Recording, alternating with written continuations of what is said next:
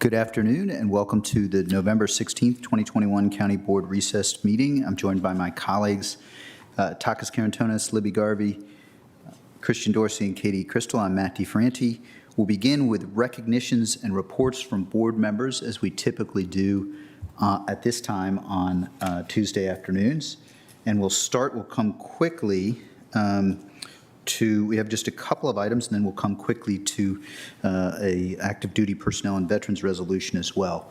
But we'll start with a proclamation that I know is important to all of us, and makes me think back to the beginning of the year when we talked about the importance of supporting our small businesses. I think today, as opposed to 3 years ago, our small businesses, our restaurants, our bars and dry cleaners in particular, but many are much on our mind. So we have Small Business Saturday coming up, and I'd like to read a proclamation regarding Small Business Saturday, which will be coming up on November 27th.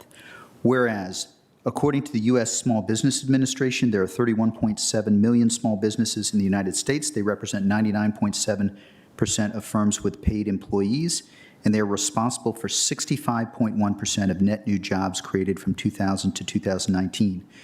Whereas small businesses employ 47.1% of the employees in the private sector in the United States, 88% of U.S. consumers feel a personal commitment to support small business in the wake of the pandemic, and 92% of small business owners have pivoted the way they do business to stay open during the pandemic. There's a couple of recitals, whereas clauses about 97% of Small Business Saturday shoppers recognize the impact they can make by shopping small. 85% of them also encourage friends and family to do so. Whereas 56% of shoppers reported they shopped online with a small business on Small Business Saturday in 2020, and more than 50% of consumers who reported shopping small endorsed a local business on social media or shopped at a local business because of the social media recognition. Arlington has taken a particularly strong role in the pandemic.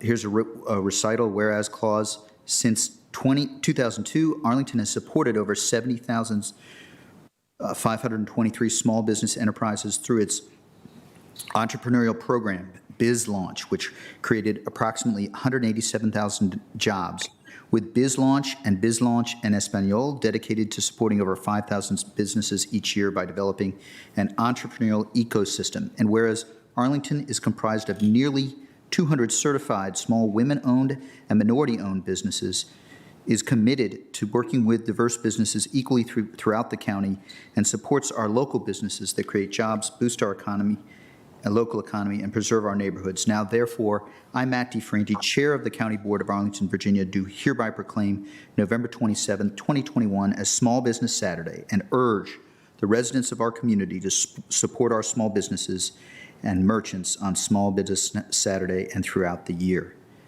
I know I took care of my Christmas shopping last year all through one Saturday of small businesses, and I will be thinking about doing that again once we get a week or so down the road, and November 27th is a perfect time to do it. So please, that's a first item. I have a brief report on food security, and I think it's important with our team, both our staff as well as I know in conversations over the last week with Board Member Dorsey and Karantonis regarding the economic impacts of escalating costs of food. This is concerning hunger and food. The state has announced we continue. Thanksgiving is a time when we all are mindful of those in need and making sure that there's food for all of our families. AFAC and Lady Queen of Peace are preparing for that Thanksgiving food distribution. We have seen an increase in SNAP applications in the first quarter, and Virginia as a state, the first of these two bullets describes how we are continuing with the public health emergency as a state at least through January 2022. That has impacts and makes it easier on critical programs like WIC, Women, Infants, and Children program, which serves over half of the babies born in the country So there's steps we're trying to do to make sure that we're serving our families in need, and the challenge is a little more difficult because of the increases in food prices of 5.4%. So we will be continuing to watch that. That's the update. There's also the survey that we are doing to create a benchmark for food security and food insecurity in the county is ongoing, and that's targeted at several different neighborhoods that have been worked out through the Urban Institute. I mentioned that last month. So those are my two initial proclamations or pieces of proclamation, and then Chair's report. We'll have an additional Chair's report item, which will be the Serrano AHC. That will come a little bit later at 4:25. And now I have a motion that I would like to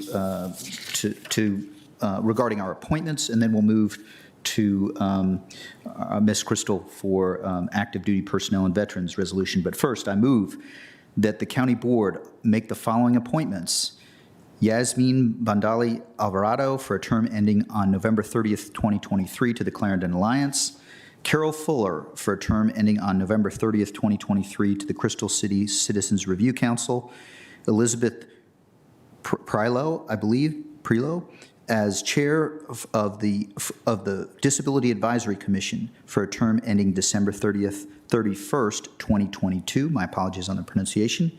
To the Industrial Development Authority, we reappoint Edward Fontaine for a term ending November 30th, 2025. We reappoint Edward M. Johnson for a term ending October 31st, 2025.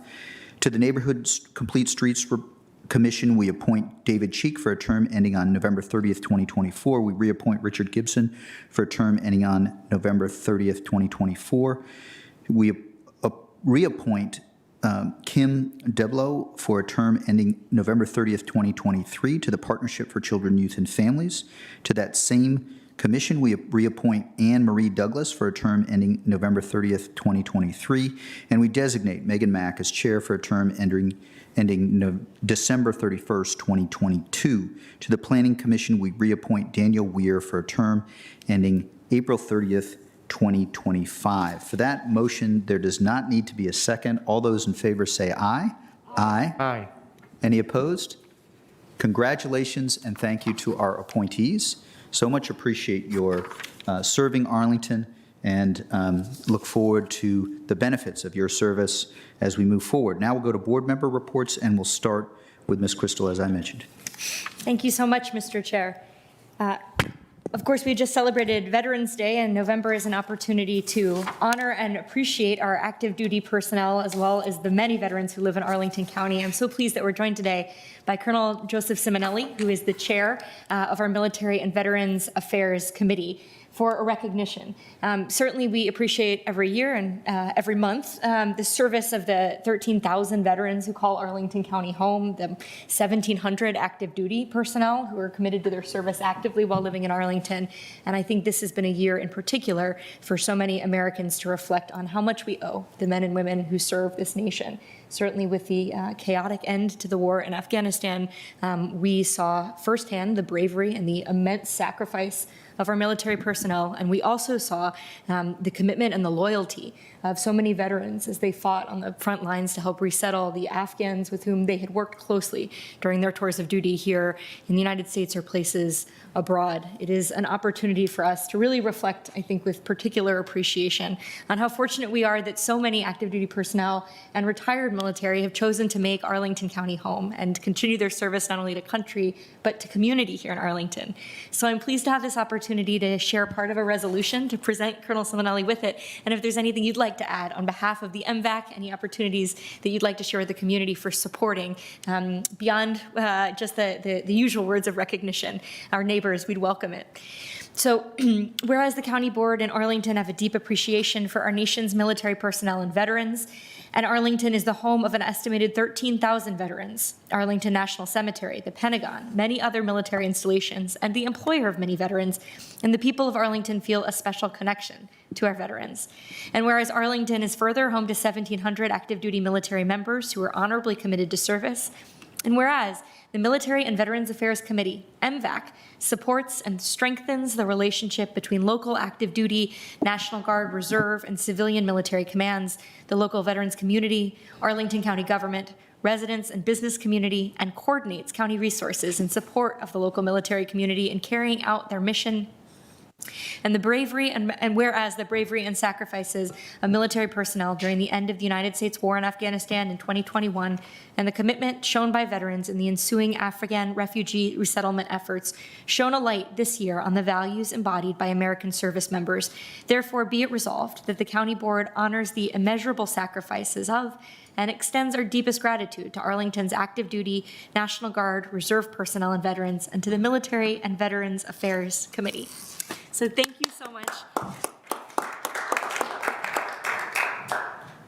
So please have the opportunity to present you with this proclamation. And thank you again for joining us. If there's anything you'd like to add.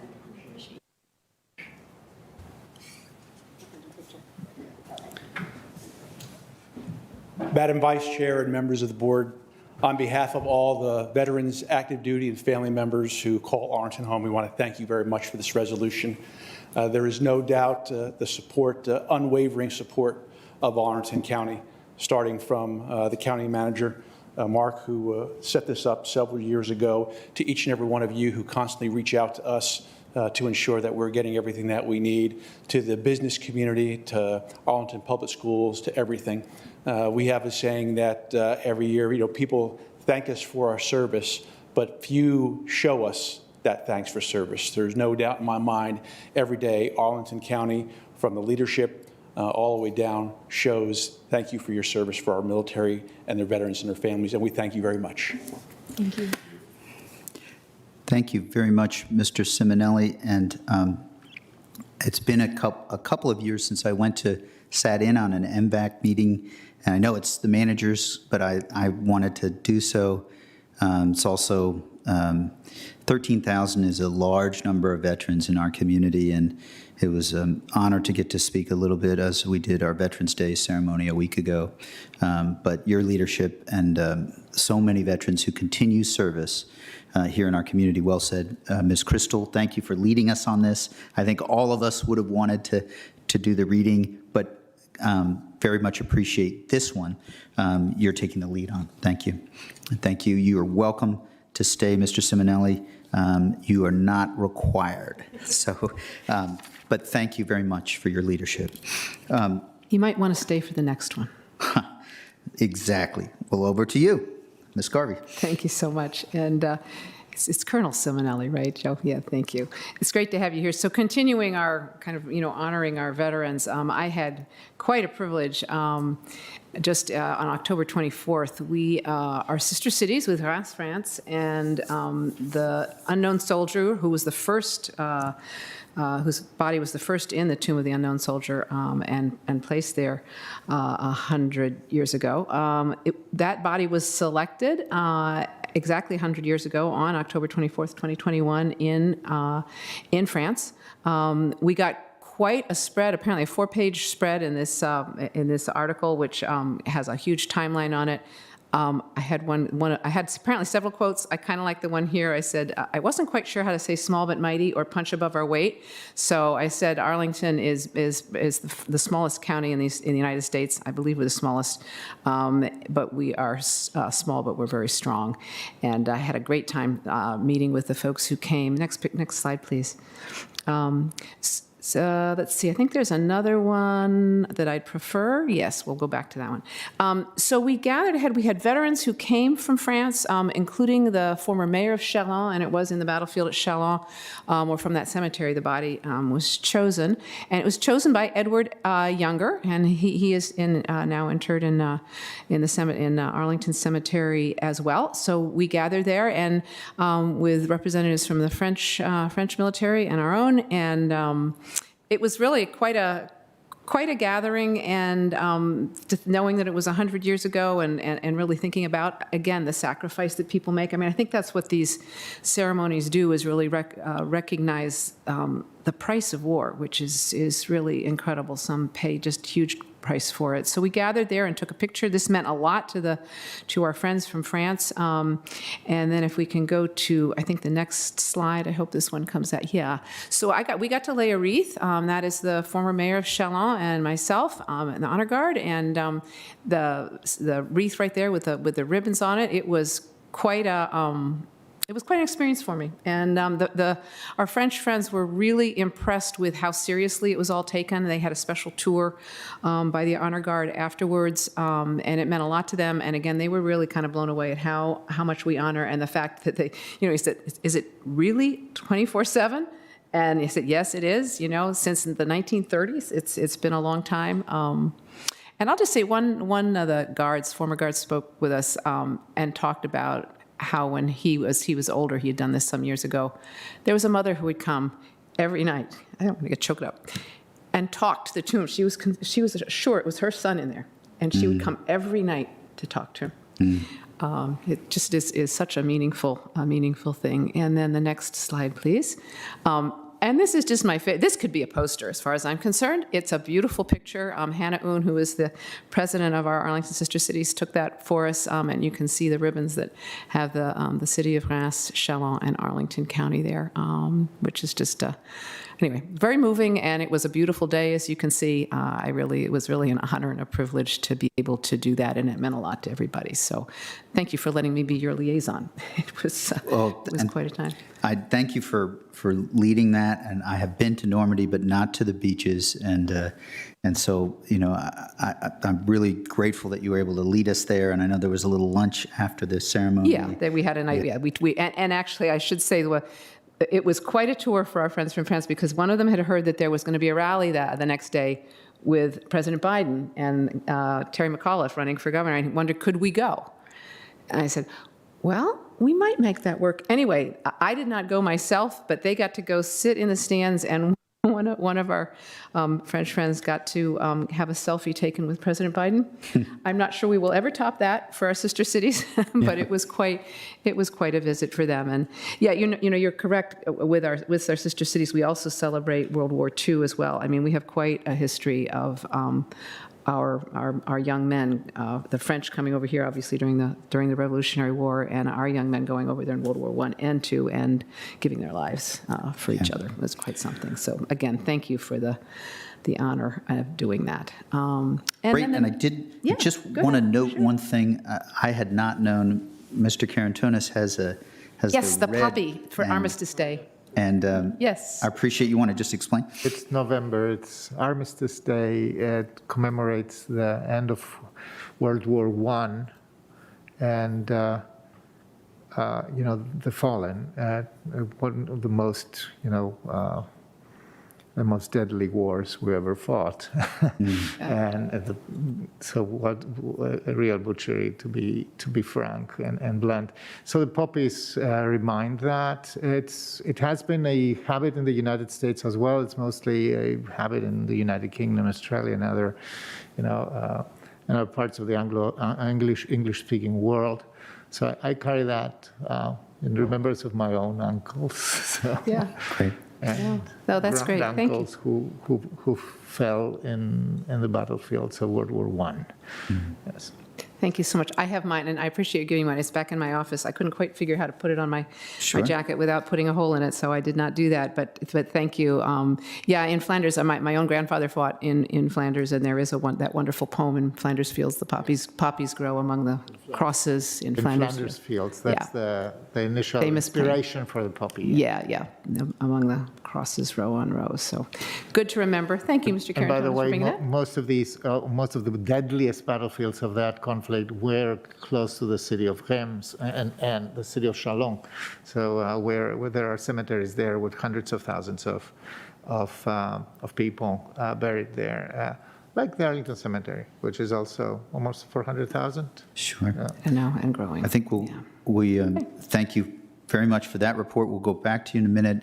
I appreciate and very much Colonel Simonelli. My apologies, but thanks very much for joining us. And it is important to remember. I finished The Bedford Boys recently, which is a story that Saving Private Ryan is somewhat based on. But from that, honoring of our veterans, we also have coming up honoring some of our history. Yeah, some of our history. One more slide, I think, please. And Arlington's Centennial celebration, much awaited. We've been working on it for maybe 4 years. I really have to check. We started in 2018 or 2019.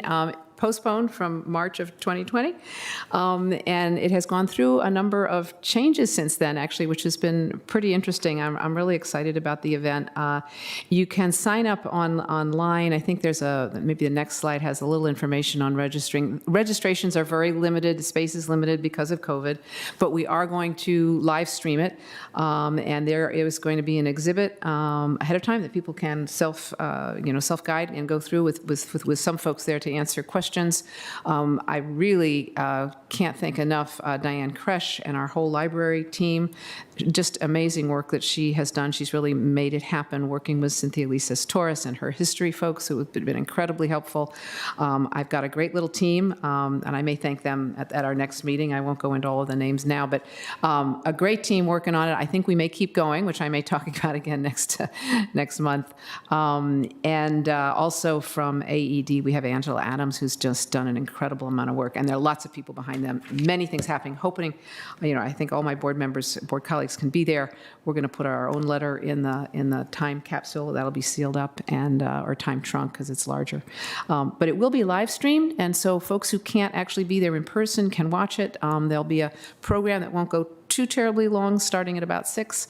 Our manager's going to give a really super brief synopsis of comparing a little bit that we know so far from the 2020 census and the 1920 census. So anyway, everybody, I hope people can attend virtually or come in person, and I think it's going to actually be a real start to how we start to handle our history moving forward. So thank you so much. Great. Well, thank you. And I know that it'll be a great event to try and start to mark our history in a way that we haven't been able to, despite the planning, and now this will be a great occasion on Friday. So we'll turn to regional reports and to Mr. Carantonis. I believe aircraft noise mitigation study to start. Thank you, Mr. Chair. So we've heard testimony here, and as many Arlingtonians know, we have been engaging together with partners in Maryland in an aircraft noise mitigation study. This is about the new air traffic patterns around the National Airport, and what they mean in terms of noise and other nuisances for our residents here in Arlington. So this is an ongoing work, and for that we invite everybody who is interested in this, and we know that many of our residents are very much interested in this, to the third community meeting on December 13th. That's a Monday from 6:30 to 8 p.m. We will be reporting on the progress of the study, and specifically also on departure procedures, because this is one of the components we haven't talked or haven't studied until now. We have been talking about landing procedures, landing traffic patterns. Now we will be talking also about departure landing patterns. So residents will be able, everybody interested will be able to follow the meeting virtually by going to our Facebook page. This is where they will find the event, and we invite everybody to participate in that and share with us their thoughts and concerns. So that's on aircraft noise for now. I believe you also have another regional report on air quality. Yes. Mm-hmm. I have to report something on metropolitan air quality. It's the end of the ozone season. It's getting colder out there. So we're talking always, just as a reminder, we're talking about ground ozone levels. Ground ozone is a pollutant. It is, in simplified terms, responsible for asthma and emphysema and chronic bronchitis, and it's a significant problem and significant nuisance. So this year, 2021, thank you for putting that on, Madam Clerk. So over time, since 1997, this first graph is showing how over 90 degree days the number of 90-degree days in the summer. This is when ozone becomes a problem. It needs heat. And the purple line, the red line shows the number of days that are over 90 degrees, and the purple line shows the days we have been exceeding the EPA standards, so actually the national ambient air quality standards to which we have pledged attainment. So last year, 2020, was and as you can see, since 2009, we have significantly more. We have a trend of having more very hot days in the summer. However, through our concentrated effort to reduce air pollution and improve air quality, we have been, trending towards attainment of having, which means we have less exceedance days, less days where we have to report that we have more than 70 parts per billion of ozone in our air. Last year, 2020, was an especially good year. It was not so hot, and it was also not so heavy on emissions. So we had only 2 exceedance days. This year, it looks a little bit not as good. We had 8 exceedance days, but a whopping 47 days over 90 degrees. Next slide, please. This shows a little bit our trajectory towards compliance with EPA standards. The current standard is the 2015 standard. It's 70 parts per billion, and this always refers to a 3-year average. It's called the 8-hour ozone national NAAQS, or the National Ambient Air Quality Standard. So the deadline to attain the standard was last year, and the 3-year average in 2020 was just 1 part per billion over that. We attained that this year, but this is a little bit too late. It's a year later. So that has consequences. Next slide, please.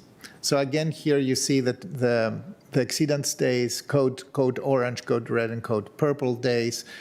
This year we had 8 code orange days. This is over 70 parts per billion days. Next slide. So overall, in 2021, our ozone and also our particulate levels, for which we are in compliance, and we have been doing better, but both were a little bit higher than compared to 2020, but still lower than compared to 2019, suggesting that air quality is back to normal levels.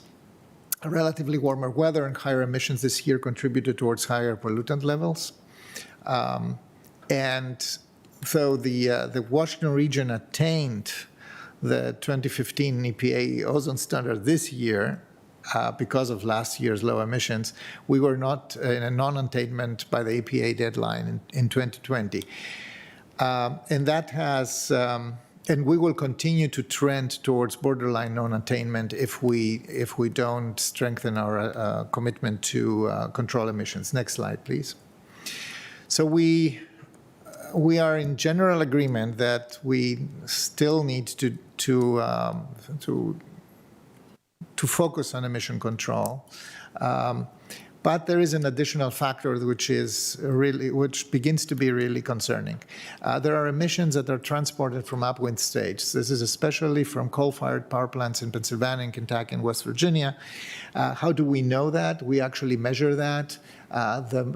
We know when they fire up their power plants to cover additional demand in the national grid, and the East Coast grid specifically, and we can measure the contribution of these power plants to the particulate, to the ozone pollutants here in our region.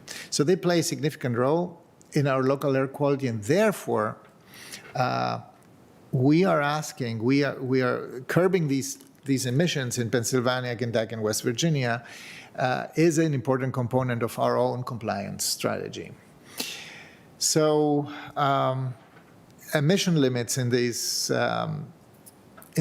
are asking the EPA. We wrote, the COG has sent a letter to the administrator, Mr. Michael Reagan, to enforce the requirements established by the Clean Air Act, there is something that's called the Good Neighbor provision, which prohibits any source of emissions activity in one state from increasing pollutants in amounts that contribute to non-attainment, like in our case, in a neighboring state.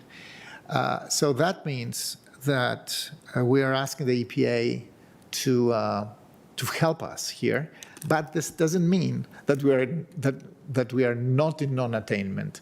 So we are still 1 part per billion over the 2015 standard, and that means we still have to strengthen our emission controls, which means we have to pay attention to transportation and to our buildings and to our fossil fuel consumption here in our region as well. So we have to continue doing our homework. However, we need to put some pressure on our neighbors to do their part as well, which we believe would be also compliant with the Clean Air Act.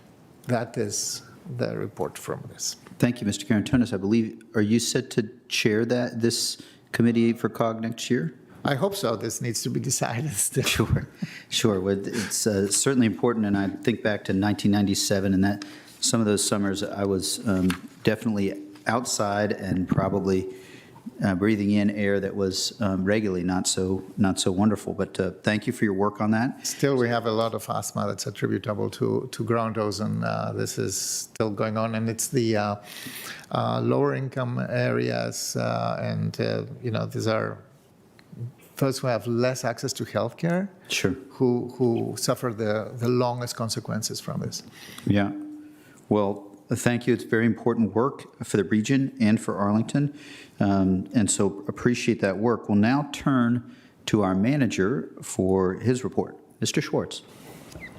Thank you, Mr. Chair. I have 3 items I'm going to go over today. We'll see how the timing works out. First up, we're going to have an update from Dr. Varghese and Dr. Miller on the pandemic, and when they're done, I'm also going to give you an update how we're doing with our employees on vaccinations and steps we'll be taking there. Then after that, we're going to be talking about expanding housing choice, and then I'll finish up with an update that you requested on Saturday about our website and the transition. So what I'm going to do is I'm going to turn it over to Dr. Varghese, who will walk us through an update. Ruben? Thank you, Dr. Varghese. Good afternoon, Mr. Manager, Mr. Board Chair, and County Board members. Dr. Miller and I are here to update you on COVID. So if we could go to the next slide, get to the highlights first, and then people can zone out if they'd like. But could you Arlington, move there just a little closer? There you go. Thank you. Arlington is in substantial community transmission with a case rate and % positivity increasing since last week. Cases increased. We're just under the number of cases per 100,000 to cross over into high transmission again.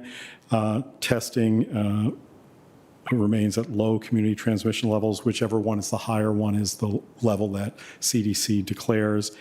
And vaccine progress, effective 11/11/2021 VDH vaccination data includes eligible 5 to 11-year-olds in the vaccination progress metrics. Given the change, we are now at 78.1% of all Arlington residents 5 and older having had at least 1 dose of vaccine. Just 2 weeks before, we had reached about the 80% mark, but this is what happens when you add another group of people who are eligible, but this is progress. And just in the first 9 days of the vaccine being available, we've had 36% of our children 5 to 11 in Arlington who've received vaccine, which is excellent news. And then boosters and third doses, almost 28,000 residents have received a COVID booster or a third additional dose since that was introduced. Next slide. So you've seen this familiar slide before. It's the pandemic curve, and unfortunately, I think we're going to bounce between substantial and high for the remainder of the year, given that we have increasingly cold weather. We're going to have more holiday mixing, which I think is appropriate, but does come with those risks. And so, and then with flu season, we'll just have to see what sort of mix that is. This is my moment to maybe talk about the fact that in some ways, given the length of the pandemic, many in our society, I think, are reaching almost that belief that this is the endemic state. I have to remind people this is a pandemic still because it's on all the continents, and so that really is a definition of pandemic, but are we now still responding to it as if we're accepting this level of transmission? I'm hoping that's not the case. However, if this is the level of transmission and given the number of people who remain unvaccinated, I tend to always focus on the 80% being vaccinated, but you have to remember that means 20% are unvaccinated, and just in those 12 and older, that makes it about 35,000 people who remain unvaccinated. So something for us to think about as a community, as a society is, if we accept this as the norm, in some ways, I think we have to because that's the reality that we're in currently. Hopefully that does not mean people are going to say, well, we need to go back to the previous norm without these strategies to mitigate, because then we could have even a worse situation. Just as a reminder from a health perspective, and that's my only perspective right now, there have been a number of states where they've flirted with or have actually reached crisis standards of care where they've had to declare that for their hospitalizations, which means that they aren't necessarily accepting patients or prioritizing who gets what care and so on. I hope that never becomes a situation here in Northern Virginia, but when we keep saying 80% vaccinated, we have to remember 20% are at risk. So things that I think we need to keep in mind in this discussion in our community. The next two slides are just graphically showing the community transmission, the case rates, a 7-day total. The most important things are that Arlington and Northern Virginia track differently than all of Virginia or outside of Virginia. It kind of speaks to there almost being two states. This is the difference. Same thing on the next slide on the percent positivity. We are, once again, similar to Northern Virginia. Next slide. So this is now the updated slide and of the vaccination percentages, a number of people vaccinated by age groups, and some of the good news that you'll immediately see for those who are 12 and older, all the groups are now at least 70% or higher, so we're making progress. So that is still good, and as I've said, we still have a large number of people who are unvaccinated. And this will be my opportunity. Yes, it is wonderful that 36% of our children have been vaccinated between the ages of 5 and 11.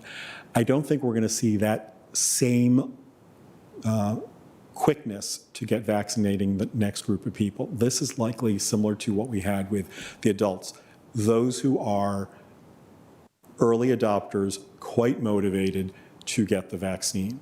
It doesn't mean there won't be people who get it over time, but we do know that parents obviously are concerned about something that's going to go into the bodies of their kids. And you could say, well, they may have done it for their 12 to 17-year-olds. I think there is just something different with something brand new. And so I think we're going to start seeing, and we've seen people say, I want to see how other people's children do. And that's actually what happened even with the adults. So I think with time, as people think about it, they'll move in that direction to get vaccinated. So I'm hoping, similar to H1N1, we'll see very high rates eventually. It's going to take some time. And then some of the other things that I want to remind people of is, while the U.S. purchased 28 million doses of vaccine, not all of it's in hand right now. But that's okay. If people are adopting it on a slower basis, there will be enough vaccine.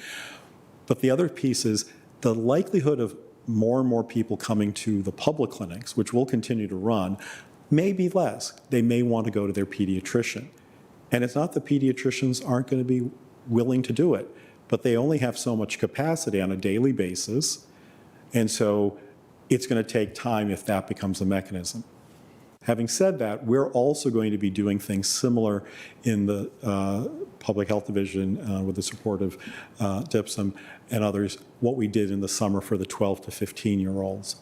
We will, at some point, start having neighborhood school-based events so that those, especially in more disadvantaged areas, will have the ability to go in their neighborhoods and so on, and it worked very well in the summer. And then based on that, if the uptake continues to be, well, we may just leave it that way, but if it's not as good, we may then transition to doing something during the school day in the schools, but we need to see what transpires, because I don't want to do vaccinations without a parent or guardian present, because I think that actually, especially with this, you want to make sure that someone in charge of the child other than public health in the school system is also present. So all of our clinics right now during the week are open 2 to 7 so that parents don't have to pull children out of school to do that. We've had the weekend events. We'll continue to do the 2 to 7 right now, and in the neighborhood events, we'll do it after school hours, especially so that we can have parental or guardian involvement. So just wanted to reassure folks. And it's just going to take time, just like anything else. So the more we can support our parents in making those decisions and making it comfortable for them, I think is an important thing to do, because this isn't the easiest thing to do. On the next slide, I wanted to just point out, ever since we've been keeping track at this level, you can see that there's been improvement in things. So sometimes people may not see that physically on charts, so I just wanted to remind people, even 18 and older, we've, since August, made a 10% increase in data, and that, I think, is a vaccination. That's fantastic. So slow and steady wins the race. And obviously, even with the addition of the 5 to 11-year-olds, we're doing quite well.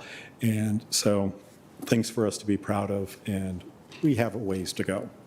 Next slide. For those who are interested in the settings, and this is from the Virginia Department of Health, the blue is those doses provided by local health departments. The yellow are those in medical practices. The gray is pharmacies. The magenta is other community health providers. That's usually the federally qualified health centers. And green is hospitals. And it's not just Arlington health departments. People may have traveled throughout in that 9-day period to go get the vaccine. We know that is true. And so multiple settings where people go get the vaccine. I think we're going to see the percentage going through the public health clinics decline some, but we will still remain a source of it, and we do help practices get it if they're interested in doing it. So, and as a reminder, we have practices, our families go see practitioners in and outside of Arlington, and that's true for most localities. So it's just, it is how it's done. And just so that people are aware, just in our own clinics, we, in that 9-day period, gave out 4,440 doses of vaccine, of which 78% were Arlington children. The next several slides are going to be directly from the CDC. I thought this was important for the public to hear as parents. Why children and teens should get vaccinated for COVID-19. So while COVID-19 tends to be milder in children compared with adults, it can make children very sick and cause children to be hospitalized. In some situations, those complications from infection can lead to death. I wish I could sugarcoat it, but that's just the reality. Although children are at lower risk of becoming severely ill with COVID-19 compared with adults, children can, 1, be infected with a virus, 2, get very sick, 3, have both short and long-term health complications, and 4, spread COVID to others. Children with underlying medical conditions are more at risk for severe illness compared with children without underlying medical conditions. And children who get infected with the virus that causes COVID-19 can also develop serious complications, including multisystem inflammatory syndrome, or abbreviated MISC, a condition where different body parts become inflamed, including the heart, lungs, kidneys, brain, skin, eyes, or gastrointestinal system. Not something you want to see anyone go through. Adults have a version, but children were the first that had that diagnosed, and so that's a reminder. So another point, it does help protect your child, your family, and others. Getting vaccinated can help protect children ages 5 and under or older from getting the disease. Vaccinating children can help protect family members, including siblings who are not eligible for vaccination, and family members who may be at increased risk of getting very sick if they're infected, especially as holidays approach and families get together again. These are things to keep in mind, why vaccination can actually allow more of these events with less risk. There's always risk in life, but if we can do it so that people can gather and have the least risk possible, wouldn't that be lovely? I would be in support of it. Vaccination can also help keep children from getting seriously sick, even if they do get COVID-19. Vaccinating children ages 5 and older can keep them in school and help them safely participate in sports, play dates, and other group activities.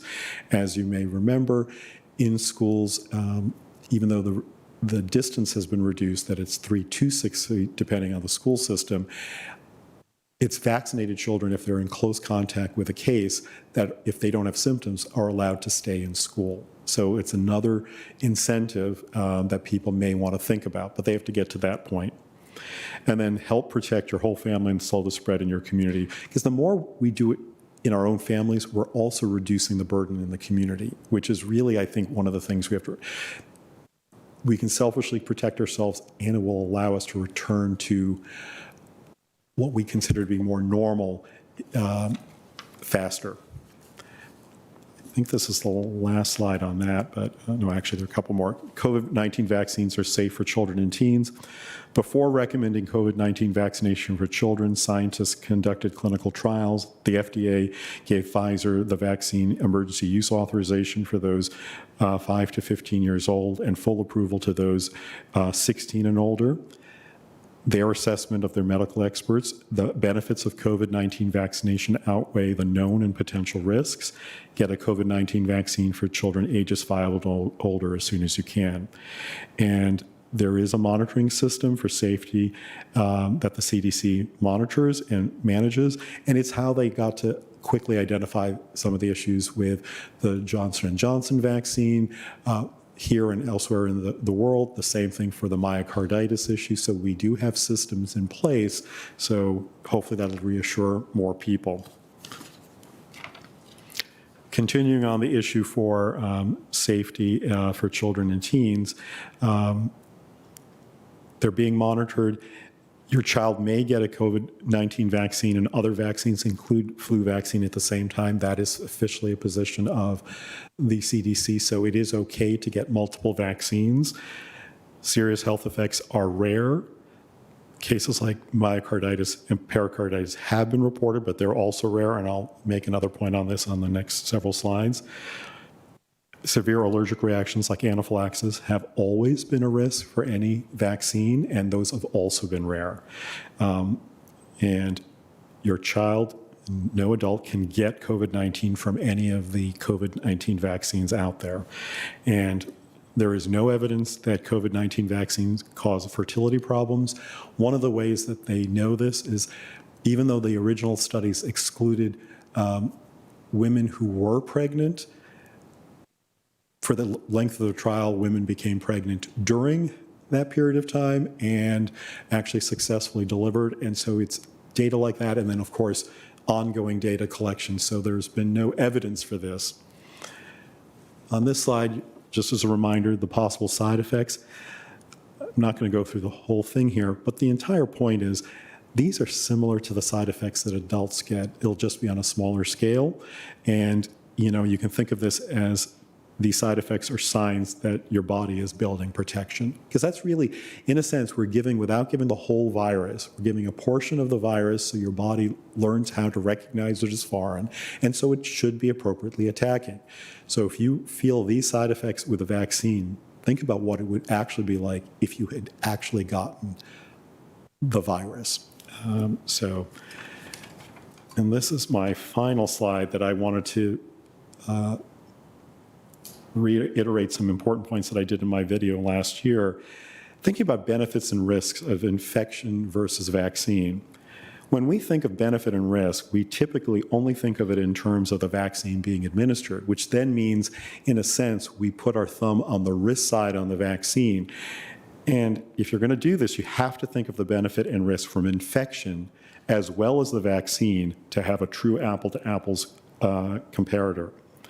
So I think it should be clear to everyone, there are no benefits to becoming infected. The benefit of COVID vaccine is protection against COVID infection and complications, including hospitalization and death. The risks from COVID infection are rare.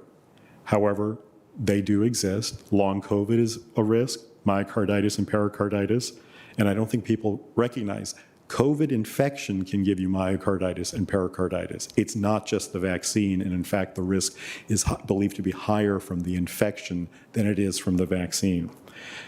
We've mentioned the multisystem inflammatory syndrome, hospitalization and death as a complication or risk from COVID infection. And as we've said, COVID vaccine has been associated with rarely myocarditis and pericarditis, as well as the allergic reactions, all of which are well within what's been considered acceptable with previous vaccines. It's just that we haven't had as time as a society to maybe cope with the rapidity, but all of the steps have still been taken to do it as appropriate as possible when you have barely 2 years of a pandemic under your belt. So with that, Thank you, Dr. Varghese. these slides, Dr. Dr. Miller. Miller. Good afternoon. I have two topics that I wanted to update you on, the first of which is testing, and the second is a little bit about the mechanism that has been supporting the fight against COVID through the county, particularly the FEMA funding. And I know that we have before given you some updates. It's been quite a while, so I want to give you an update on how that's going. To date, 398,286 PCR tests have been reported to the Virginia Department of Health within Arlington County, and that is across all sources, not only those sites that the county sponsors, but private providers, healthcare systems, and things like that. As Dr. Varghese mentioned, the recent rolling test positivity rate is about 2.9%. We're looking at about 800 to 1,000 tests a day across all sources. It's starting to ramp back up again as we see folks in school and as we see the holidays approaching. The Arlington sites, 73,227 tests have been conducted as of the 12th of November at the sites that the county is sponsoring. Last week, that was 2,544, fairly significant increase there. As a reminder, those sites are open. We've actually extended the hours now in anticipation of some holiday travel or holiday needs. They're open 9 to 7 daily. The last appointment is at 6:30 to ensure that it can be appropriately processed. Those three sites, Arlington Mill, Courthouse Parking Lot, Virginia Highlands Park. No appointment is necessary, but is encouraged in order to reduce your wait time. No age restriction, no insurance, no physician referral necessary, and no residency requirement. We have been getting that question a lot lately. There is not an Arlingtonian residency requirement. We are accepting all comers, all individuals. There's also not an ID requirement. They just need something to verify who you are to match it to your medical record. So you don't have to have a driver's license or any type of government ID, a bill, or any other type of identification will suffice. No same-day results. I do want to point that out because these are laboratory-based PCR tests. So they are sent out to a lab, results rather quickly. We're seeing about a 24 to 36-hour turnaround still, which is very good. If individuals do require same-day rapid PCR testing, on the Arlington County website, on our COVID page, we do have a button where you can click, open up the map to find all testing sources available within the county. And there are a number, there are over 24 sites across the county, clinics, pharmacies, and others where you can obtain all different manner of tests, from antigen tests, same-day PCR, to normal laboratory PCR tests. One of the things that I want to point out As Dr. Varghese mentioned, testing remains a very important and critical need for the community. I want to encourage anyone who has unvaccinated individuals in their household who they themselves may be vaccinated but have symptoms that are not explained through another illness, for example, seasonal allergies or a cold, to take advantage of this testing. Go get tested. It is very critical to ensure that we continue to reduce the spread of COVID. I'll use my own situation as another example. I know that I come to you with this often, but today is a new day. We got a phone call at about 11 that our 2-year-old daughter has 102 fever. Had to go pick her up. My wife is 40 weeks pregnant and is due on Sunday. That is her due date. We will be taking advantage of the testing, even though both of us are vaccinated. Yep. We're going to be taking our daughter to the pediatrician so that she can get a test as well. We will be following up with curative tests. That is why it is critically important to maintain this and that members of our community take advantage of these services. Briefly, I want to talk to you about how we've been supporting all of this, right? So you have provided a multitude of funding avenues to support COVID activities, whether that is CARES, whether that is ARPA, whether that is the manager's contingent. One of the most important pieces behind this has been the Federal Emergency Management Agency's Category B funding for emergency protective measures. You've heard about this from me a number of times. That deadline was had been set to expire December the 31st of this year. President Biden recently authorized that to extend to April the 1st, 2022, meaning that 100% of eligible and allowable expenses to support the fight against COVID can continue to be reimbursed from the federal government. What does that mean? That means that we can utilize our tax dollars more effectively and efficiently. It means that we can stretch the funding that has been provided to other things that may not be covered under emergency protective measures. What does EPM cover? Testing, public health activities, vaccine administration, supplies, communications out to the public, translation services, all of those critical things to deliver the public health mission. I want to give you some numbers. Ready? Top line for this. Total spent through fiscal year 22, quarter 1. Hopefully the manager doesn't get mad at me for sharing this good news. $17,594,076. This is just FEMA funding.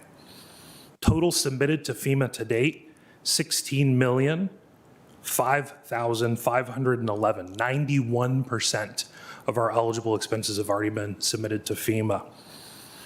Out of that $17 million that we have spent, FEMA has already approved $12,727,439. 80% of that money is already on its way back. We have to date received in the bank 6.8 million of that, and the rest of it is in the pipeline. The majority of the delta that you see there, about 2 million or so, is our latest project worksheet that we have submitted, which includes funding for individuals 5 to 11, as well as the booster shot activities that have been scheduled. So we're staying on top of this. We're keeping about 90% in the pipeline, which is great. That is a wonderful metric, and wonderful that FEMA Region 3, the Biden administration, as well as our Department of Management and Finance and the support staff behind this are keeping the system moving very efficiently. It's good news. Thank you, Dr. Miller. So we have presentation from both Dr. Varghese and Dr. Miller, and did want to just provide colleagues with, and all of us with, an opportunity for questions. We'll start with Ms. Garvey. Okay, thank you. Thank you. Every time we have these presentations, I find myself remembering last year and thinking how far we've come. So thank you. Question, I think, I have a number, but I won't ask them all now. The 20% that haven't been vaccinated, we probably don't know, but do we have an idea of how many of those have already had COVID? And maybe figure, I've had COVID, I don't need to get vaccinated. I've talked to people who said that to me. And what would you say to that person who says, well, I've been vaccinated, I mean, I haven't been vaccinated, but I've had COVID, so I don't need a vaccine? Would you like to address that particular issue? Because maybe a few of those 20% are listening. Thank you.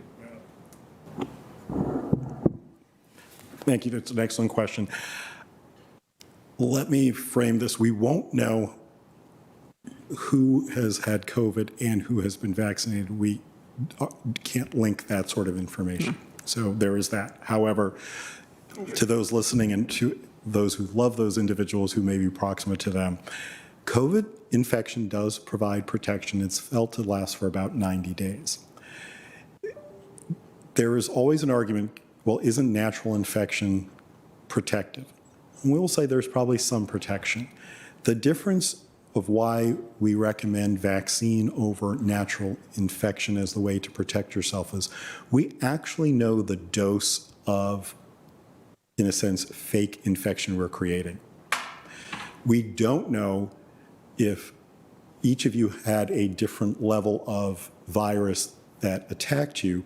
We don't know what that is and how much protection that's providing. Whereas we do know from previous vaccines, in a sense, how well the latent immunity can be. And so that is really the way I would explain it to even my own patients. It's like this one gives you the ability to say, I have longer latent protection than we know with the natural infection. And if they're going to use the natural infection argument, then they better have been tested to know that they actually had COVID. Because as Dr. Miller has pointed out, lots of things can look like COVID because our body only has certain ways to respond. So flu symptoms and COVID symptoms and a number of other things can overlap, as you've seen with those things. So those would be the things that I would remind people. And now the CDC is saying you can get vaccinated 2 weeks after your symptoms have resolved after COVID. So I would make a plug for getting vaccine to try to prevent the risk for hospitalization and death, because we don't know that the natural infection that you received, how severe it was, will that prevent those outcomes. And we have studied through the population studies on vaccine that it does reduce the risk for hospitalization and death. So unknown, known information for vaccine. So that's how I would logically do it, but hopefully those of you who know these individuals may be able to talk to these individuals. And I have to admit, I think the mandates have helped because we've been seeing a steady rise in these things. Thank you. One other quick question, actually personal. A number of us attended a conference this weekend. There were a lot of people, not a whole lot of mask wearing. How long, if you've picked up COVID at an event, how long before you will test positive? I know, I think it's a window, and I've forgotten what that is. So the window for incubation is between 2 and 14 days. Mm-hmm. And that's just incubation. We can't tell you when these symptoms may originate. What the CDC has typically said is getting tested between days 5 and 7 to maximize your chance of, because if you think about it, it's likely to go up and then go down. So days 5 to 7 would be the ideal time if you're only going to get it once. But if you can actually prevent yourself from actually exposing yourself to anyone else, if you feel that exposure was a risk, then that would be the best thing to do. Yep, thank you. Thank you, Ms. Garvey. So I joined the mayors and chairs meeting yesterday of in the region, and there was a little bit of talk about consistent with the data of the last week or so that we've started to see an uptick in most communities and a little uptick in Arlington. And concerned me also, there was reference to Europe, which has been ahead of us in a lot of instances, less people vaccinated. So that just made me feel as though with cold weather coming and sort of feels almost a race to try and get as soon as we can get as many people vaccinated, there could be some benefits. Do you have any thoughts on, there's also the booster. My aunt tested positive this past weekend. She's 79. It was a breakthrough case. And so I don't know if you have any thoughts about the 5 to 11-year-olds and the timing here, as well as boosters, and whether, can't say for sure, but whether there might be some chance that we would see a resurgence in the number of cases if we are not particularly careful at this moment. Sure. Great question. So we expect that there will be cases among the vaccinated. And it's actually, as more of the population is vaccinated, it shouldn't come as a surprise, because the endpoint that the vaccines were designed for were to reduce hospitalization and death. That has not risen among the vaccinated in the same way compared to the unvaccinated. So that's, once again, it's one of those apples to apples comparators. The vaccine as designed has proven to prevent hospitalization and death. Have there been some hospitalizations and deaths among the vaccinated? Yes, but it's significantly less than among the unvaccinated. But they never said infection wasn't possible under vaccine, and that's true for all sorts of vaccines.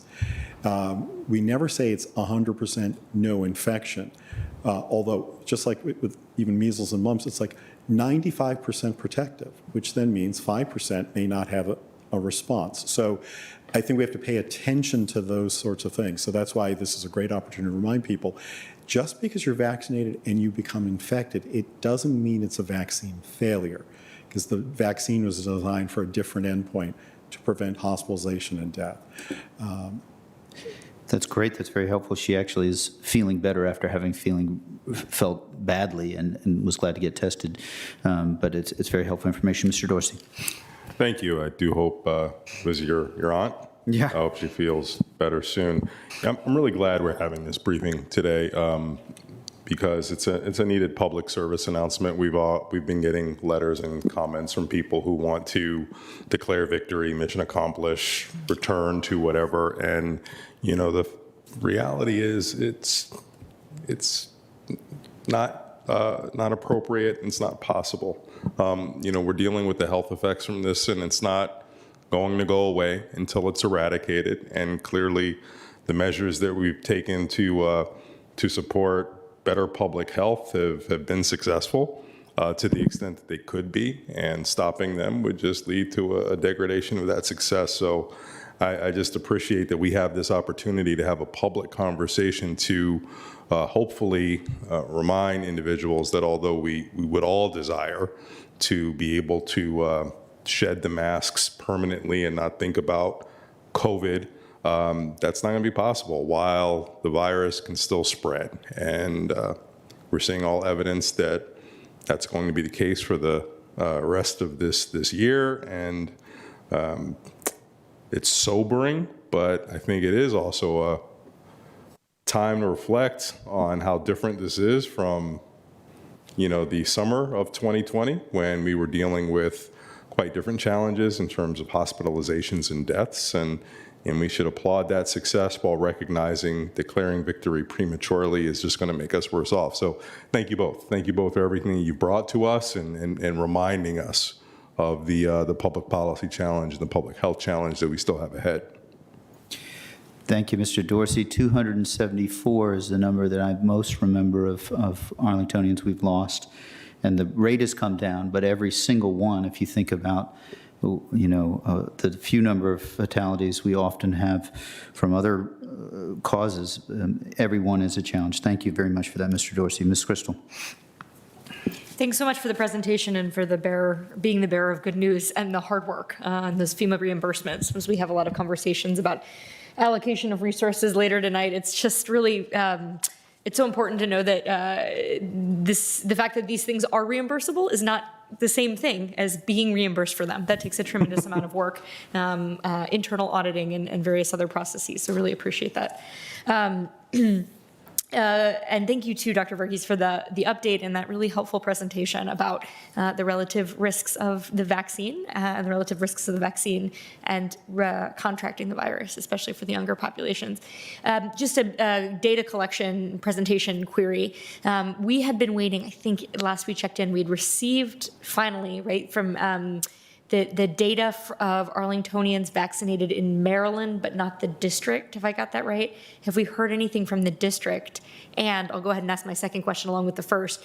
What do we know, hopefully it'll be fewer for kids 5 to 12 being vaccinated in other jurisdictions, but you know, some folks have pediatricians or others in other jurisdictions. Do we anticipate the sort of same issue with the data lag in that case as well?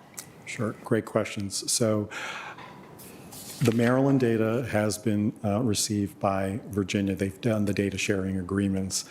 The sharing between the district and Virginia has taken a slower pace, and I think it's not just on one side. I think it's on both, and you know, they are dealing with other vaccine issues at the state of Virginia. So it's unlikely we're going to receive that till January. Okay. Now, based on the information that we received from CDC, thinking about it, was back in May. And all of a sudden, if the data's correct, I anticipate that we'll have probably an additional bump, about 4%, so which gets us to the 84% among adults, and as I've said nationally, there's a belief that about 16% will be never vaxxers. So we're pretty close to that. That doesn't mean we don't keep trying to convince individuals, but from that perspective. And so some of the same issues, if we have parents who take their children into the district for data, we will not receive that data.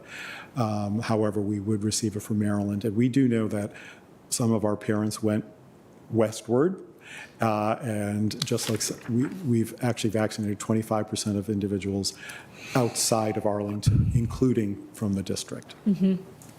Thank you. Okay, so we'll eagerly await those data sharing agreements. The only other question I had for you is received some regional attention, and that means we've heard about it from Arlingtonians. A rather astonishing report, actually, I think maybe about a month ago at this point, that Montgomery County had vaccinated 99% of their population.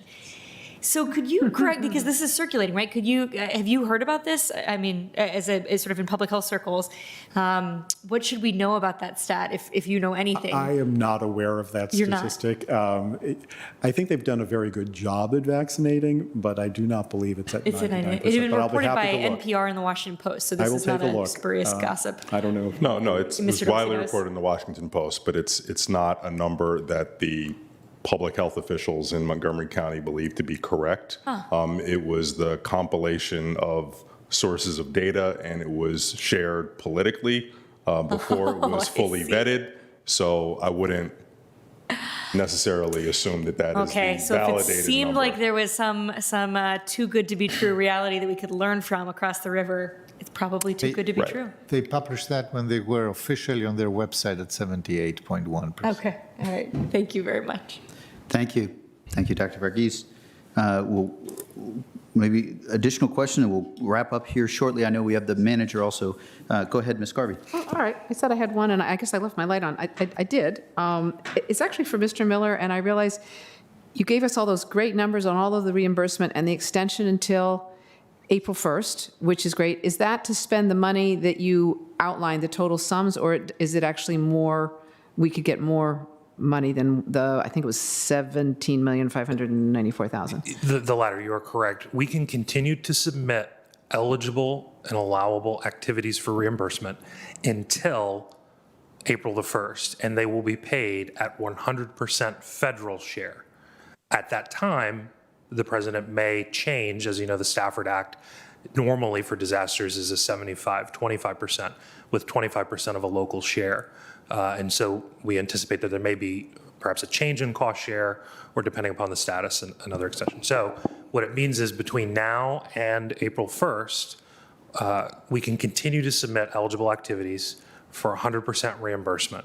And again, to Ms. Crystal's point, it is a reimbursement. We do have to make the outlay first and receive it, but the speed in which we submit, and we are very good at making sure we are sticking to allowable and eligible uses, does directly influence. We are one of the top jurisdictions in the Commonwealth in getting ours submitted and then getting our funding back from VDEM through, it goes from the federal government to the state and then down to the Commonwealth and then down to us.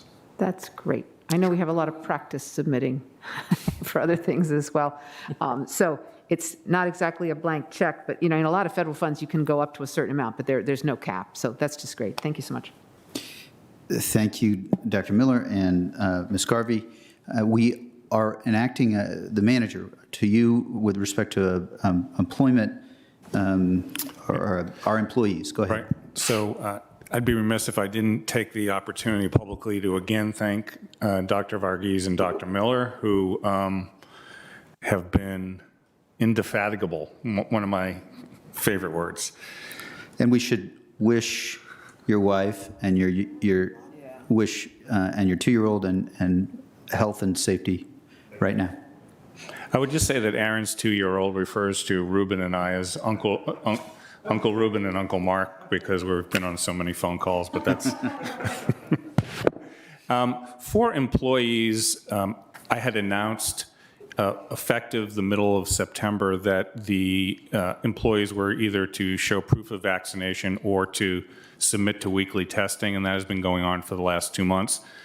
I wanted to report for permanent employees who report to me under the county manager, we are at a 90.2% vaccination, which is, I'm very proud of that. We need to get to 100%. So at the end of this week, I'll be announcing that a deadline of February 1, which allows enough time for those people who have not been vaccinated to sign up for the Moderna, Pfizer, or J&J, enough time to get a first and a second dose and to have it take effect. And we will be sunsetting the testing alternative. We always, since September, and we will through the future, also have the ability for people to apply for accommodations. And I also did learn today that the governor-elect has said that he is not going to involve himself in local decision-making on this issue, so that if local governments want to continue with mandates, he has said publicly that he won't be taking an approach on that. I've gotten that question from several employees. So I did want to update you on that. With that, I think I'm going to turn it back to you, Mr. Chair. Thank you, Mr. Manager. We'll go now to, we have 2 pieces of presentation. I'm looking for, we have AHC, I believe, represented by Ms. Cunningham, and we will have 4 minutes from Ms. Cunningham and 4 minutes from Mr. Basurto as an update on the Serrano and our ongoing work to address the conditions in the Serrano. And just want to give, I want to be mindful of time, and I sought to be pretty careful here. So, Madam Clerk, if you'd be willing just to help me and set the 4 minutes so that we're fair for both of our speakers, that would be wonderful. And we will start with Ms. Cunningham. If you want to just come up to the podium here and offer your thoughts on the ongoing work we are seeking to do to address the conditions at the Serrano and make sure that our residents have safe and healthy places to live. And thank you very much, Ms. Cunningham, for being here. And we will have 4 minutes from Ms. Cunningham and then 4 minutes from Mr. Basurto. I want to give a little bit of context, just as a reminder to colleagues and really to everyone, that we've had a number of conversations, and we here at the board, some on Saturday, but mostly on Tuesday afternoons over the past year. And we said in September we'd come back in either October or November, and here we are in November.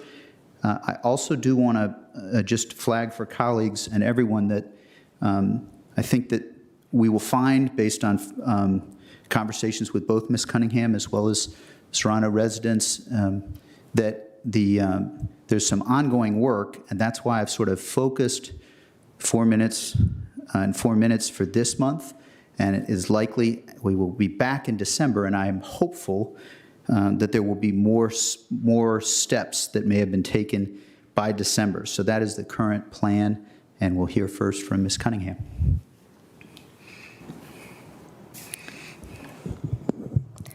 Okay, great. I shared with the clerk a few of the recent updates that we've posted to our website and shared with various residents and supporters, so you may find that helpful to follow alongside it and get that over to you sooner. But I just wanted to be here today and give you a quick update. I think we have been continuing to make really strong progress together with our tenant advocates and our residents. And I'll give you 2 sets of updates today. I think one is first specifically on the Serrano, and then if we have time, I'll give you a little bit of organizational updates as well. So first of all, and when you get the document, you'll see one that has a picture of Serrano on it. We continue to be focused on making sure our most affected households from some of the maintenance issues at the Serrano last year have been able to be back in secure and comfortable homes. So that specifically includes the relocation support that you all have been following along with. About 44 families expressed interest in considering moving from the Serrano, and about half of those chose to stay at the Serrano, and half have now returned to other homes.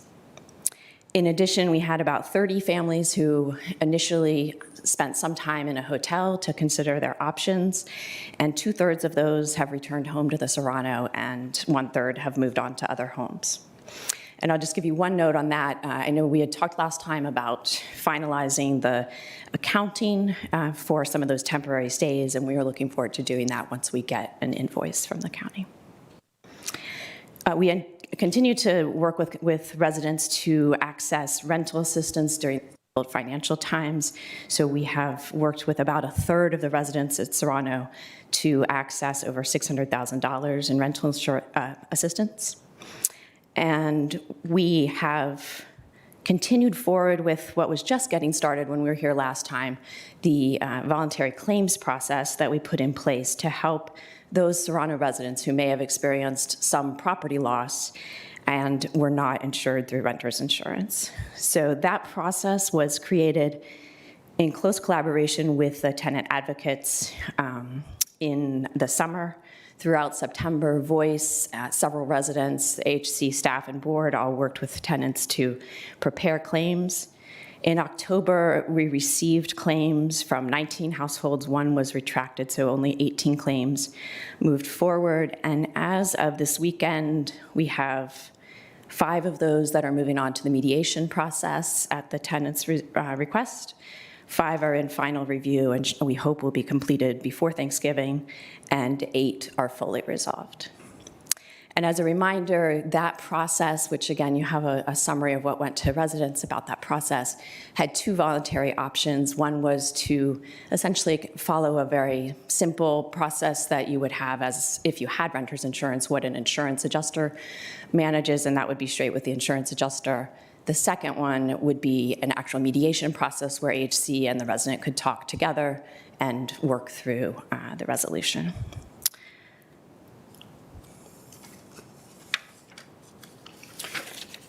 On physical improvements, I think we have continued with inspections. 100% of inspections are completed and passed. Pests continue to be below average activity, but we continue to have very active presence for the extermination team, both hands-on with residents and in the units. And I think I will kind of wrap up there on the Serrano updates and just give you a quick glance at the organizational updates as well. We continue to work to amplify resident voice throughout our organization. 6 new board members, you have that information. And then our CEO search is underway. We also announced sort of 2022 leadership changes with 2 of our longest leading team members retiring in 2022. So happy to answer questions about that. I won't take much time. Thank you. I did want the 6 new board members, CEO search in 2022, leadership changes, all of those I think I wanted to allow you to finish, and I will do the same with respect to Mr. Basurto. But Mr. Basurto, would you join us for your comments? You can come right up to the front or at the table at your preference. Either is fine.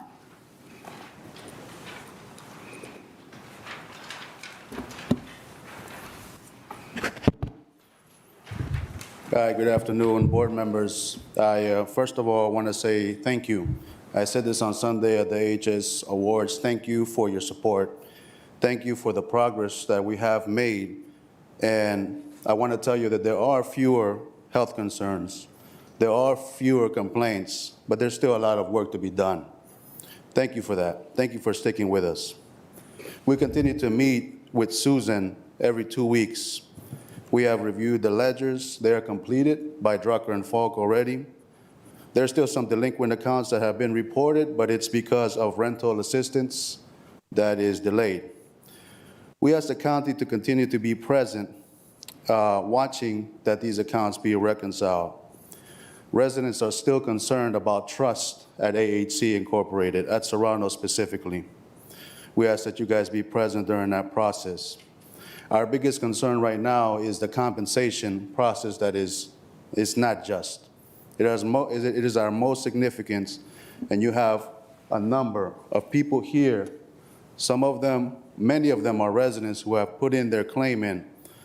And although it is not complete yet, a third is being offered or less of the total claims. The claims are not even unreasonable. Many or most of the claims are $15,000 or less for years of pain and suffering, for years of neglect of their property from their maintenance during a pandemic, and it's been more than 2 years. This is just the time that we have been involved. We have submitted this in hopes. We stood on Sundays, 3-4 Sundays in a row outside of Serrano, helping residents submit these in good faith, in hopes that AHC really wanted to make things right. But it shows us what they're doing by offering us this little bit of money for everything that has happened. It shows us where they stand. Yes, they can hide behind insurance adjusters, but that's not always so. They have a say-so in this process. They're telling our residents, if you don't like it, get a lawyer, go to mediation, or go to court. Remember, these are due to AHC's neglect and mismanagement. Re-traumatizing, re-victimizing these families is not right, and it has happened multiple times. We remind everyone here that 30 families, and you can estimate that to about 100-some people, were in Arlington County's hotels, funded by the county to remove them from these terrible conditions since May 2021. But you know what else is terrible? Families had to continue to pay rent while they were in hotels. I was one of those families that had to continue to pay rent, and there are many here as well. AHC was content tapping into taxpayer money, but now seems reluctant to spend what is necessary to treat the tenants fairly. We ask the county, we urge the county to carefully work with AHC so that they reconsider their direction and their steps carefully. We ask that you be involved to stop the re-traumatizing, the re-victimizing of these residents. We have many accounts of that, especially on taxpayer funds. We ask the county to provide oversight over the compensation process, and we ask you to continue to be with us the next year. Although this is a difficult process, it is an important one. It includes constituents of all types, from all backgrounds, from all colors, from everywhere. We continue this work at Serrano, and we ask the county not to forget to check all of the other affordable housing properties. Serrano is just the beginning. I'm glad that we have an email saying that you guys are going to continue the work. This is progress. Trust needs to be rebuilt. Help us to do that today. Look at the faces here. Look at the signs here. Look at the support here. This is just a little bit of our group. We continue to ask for your support, and we continue to thank you for your support. Thank you for this time. Thank you, Mr. Basurto. So thank you all who've joined us. So I'll just offer a couple of thoughts, and keeping in mind that we are focused on, I am focused, I've had conversations this week with a number of you. I'm focused, and I think we as a board are focused on the ongoing work and also on next month as an opportunity to see progress as much as happened in the last month to 2 months. A couple of points I'll just make. As a board, we have prioritized the families before you mentioned, Ms. Cunningham, that we had not submitted we do have done the accounting for the costs that the county incurred, but we are focusing first on the families who need to be served. So that's one point I'll just make.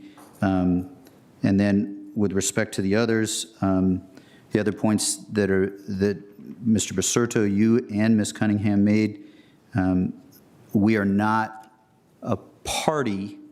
We are very much concerned and want hope that there is resolution, want to avoid the challenges that you mentioned, Mr. Basurto. We're in a place where the county is not involved in the tenant-landlord legal relationship, and that does not absolve us of the care as human beings and the role as leaders of wanting a just and fair resolution to the issues that you've raised. So those are a couple of thoughts that I wanted to add. On the one hand, glad to hear that you are meeting every 2 weeks, and there's been some progress on the physical issues that are there. We are staying in close touch with our staff on this on a regular basis, and I am very hopeful. The ledgers, what you mentioned about the ledgers, Mr. Basurto, that may be a little new from last week for me on the phone when I talked with you. That will be, I hope there will be resolution there. And I want to follow up with respect to the rent while in hotels. That's another issue that strikes me. I'll certainly share if colleagues have anything, keeping in mind that the December conversation is where, timing-wise, if you think about where we were in September and some of the progress that has been made in the last 2 months, timing-wise, December, I'll want to, and we will want to see progress in addressing some of these issues continue on the physical side. And also, we have listened and heard very much the concerns about the claims process. Simultaneously, we care a lot about the resolution. We are not legally in the process, but I hope it is an indication of how much we've tried to prioritize families first in this process. So I don't know if there's anything that colleagues wanted to add. Ms. Crystal. Thank you both all for coming and for the conversation today. I am interested in the claims adjustment process. What is so challenging, and I think you all have known this, right? The representatives of the tenants, as well as Ms. Cunningham, that an insurance adjustment process is almost definitionally not set up to hear stories and to validate experiences, which is so important, right? This needs to be a process of hearing stories and validating experiences. And so I am disappointed, but I am not surprised that the insurance adjustment process has been so frustrating and so invalidating of what we most wanted was these narratives and these stories. I know that when you all met and came up with this sort of path of a neutral mediator, it was in this hope that there would be an alternative to that technical, bureaucratic process of an insurance claim adjustment that always discounts, right, the value of the experience.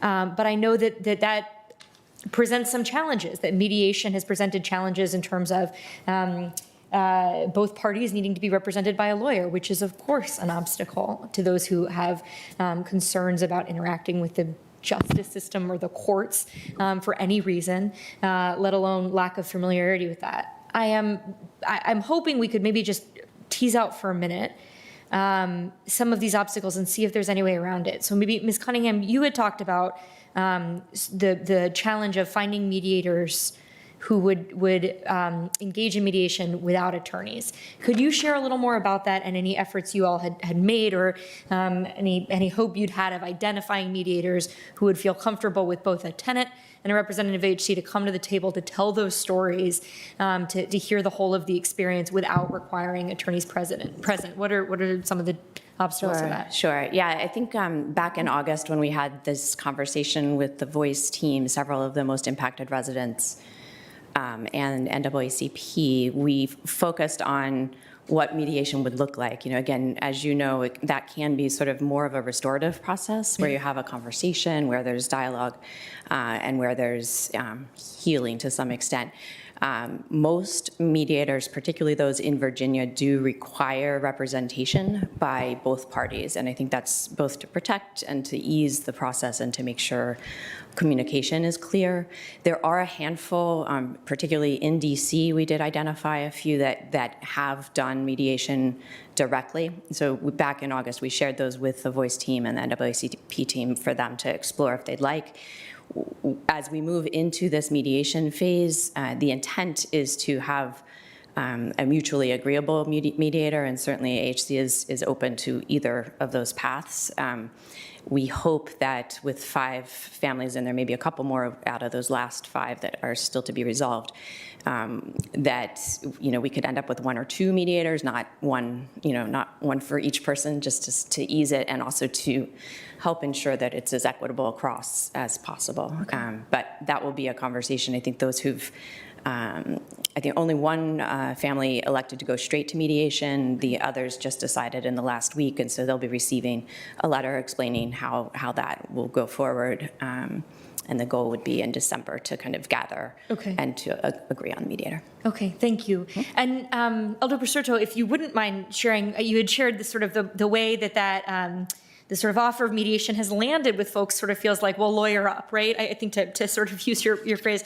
Can you share any more with us about, to the extent you and your neighbors have thought about this, the idea of mediation as a way to kind of tell these stories and have some attention brought to what you've experienced in a less technical way? What barriers you've experienced? I know, for example, I think AHC has tried to distribute contact information for folks like Legal Aid Justice Center, who the county's worked with in the past to try to provide culturally competent, right, legal services, or Bugada is noted as another. But can you tell us at all what the experience has been like for you or for your neighbors who maybe have thought about mediation, what barriers you've encountered, and if that doesn't feel like a viable path to you, why not? I think can you guys hear me?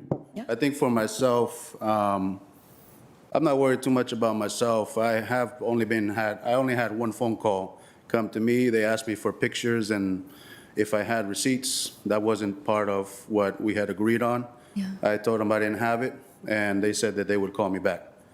I have to look for some pictures and things like that. I can do that, but I'm worried about the residents here. Yeah. Most of the residents, as you know, don't speak English. They have different levels of education, different levels of technological savviness or not. They are suffering through the process, so we're going through this. We have to work with certain lawyers. We've gone through Nova Legal Services, through other agencies as well, but we don't have something that we can bring as a group yet. So it's a very frustrating, intimidating process. And most of all, I would say that the feeling that you get when AHC says they're going to make things right and they're going to make things whole, and we go through the entire process, which is heavy. These families are trying to work, trying to feed families. This is affordable housing. We don't deal with lawyers on a regular basis. We don't deal with authority on a regular basis. But then to come back and give us these offers, that's the worst punch in the stomach, to come back and hear what's been offered to the residents.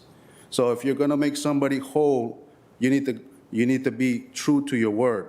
And we have continued to see this continually, especially, and this is the sick part, especially to the families that have had the worst situations, that you guys already know those stories, but it continues.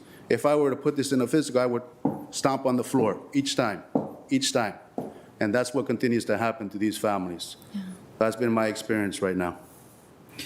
So it sounds like perhaps the disempowerment of the insurance process, adjuster process, has made the potentially better process of mediation just feel like another round in the same cycle? Correct. Okay.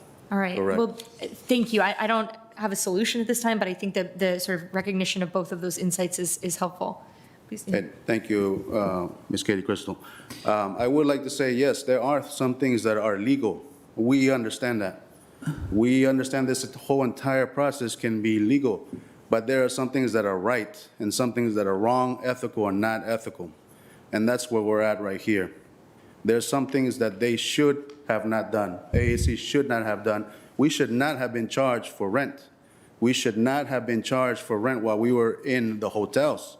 And on top of that, you're not going to give us anything back? That's not correct. And there's other issues to talk about which you guys are aware of. Yeah. Thank you very much for the questions and the and the thoughts on the process and the description. Having been a lawyer, I sometimes feel the least stories are not perfectly listened through or well listened through, sometimes through the legal process. So I'm mindful that I see others. Go ahead, Mr. Dorsey. I'm mindful of time, and I'm mindful that we hope we've surfaced a couple of issues, and I just want to, make sure we keep it tight, but go ahead. Thank you, Mr. Chair, and thank you, Ms. Crystal. That was a very helpful discussion, and to Elder Basurto and Ms. Cunningham for your presentations. Elder Basurto, I am actually very much hanging on your advisement that the experience that a lot of people at the Serrano are going through is a reoccurring of the trauma, a removal of the scab once it started to heal, and that hurts. And you are very passionately looking to us to help with the healing. And I think part of being true to not re-traumatizing people is to be straight and to express the limitations that we have. And one of the things that you concretely asked us to do, to impose governmental will on the compensation resolution process, is something that I don't believe we can do legally, as has been said, nor would we have any basis as a legitimate government to do so. That said, certainly we believe that the process ought to be fair. It ought to be able to provide opportunities for people regardless of their experience with the legal system, their facility with technology. We want the process to be such that people can get, I don't want to use the word justice because it's hard when you've suffered a loss to experience true justice, but to at least feel like there has been sufficient compensation.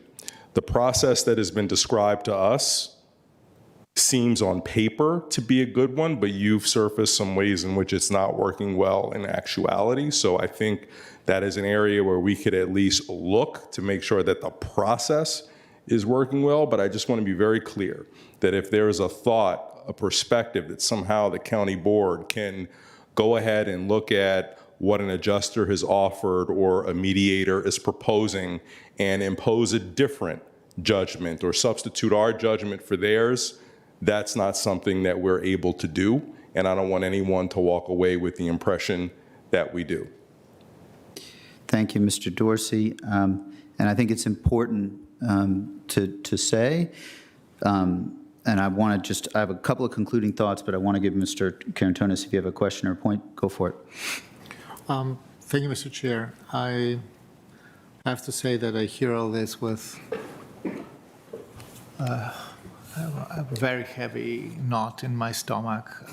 We have been discussing exactly this for so long. This is really now the fourth or fifth month in a row. One would have expected that, common sense would manage that, right? Of course, as a government, we cannot impose a legal agreement between two private parties here, but one would have expected that this would be an accessible process, an easy, fast, and trust-restoring process, a restorative process, in the words of Ms. Cunningham, which I believe were very well chosen in this case. And a restorative process works in the most humanly direct way possible, and good faith is the propellant of this. One question I have, because it seems still to be open, and I want to close this. Is it true that somebody who was in a hotel had to pay rent?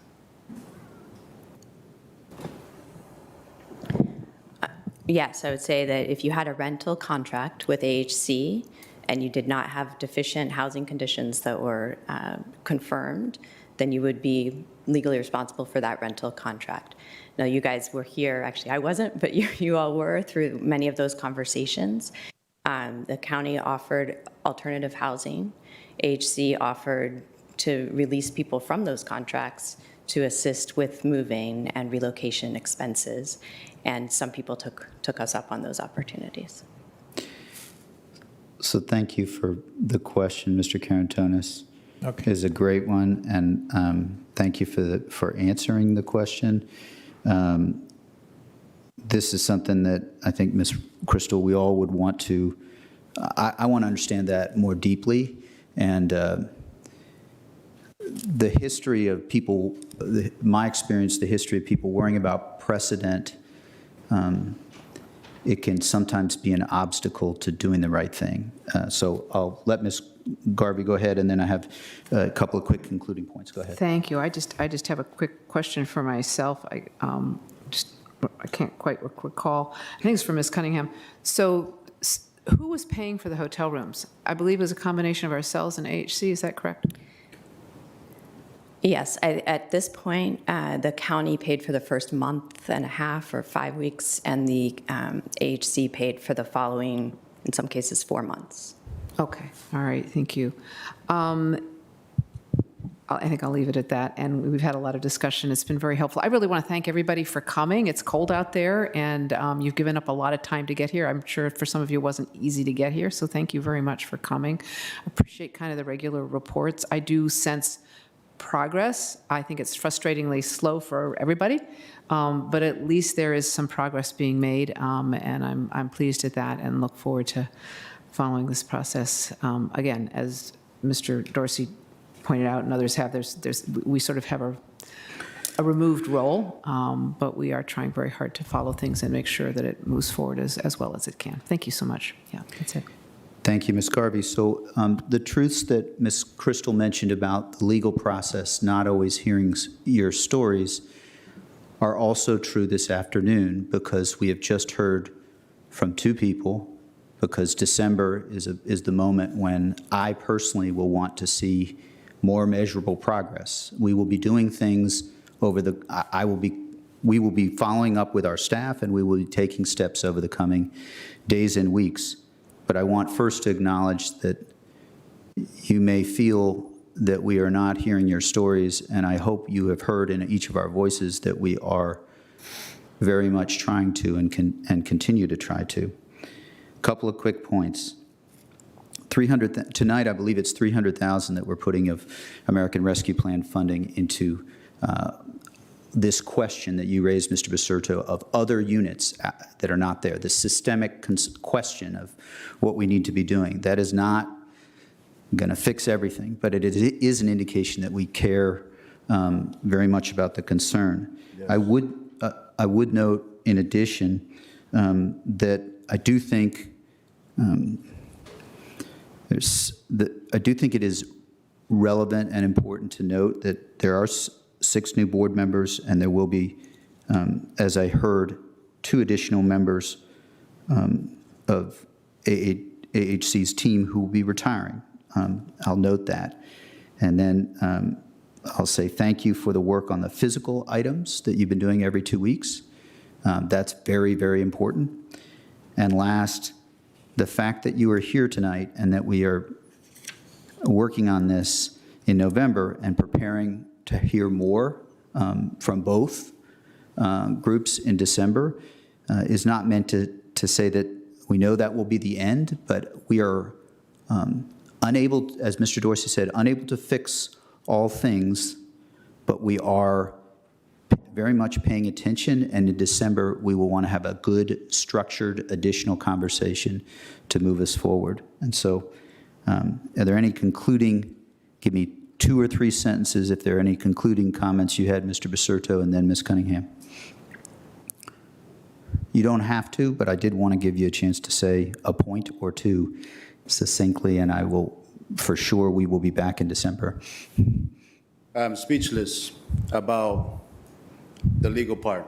I understand that, but I know there's influence, and I know there's other ways that we can influence outcomes. Also, this was taxpayer money, and also we are voters, and we are people, and we deserve right.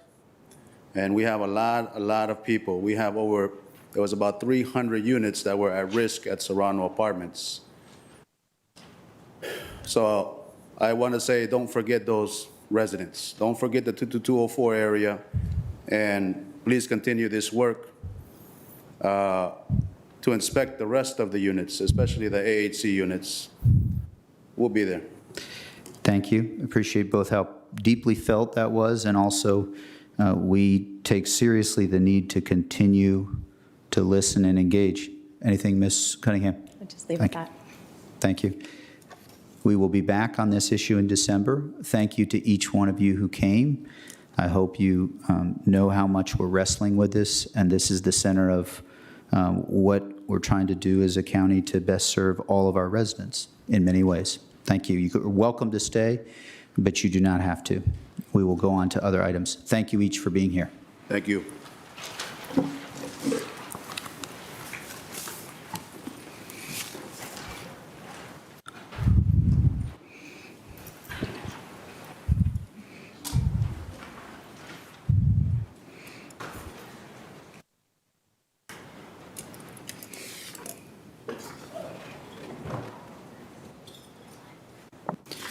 I think we had 2 items left, maybe website and then, or Yeah, Mr. Chair, what I'm going to do is I'm going to ask Kelly Brown, who has been waiting to come up and take a seat. She's going to walk us through a presentation.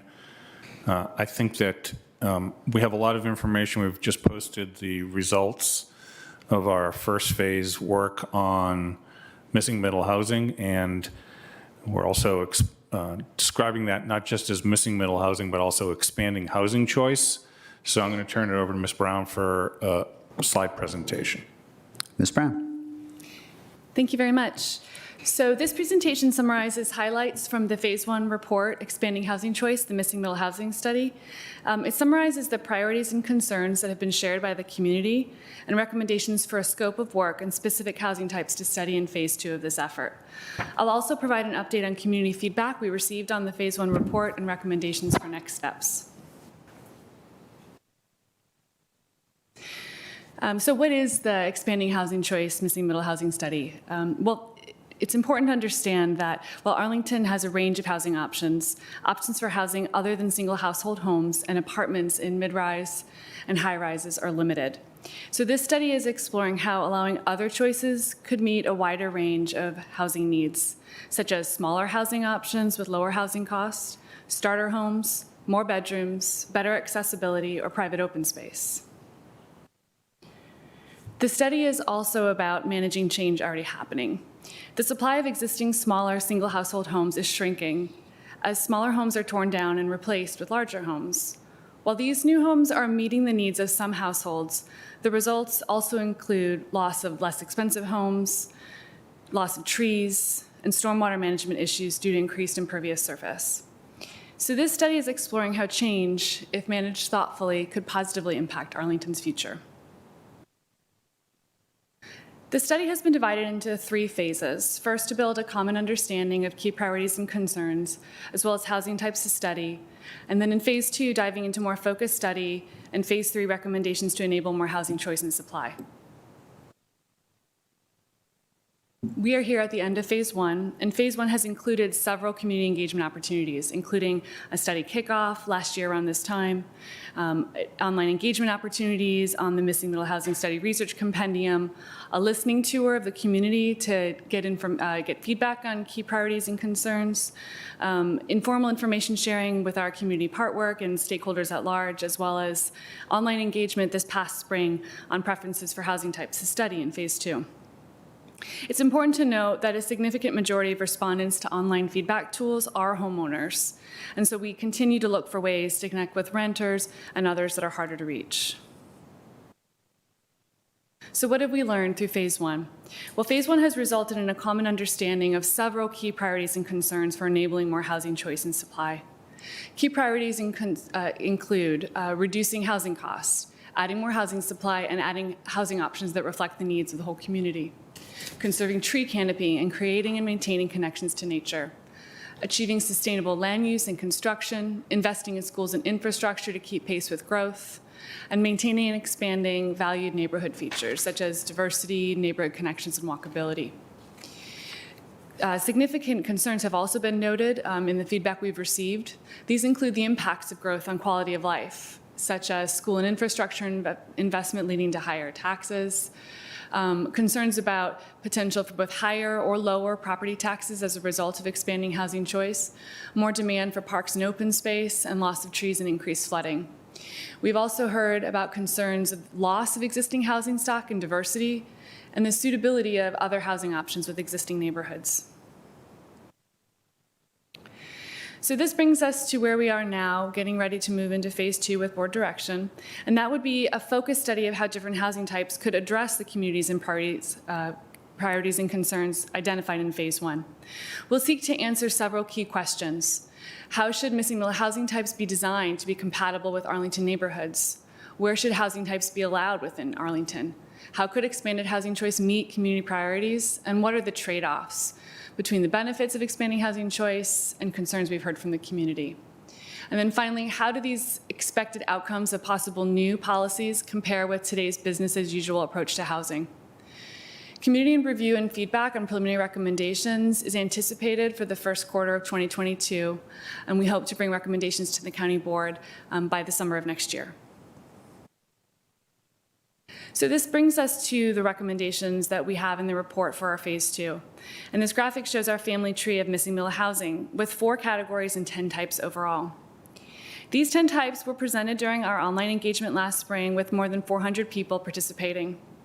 From the feedback received, there was actually no community consensus to eliminate or prioritize any specific housing types at this point in the study. So in the draft phase 1 report, staff is recommending to advance the housing types circled on this slide for 10 more focus study in phase 2. For more focus study in phase 2. This includes single detached homes, duplexes, townhouses, and small multiplexes.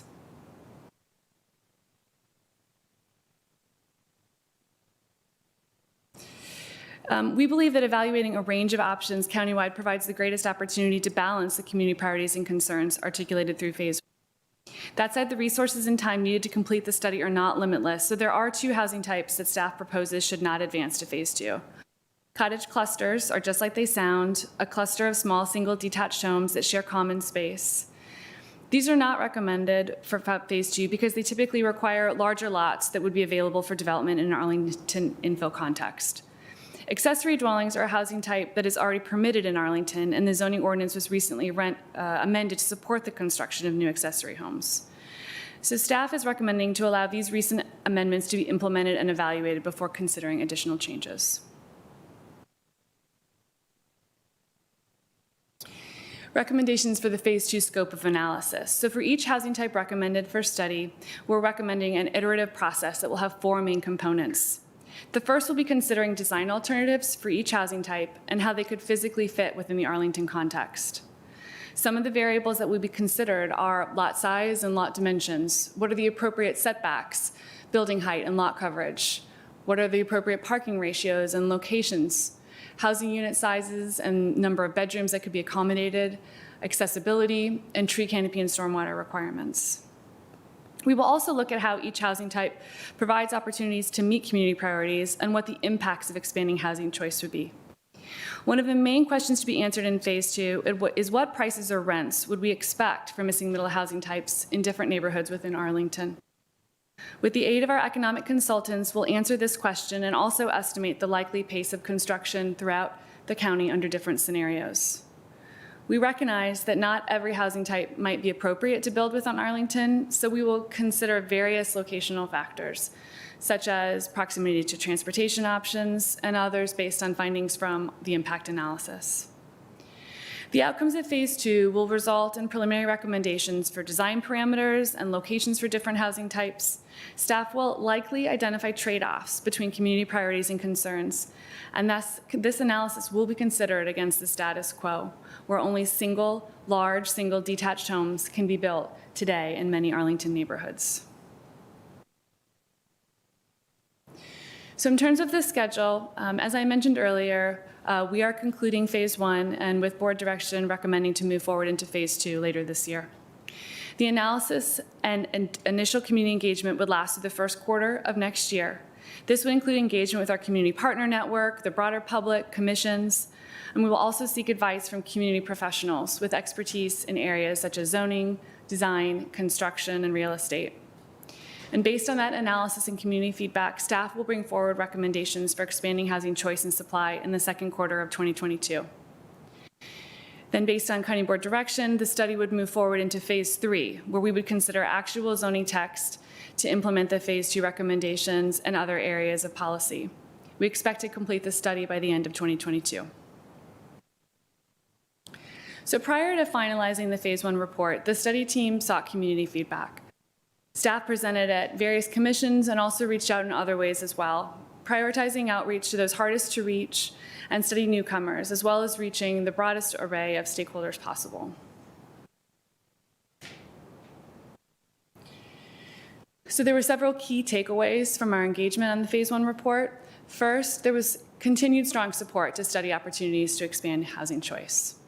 We also heard confirmation that the phase 1 report reflects the community's priorities and concerns, and confirmation that the proposed phase 2 scope of work is responsive to the priorities and concerns shared by the community. There was also strong support for broad, equitable community engagement, as we've been seeking to achieve throughout the study and continuing to work hard to achieve.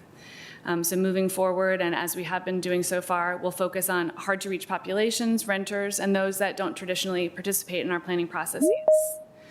We're also working to combine both breadth and depth of engagement, so mass communication as well as one-on-one dialogues, and sharing information both digitally and in print and in person, and trying to meet people where they are. Other key takeaways from the engagement included continued focus and interest in specific areas. These included the lessons learned from other jurisdictions, rationale for excluding cottage clusters, homeownership opportunities, the impact of expanding housing choice on housing affordability, the trend of tree loss in lower density residential areas, the long-term budgetary and environmental forecast of expanding housing choice and forecasted household income, and the impacts of expanding housing choice on racial equity. I would be happy to dive into any of those areas of interest as part of our discussion today. So in terms of next steps, the final phase 1 report has been posted.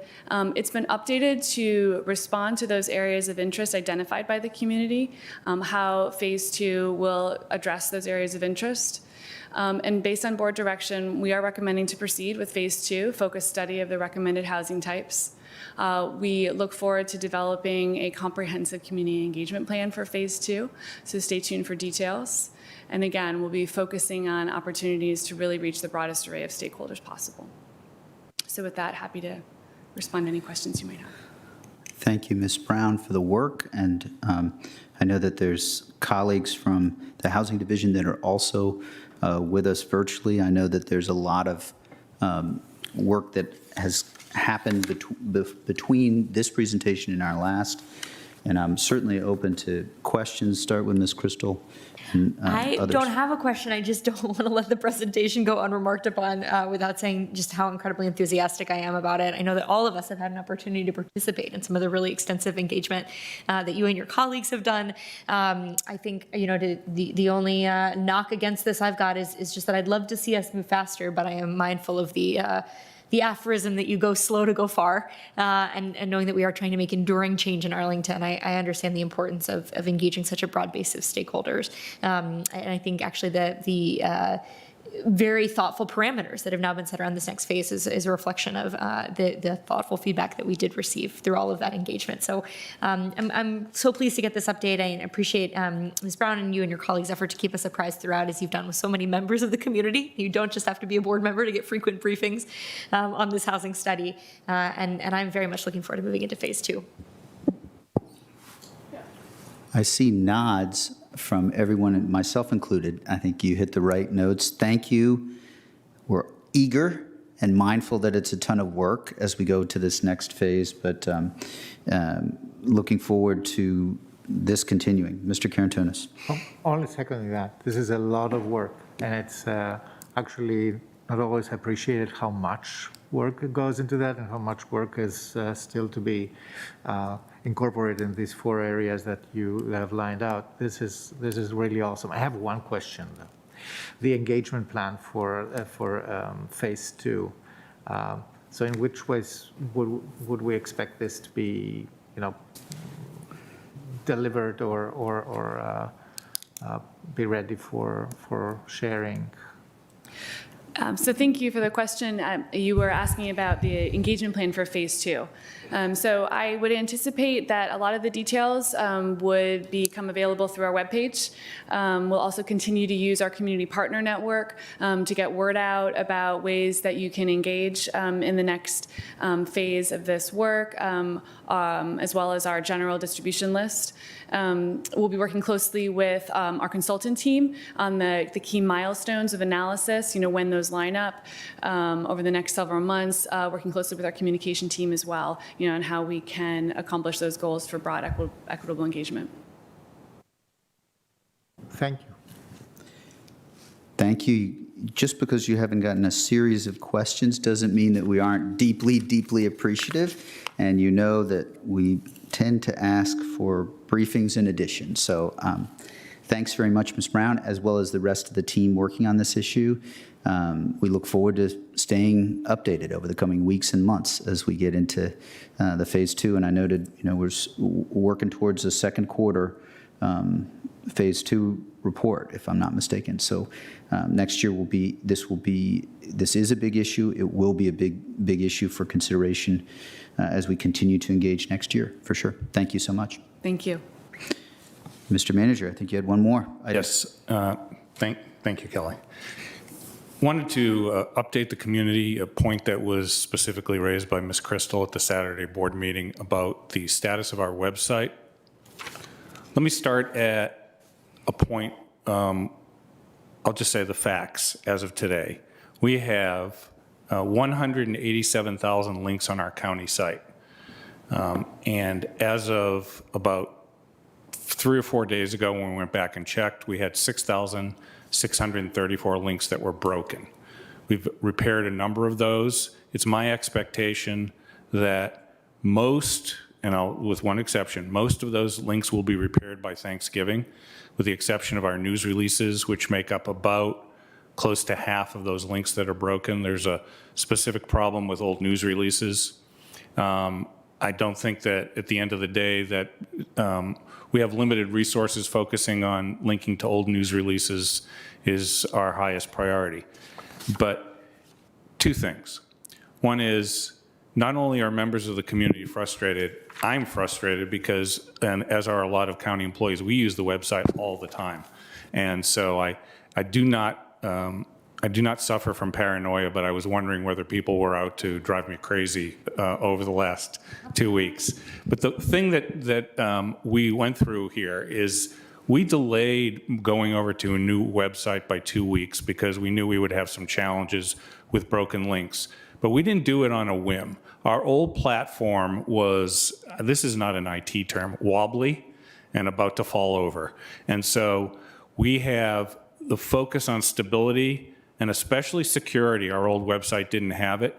We were forced to go, I think, a little bit earlier than we wanted to, given that the alternative was that our then website, which everybody now misses, was about to fall over. So I wanted to apologize for that. We're working very hard at restoring links, and I think we've made a lot of progress with that. Another challenge I think we've also had is with our search engine. As much as the links get restored, I think that the search engine also needs some improvement. So we're working on that. Hopefully by next week, people will see, they should be seeing right now, a marked improvement. I know I've gone in and searched and have been happy to see that a lot of the broken links have been repaired. But again, I apologize. It's very frustrating. People rely on that. And if it's possible for people to find a broken link, it seems that most of the people who write in have found them, and so they still exist. So with that, I'm happy to answer any questions.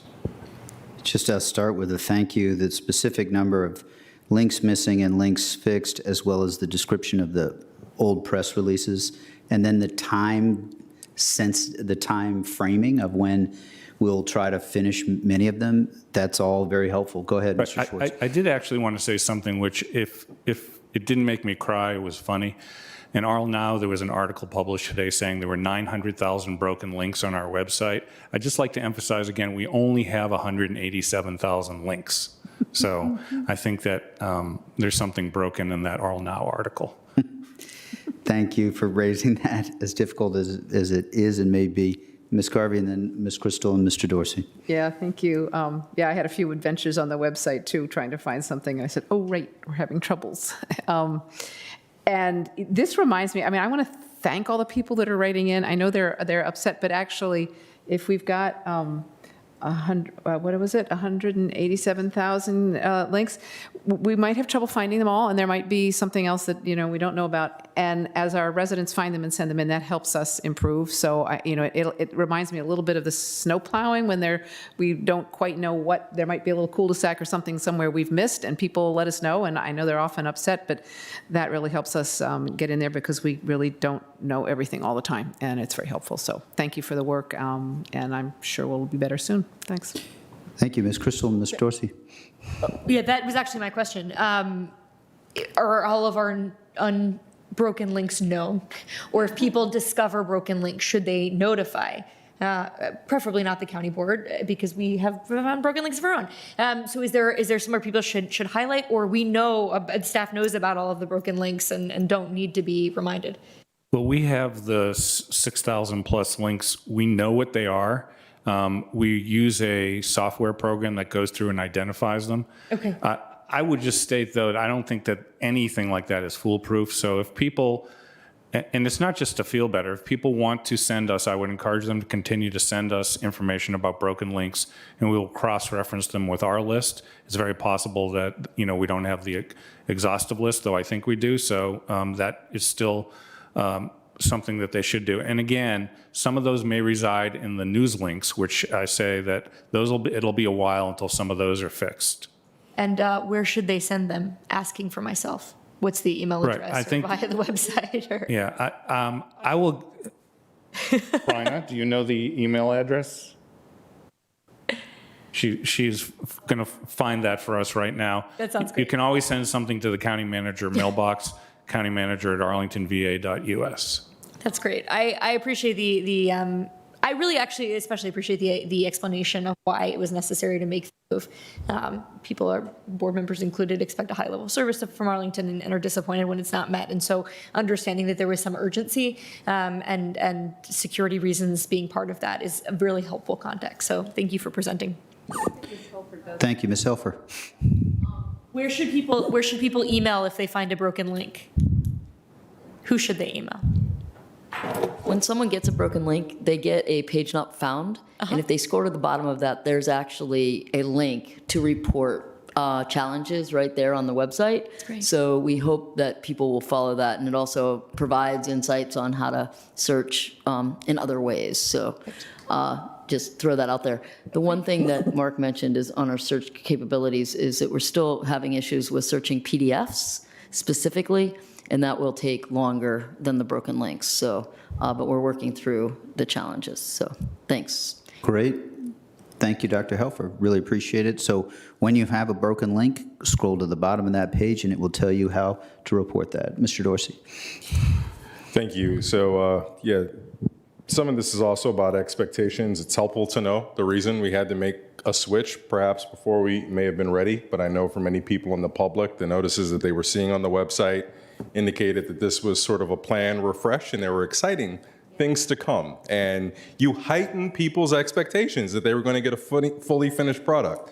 And so the broken links are obviously the most mission critical from a risk perspective. I want to talk about aesthetics a little bit. There's still a lot of parts of the website that look unfinished in the sense of you expect to see pictures or graphics or icons. You see section headings that have incomplete text. The grammar and syntax is inconsistent across a page. Is there some team that's responsible for a punch list of making this look like a finished product? Yes, as a matter of fact, as of last Friday at 2 o'clock, I insisted on a report from every department about who was going to go back and do that. And our website, like many websites throughout the country, we have many contributors to them. We do not have a dedicated staff team that does nothing but work on the website. So it's other duties as assigned. This is their first duty, but I absolutely agree there's examples of that, which are not broken links, which we're working on. And I think that a lot of that will be cleared up as people are going through and examining the links over the next week and a half. Thank you. Thank you, Mr. Dorsey, and thank you for the clarity and really the tone of accountability on this issue. Really appreciate it, Mr. Manager, and many other issues, but this one, the 2 o'clock a week ago, that sounds good, and appreciate all the work. So with that, I will make the following motion. I move that the county board convene a closed meeting as authorized by Virginia Code Sections 2.2-3711A3 for 2 discussions regarding the acquisition of real property for a public purpose, where discussion in an open meeting would adversely affect the bargaining position of the public body. Is there a second? All those in favor say aye. Aye. Any opposed? That motion passes 5-0. We are in closed session. We will return. Let me just see if I got the timing at no earlier than 6:30. Yes, no earlier than 6:30. Thanks very much.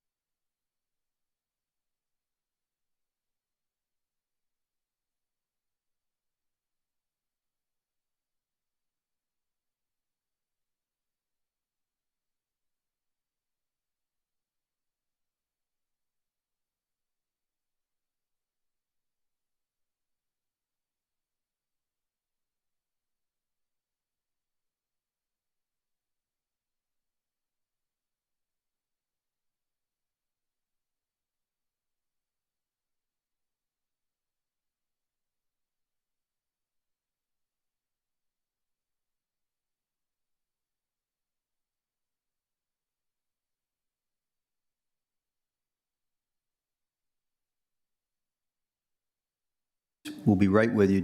We said we were starting in 1 minute.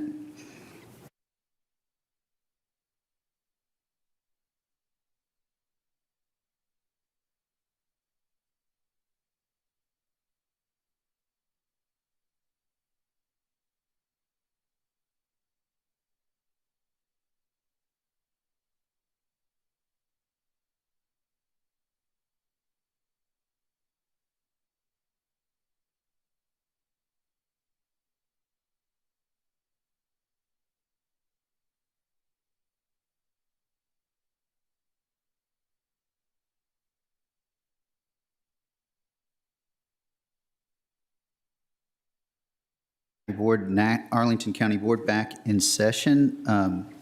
We have been in closed session, and so I need to move that we reconvene, and then we'll hold a roll call vote. Move that the members of the county board certify that at the just concluded closed session, only public business matters lawfully exempted from open meeting requirements under Chapter 37, Title 2.2 of the Code of Virginia were discussed, and only such public business matters as were identified in the motion by which the closed meeting was convened were heard, discussed, or considered by the board. Second. Motion has been made and seconded. Madam Clerk, would you call the roll? Mr. DeFerranti? Yes. Ms. Crystal? Yes. Mr. Dorsey? Yes. Ms. Garvey? Yes. Mr. Carantonis? Yes.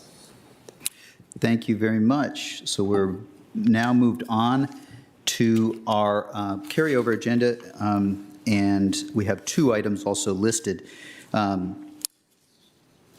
Before we get underway with the consent agenda speakers, for those here in the boardroom, we ask that you wear a mask if you are unable to maintain a 6-foot distance from others. Just got a couple other announcements to make, and then we'll get right to it. There's signs on the back of the benches to indicate proper distancing. Board members and our senior staff have all been vaccinated, but out of an abundance of caution surrounding variants and breakthrough cases, we are social distancing. We're spaced out more than usual, and we wear masks when distancing is not possible. For members of the public, county staff and other presenters are participating remotely as part of our hybrid meeting model, which we will continue to offer. For in-person speakers, you're welcome to remove your mask when it is your turn to speak at the podium. The podium can be lowered and raised by using breakthrough cases. We are social distancing. We're spaced out more than usual, and we wear masks. If you can mute, folks, if you're listening in. At the podium, you can lower and raise the podium using the up or down arrow buttons on the right as you're facing the board. Please speak clearly into the microphone so that everyone can hear your comments. If you are submitting documents as part of your testimony, please hand them to the clerk with your name and contact on all documents. For remote speakers, keep your microphones muted. We just discovered that, and your cameras off until you are called on to speak. You will need to unmute yourself using *6 if you are on the phone, or by clicking the microphone button on the Teams app. After speaking, you may exit the call and continue to participate in the meeting via the live stream online or cable channels Comcast 25, 1085, Verizon Fios channels 39 and 40. Occasionally, we may need to get up and stretch our legs. There are speakers and monitors in the back so that we can continue to see and hear the meeting. With that, we are ready to hear from speakers for our consent agenda items. Madam Clerk, would you call the first speaker? Our first and only speaker is Jim Hurris. Mr. Hurris, are you there? Mr. Hurris, you need to *6 to unmute yourself.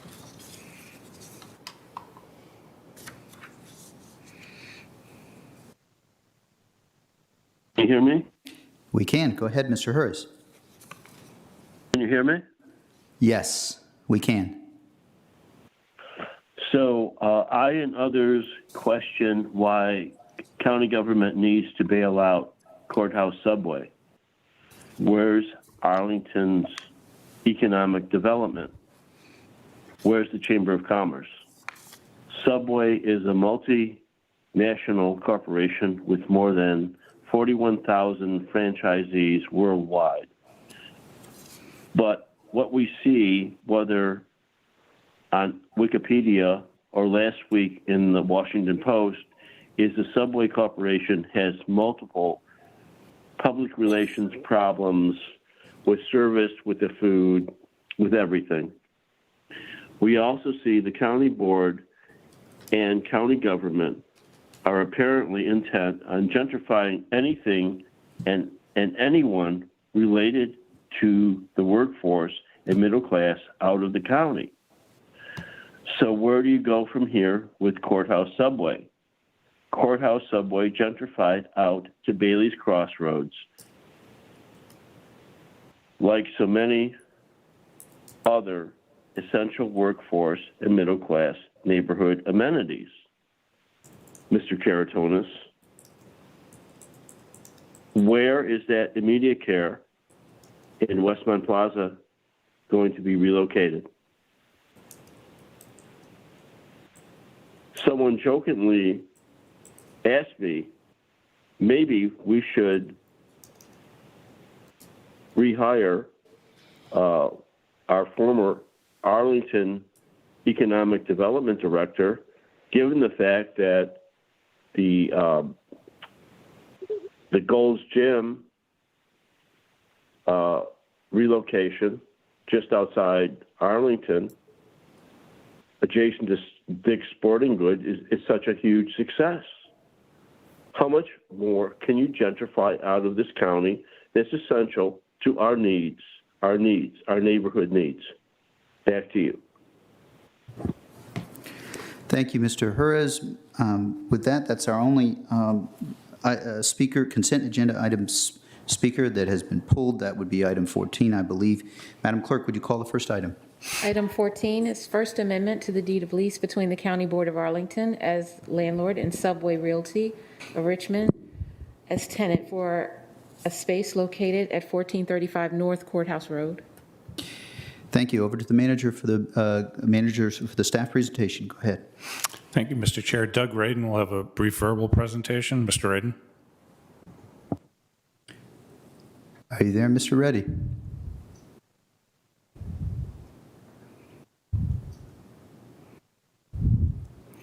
Madam Clerk, do you see Mr. Reddy or potentially Mr. Reddy? No, Mr. Radin is not here at the moment.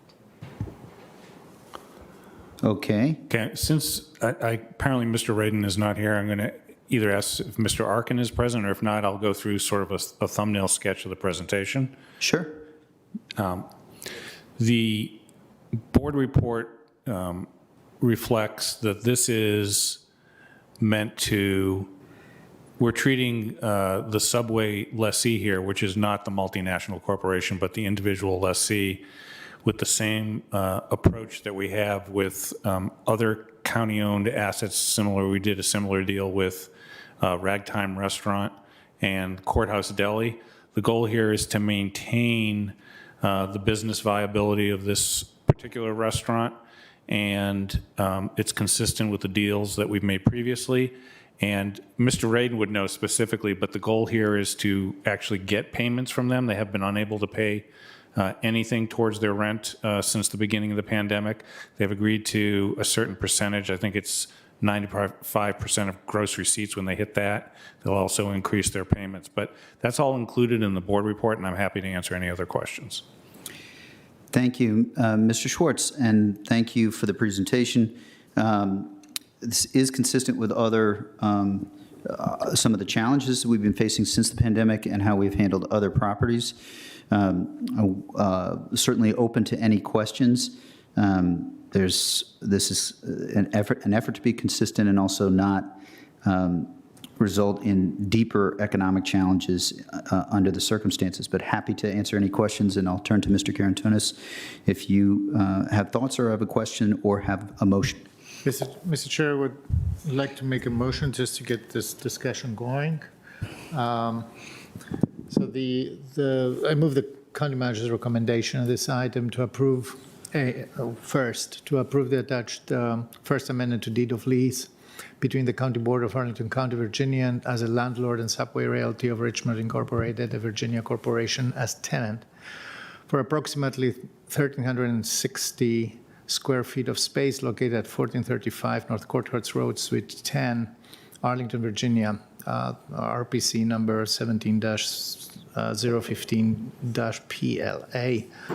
And second, authorize the Real Estate Bureau Chief, Department of Environmental Services, or his designee to execute the First Amendment to deed of lease and any related documents on behalf of the county board, subject to approval as to form by our county attorney. And briefly on this, we did exactly... Hang on just a second. Motion, and I'll second the motion.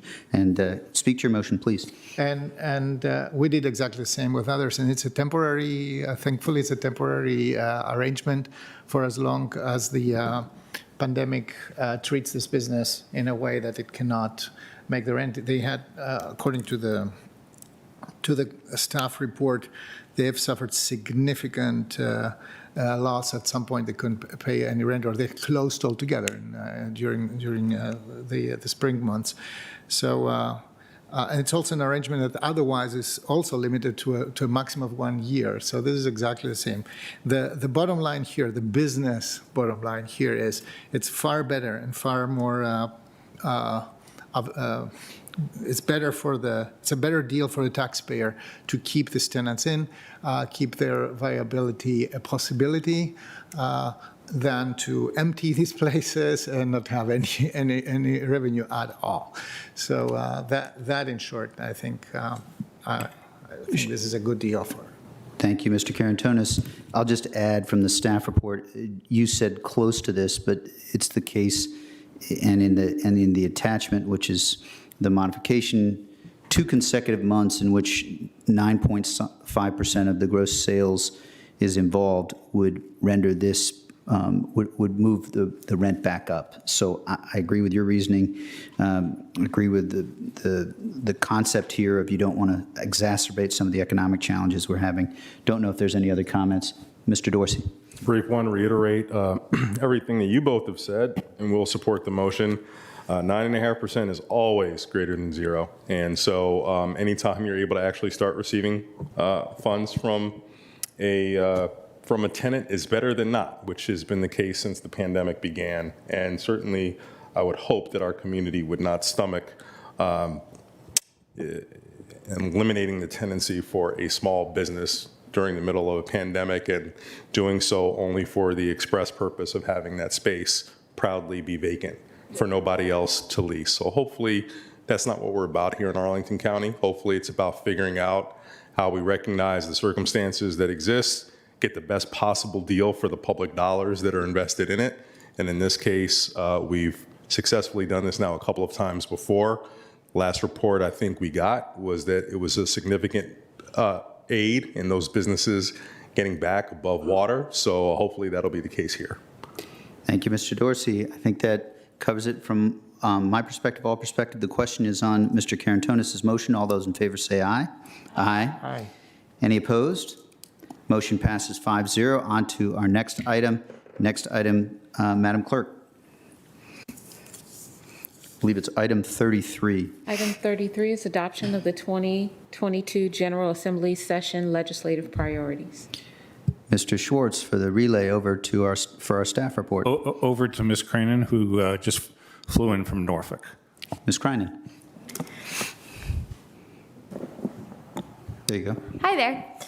It's great to see all of you up from VACO earlier this morning. Thank you so much for having me tonight. My name is Alana Crennan, and I am the new legislative liaison for Arlington County. And as you know, the state legislative package is being considered today for adoption. Since my presentation last month, staff has continued to work with and met with the county's appointed boards and commissions, our county departmental staff, county board members, our manager appointed commissions as well, and we have further refined this package. We also held a work session with our state delegation to review our proposed package that is in front of you tonight. We have made the following changes. We have added the recruitment and retention tools for child care center employees. We have added efforts to protect renewable energy and environmental gains made by the General Assembly in the last 2 years. We have consolidated the remaining energy and environment initiatives to emphasize our county's desire to safeguard those efforts as our main priority.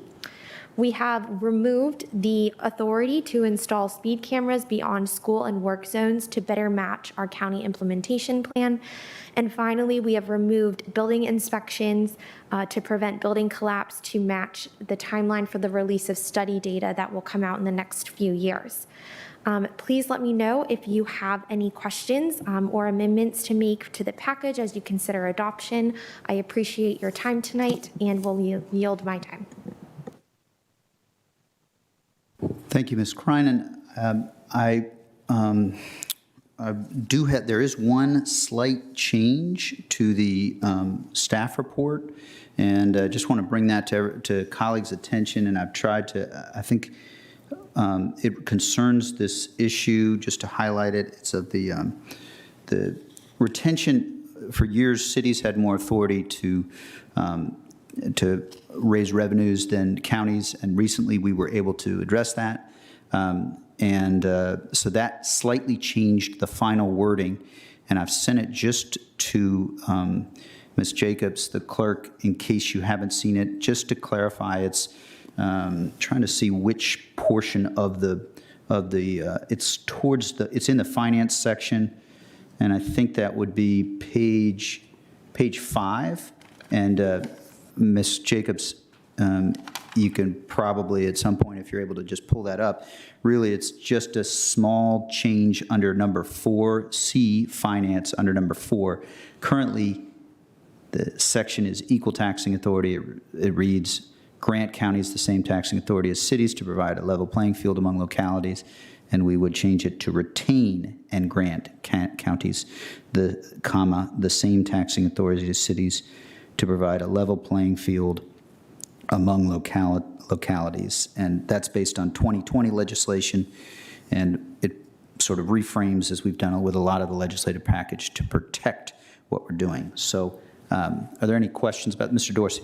Yeah, and just a question on that. So that 2020 legislation, I didn't follow the sausage making all the way through to the end. I know at one point it was to direct that there would be a study of equal taxing authority. So we actually now have it. It's across all forms of taxation, that we have the ability to adjust them at whatever level we want.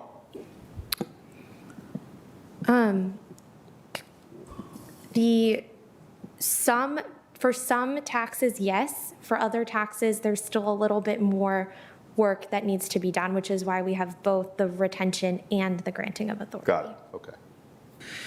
So, good question. There's so many different potential authorities that there's plenty to learn in finance and tax equity or equality between the two different types of entities. It's a small change. The other changes, thank you, Ms. Kreinen, for all the work.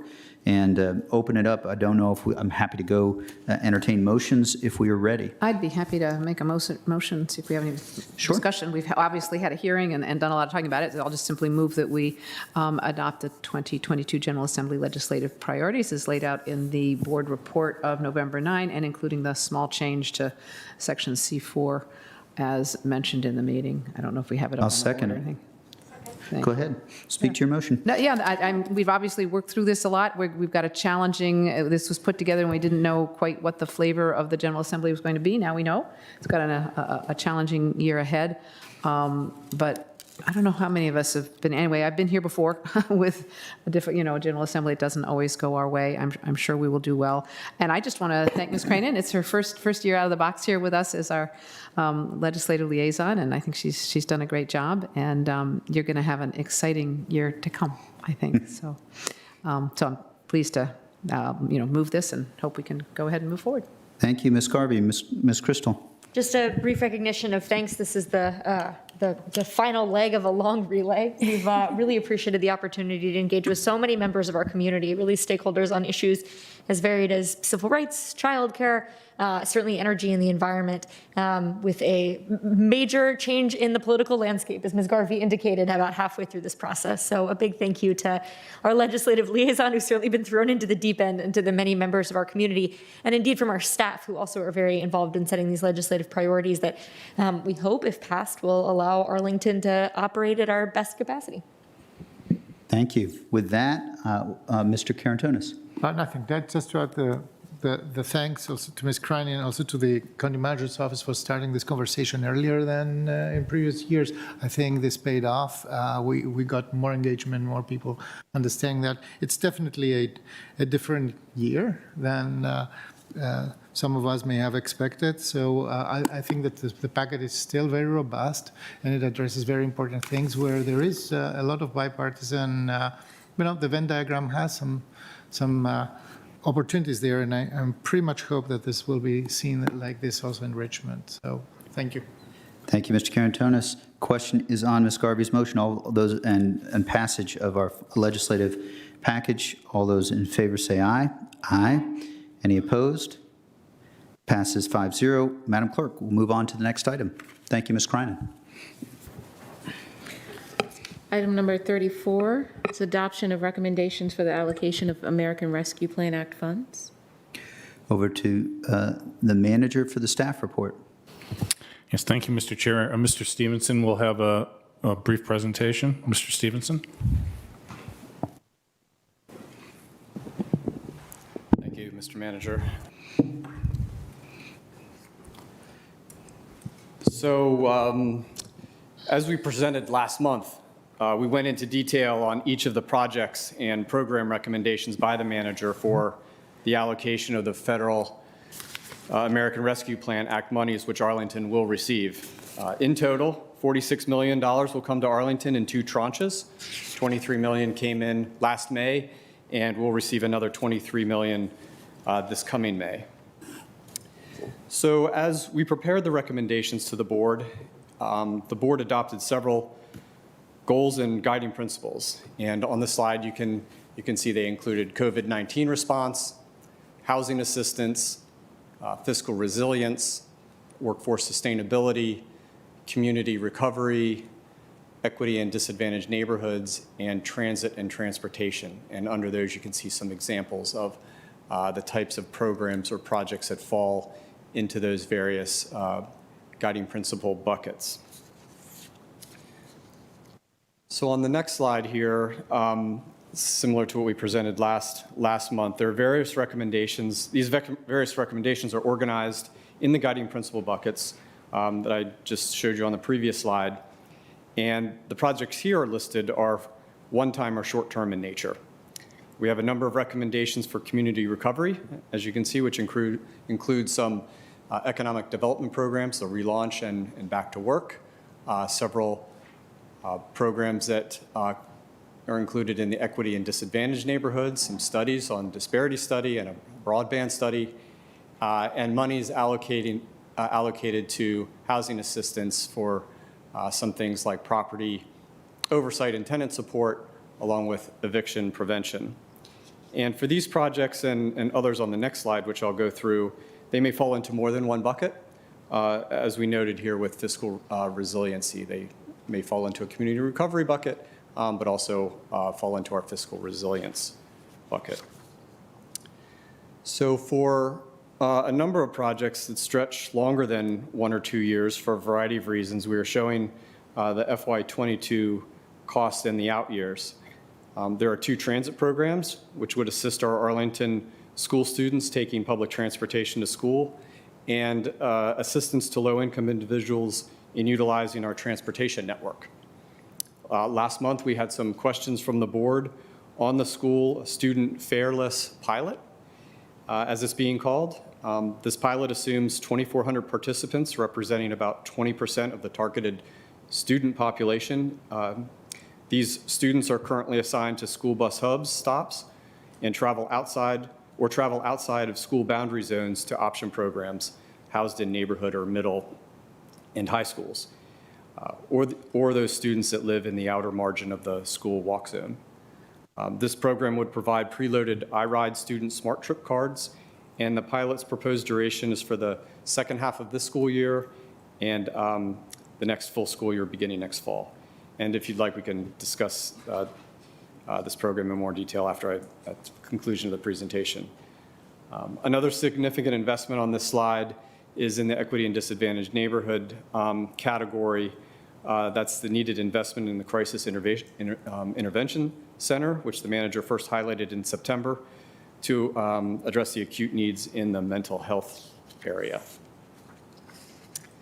And then finally, on this table, this summary table, it summarizes the federal ARPA allocation to Arlington and the action, some of which the board has already taken, and those recommended in October for adoption tonight. The yellow box in the upper left hand corner represents decisions taken to date. The board's already approved funding to the pandemic response and restore originally proposed 2022 cuts. And last month, the board approved the Grant 2.0 program to help small business. The columns to the right of the yellow shading just illustrate the out-year costs of those programs, which can be supported with ARPA funding.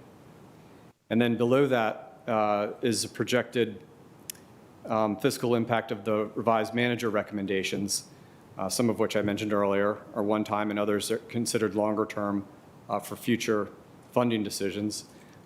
One thing to note, in October, the manager recommended some ARPA funding be used towards some targeted retention bonuses that are now being funded through the FY21 closeout money, which we'll talk about on the next agenda item. So in total, you can see ARPA allocations by year and the percentage of funds utilized. And based on the recommendations in the board report before you, $35.5 million of total ARPA funding is recommended by the manager here in the staff report of the 46. And with that, I will conclude the ARPA overview presentation. Thank you, Mr. Stevenson. Madam Clerk, would you call our speakers on this item? Yes, our first speaker is Chris Slatt, followed by Julia Tanner. Mr. Slatt, are you there virtually? I am, thank you. Go ahead. I will be very brief. First, I just wanted to speak in support of the Free Fare for Students initiative that is in this board report. It is something we've been pushing from Transportation Commission here and there for a long time, so it's great to see. Second, I wished to urge staff to bring this particular pilot program to Transportation Commission prior to implementation. As you've probably seen from the very light board report on this pilot, not a lot of details have been put out there for the public. It certainly hasn't been to Transportation Commission. And what I've heard a little bits here and there, for instance, at the ACTC, the Advisory Committee on Transportation Choices with APS, it seems overly complicated at the moment. And while it's just a pilot program, a poorly designed pilot program can unfortunately leave a bad taste in people's mouths, set the wrong tone, set the wrong expectations, and essentially prevent the full program from ever getting off the ground. So I really hope that we will take a little time to get this right and do some public input and bring it to the commission as we work out exactly how this is going to work. For instance, it sounds like this is perhaps $10 a week for students.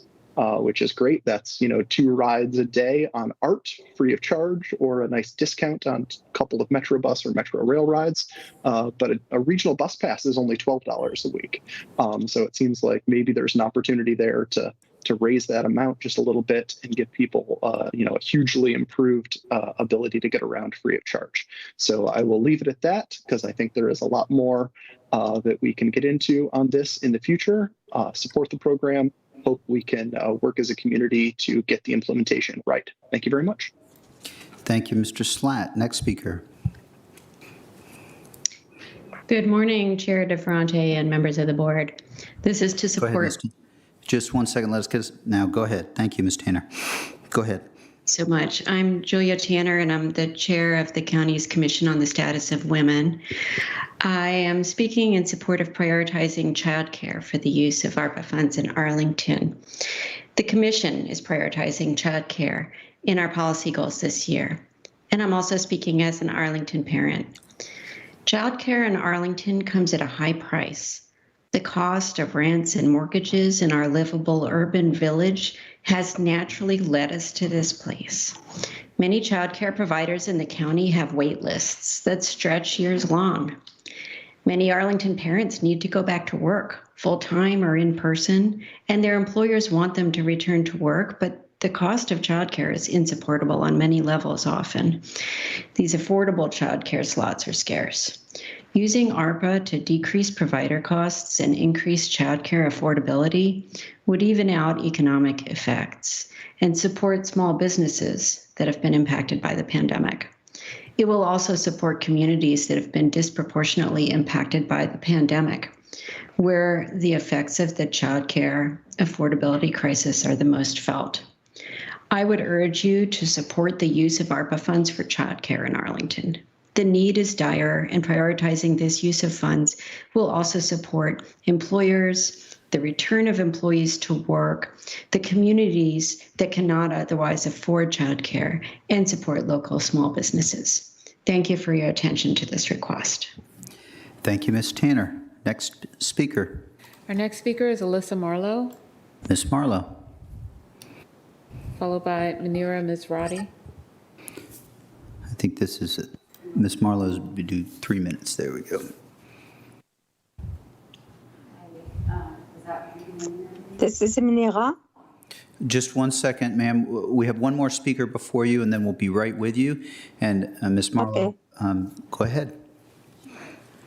I think you One have to have the microphone turned Just on by press pressing the button. And There we can go. you tell I've not done this before?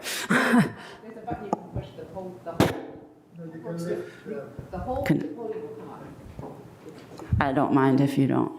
Go ahead. Okay. I'll save everyone some time. Treasury listed the goals for the American Rescue Plan. I'm commenting on the third goal specifically about supporting immediate economic stabilization for households and businesses. I have 5 things that I wanted to comment on, some of which obviously personally impact me, some of which don't. This is the first time I've really read county board meeting notes, so if some of the facts I'm stating I missed, I apologize, and I welcome you correcting me. Fairly new at this. So the first thing is regards to housing assistance. I wanted to know if low-income mortgage holders were considered at any point. I happen to be one. Those of us who were eligible for CARES Act mortgage forbearance were not given any assistance by DHS because our loans were eligible for forbearance. And that during that time period, the rent, I think it was called the Rent and Mortgage Relief Funds, expired and were utilized as they should have been, leaving us with a sizable amount of leftover back pay. There's now the Housing Assistance Fund, which I have provided public comment on, and my understanding is that it hasn't been given yet to the state from Treasury. I think you probably are aware of this, in that Virginia has a fairly short foreclosure period. And so I am not at risk for this, fortunately myself, but I still see it as a problem, and would just hope that that was considered at some point too, because there are people who are low-income mortgage holders, not just low-income renters. That's all I have on the housing. The second thing is in regards to the relaunch. I'm a SWAM and EDWOSB, which is an economically disadvantaged, I said it wrong, small women-owned business. Okay. I would like to know if relaunch actually spoke to actual business owners to see what their needs are, versus not simply assuming that we need to pivot and not duplicate efforts that the SCORE program like SBA has, which it seems to me that they do. So I would just really like to advocate for very small businesses who don't always have time or the ability to advocate for ourselves. And I would like to thank either you or Relaunch for actually changing some of the grant criteria in the past. To make sure that SCC, I don't have to go through, okay, to add the SCC qualifications to make sure we were actually locally owned and operated. That was noted. It is still appreciated. Many of us have been given some false hope by the SBA that we would qualify for a lot of aid. I have spoken to my representatives about this. Specifically, there's a grant called the EIDL grant, and there's one that's a targeted grant that's supposed to reach small business owners who are low income, but because of our high income zip code here, we can't qualify. That's just one thing. I'm done. I'm really not, but I know my time's up. Sorry. I'll send in comments, thanks. That's okay. Thank you so much for bringing these items up. I know we've talked a little bit about them, but I also think we'll want to follow up. So we will get, Ms. Marlowe will make sure that we connect via email through Ms. Jacobs, who should have your email, and we'll follow up on both those items and also give you the chance on the other two items to speak, please. Thank you. So next speaker, Madam Clerk. Our next speaker is Manira Misrati, followed by Sherry Swain. Ms. Misrati, are you there? Yes, I'm here. Good evening. Good evening. Go ahead. Okay, so, I started working at the residence in Arlington in 1999 as a room attendant. In 2001, I became supervisor, and in 2006, I get promoted to executive housekeeping. I had the largest department in the hotel with 23 employees. Our hotel had 80% occupancy most of the time. Then the pandemic hit us, and we had to let go our employee from 23 in the housekeeping department to now 8 employees. I continued to work during the pandemic until December. Then they sent me on furlough. It was a shock for me after 20 years of hard work. So I didn't know if I would ever have my job back. But I get lucky. After 6 months, they called me back to work.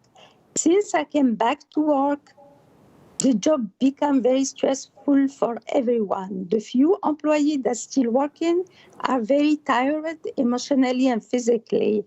It has been very hard to hire people. We called several former employees that used to work with us. They all went to work in the hospitals or Washington, D.C. for a better income. It has been very hard to hire people. Nobody will show up for the interviews.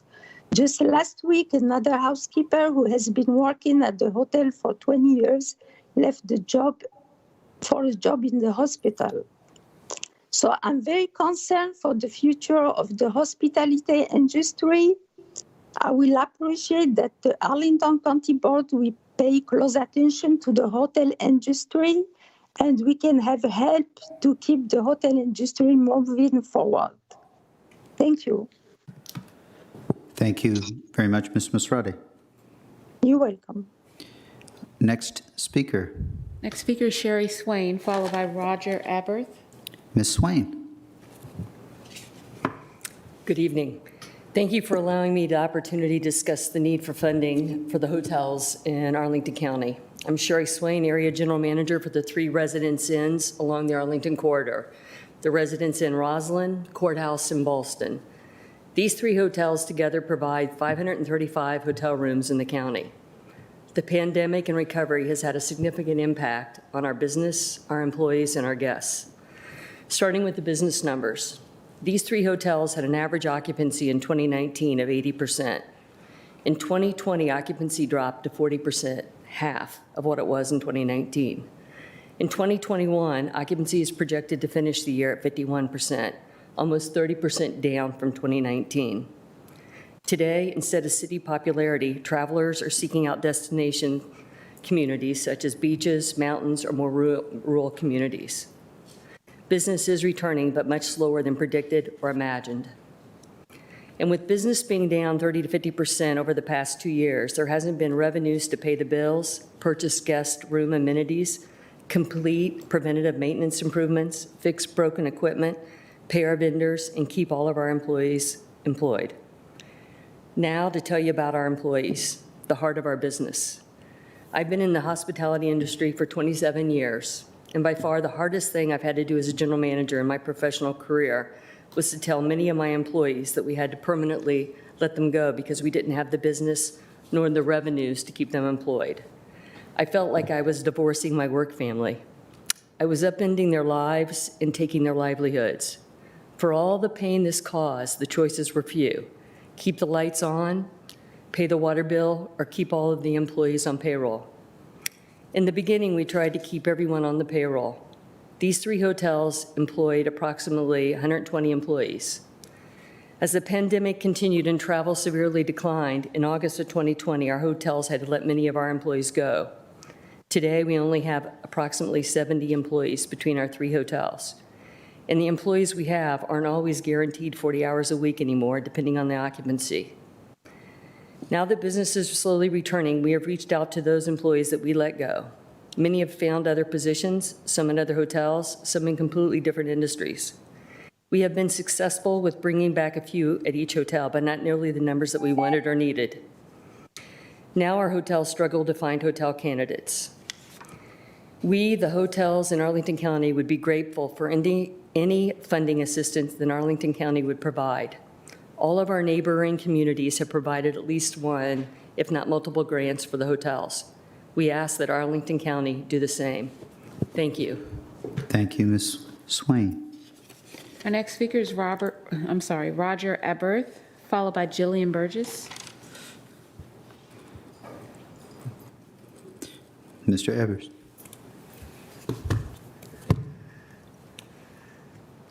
Good evening. Good evening. I'm Roger Aberth. I'm the general manager at the Hyatt Centric Arlington Hotel. I've been working in Arlington for about 7 years. I live in Roslyn, been there for about 4 years. I used to work abroad for many years in Latin America, was there in Latin America for about 20 years, and the first transfer I had back to the States was Arlington, being the general manager at the Westin Arlington Gateway in Boston. I was really impressed with Arlington as a community, especially its diversity. You know, the Salvadorian, the Bolivian communities, the Ethiopian communities. I got to know them really well by working in Arlington. So it was really painful, you know, when we had to go through the COVID crisis and furlough a lot of those employees, many of who work 3 or 4 jobs.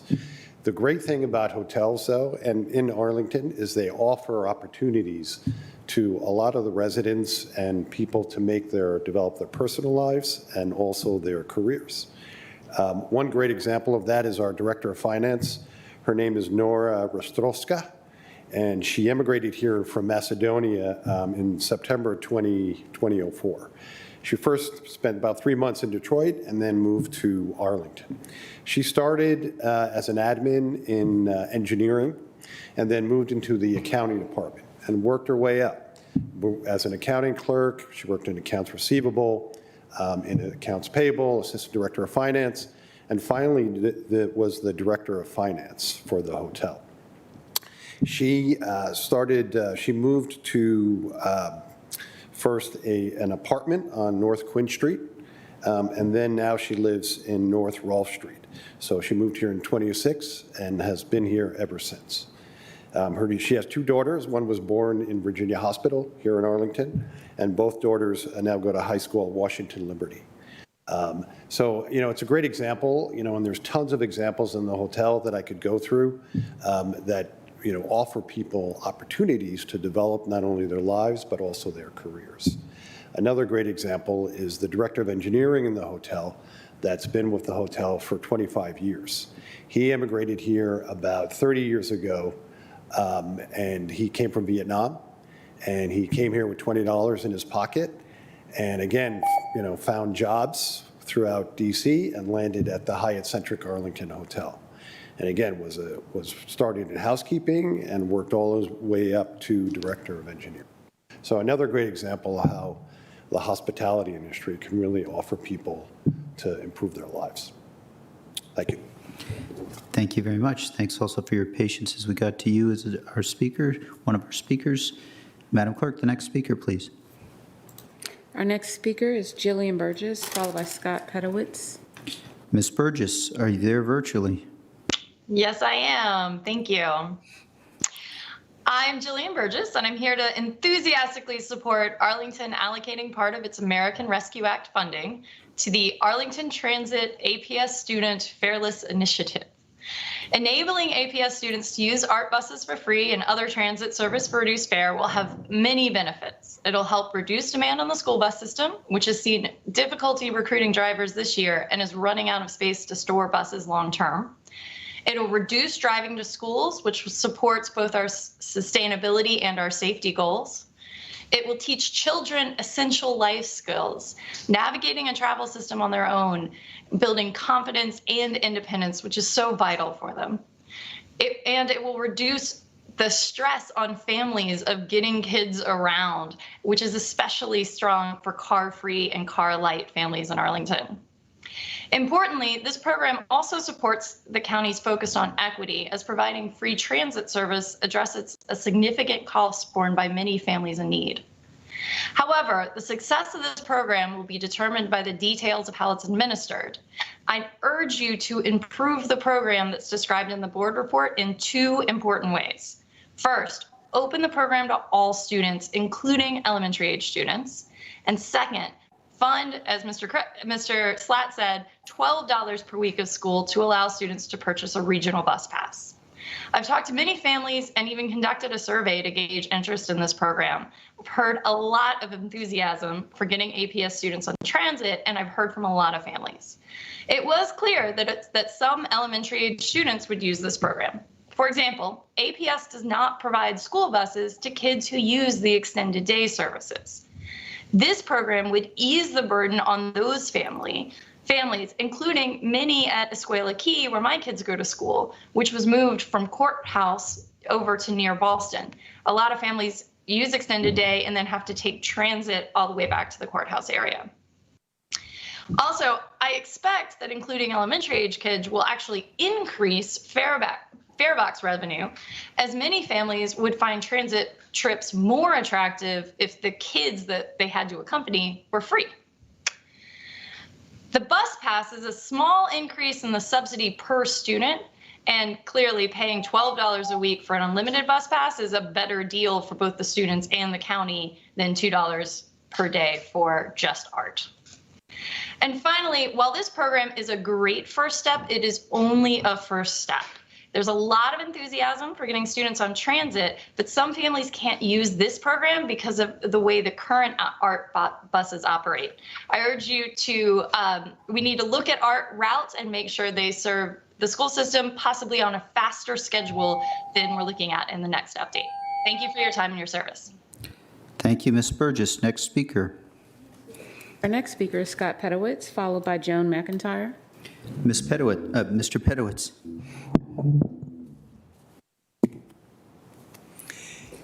Thank you, Mr. Chair and members of the board. I am Scott Pedowitz, the Government Affairs Director at the Arlington Chamber of Commerce. Once again, I am joining you in support of the hotel workers you have heard this evening, and to follow on the conversations we've had across the past several months requesting support for our hospitality industry. Fundamentally, support for our hospitality industry is support for our hospitality workers. An AED survey of Arlington's hotels, employee pay and benefits is the top spending priority across hotels of all sizes.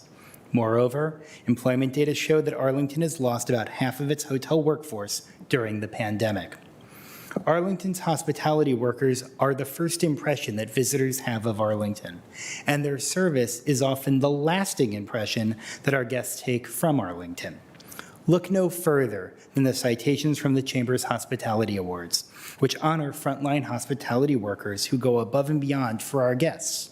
For example, an employee who used his own Uber account to help a guest get to a critical meeting when taxis were in short supply, or a concierge who took off his own tie to give to a guest who had spilled on his before a big meeting. Hotel jobs provide career pathways, as you've heard. We routinely acknowledge employees who start as a housekeeper or a line cook, and by building their skills reach management positions. In the 6 years leading up to the pandemic, the Chamber honored more than 100 individuals who have given more than 25 years of service to Arlington's hospitality industry. Maintaining hotel jobs now ensures that we preserve these career tracks for decades to come.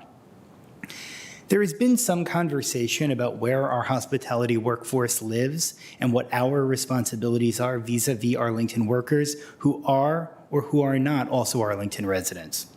As an Arlington resident myself, I worry that basing our support for hospitality on the workers' home zip codes risks exacerbating the inequities inherent in Arlington's current limited housing supply. But the best expression of how much our hotel workers are a part of our community comes from a hospitality awardee who for 12 years had commuted 4 hours each way across 6 buses to get here. When asked why she did it, she replied, quote, "Because I love it here. This is my home. This job has helped provide for my sons, and I am forever grateful," end quote. Let me close with a response from a hotelier who was unable to join us this evening. She wrote, quote, "We are unable to get and maintain staff. We hire them, they stay a couple weeks, sometimes a couple of months, and then they go into the city for $2 to $4 more per hour, which we cannot match because our rates are so diluted. Our neighbors on both sides of the river have supported their hotels through this regional downturn. Arlington should do the same to preserve these careers and not lose our workforce to elsewhere in the DMV. Thank you." Thank you, Mr. Pedowitz. Next speaker. Next speaker is Joan McIntyre, followed by Jorge Figueroa. Ms. McIntyre. Good evening. I'm Joan McIntyre, Chair of the Climate Change, Energy, and Environment Commission.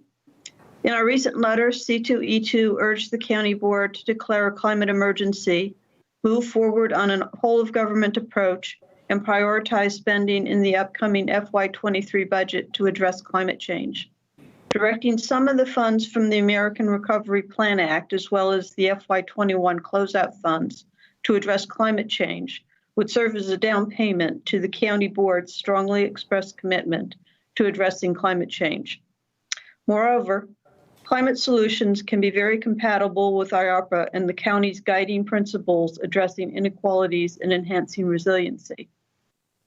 We have several recommendations for the County Board on spending to increase energy efficiency in our homes and residential buildings, particularly in affordable housing, and support electrification and the shift to renewable energy. A pilot project to retrofit a number of affordable housing units would have an immediate impact on reducing the energy burden of our most vulnerable population.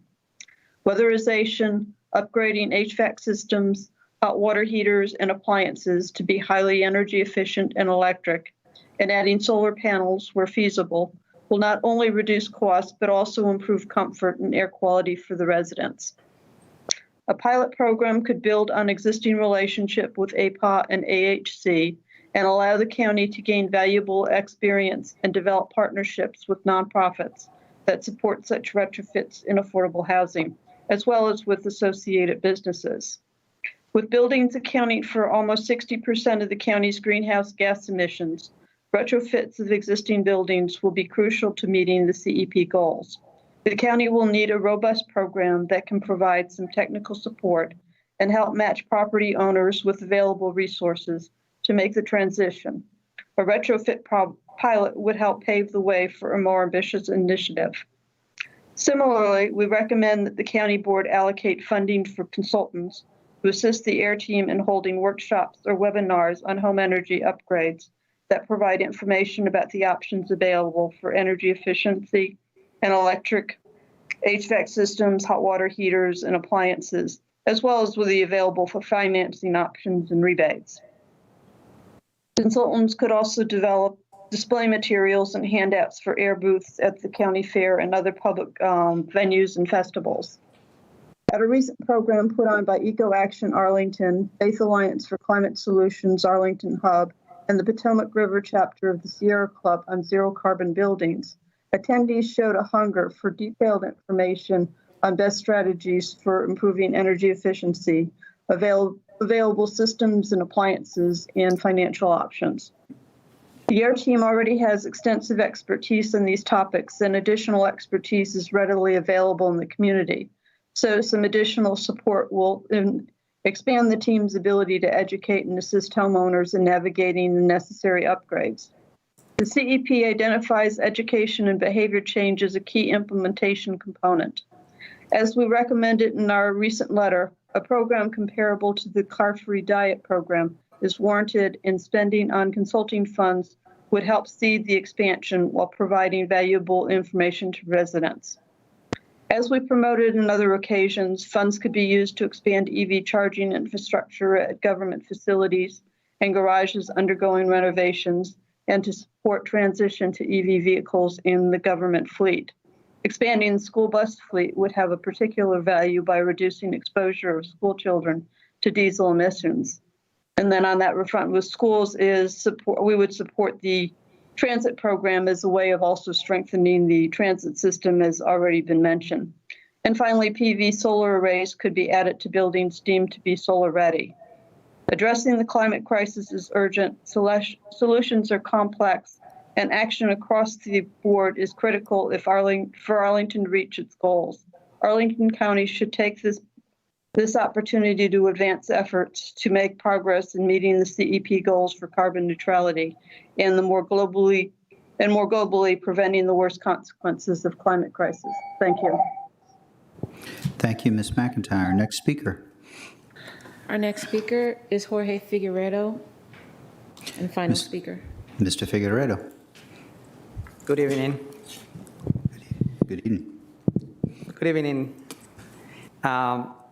Members of the Arlington County Board, County Manager, and staff.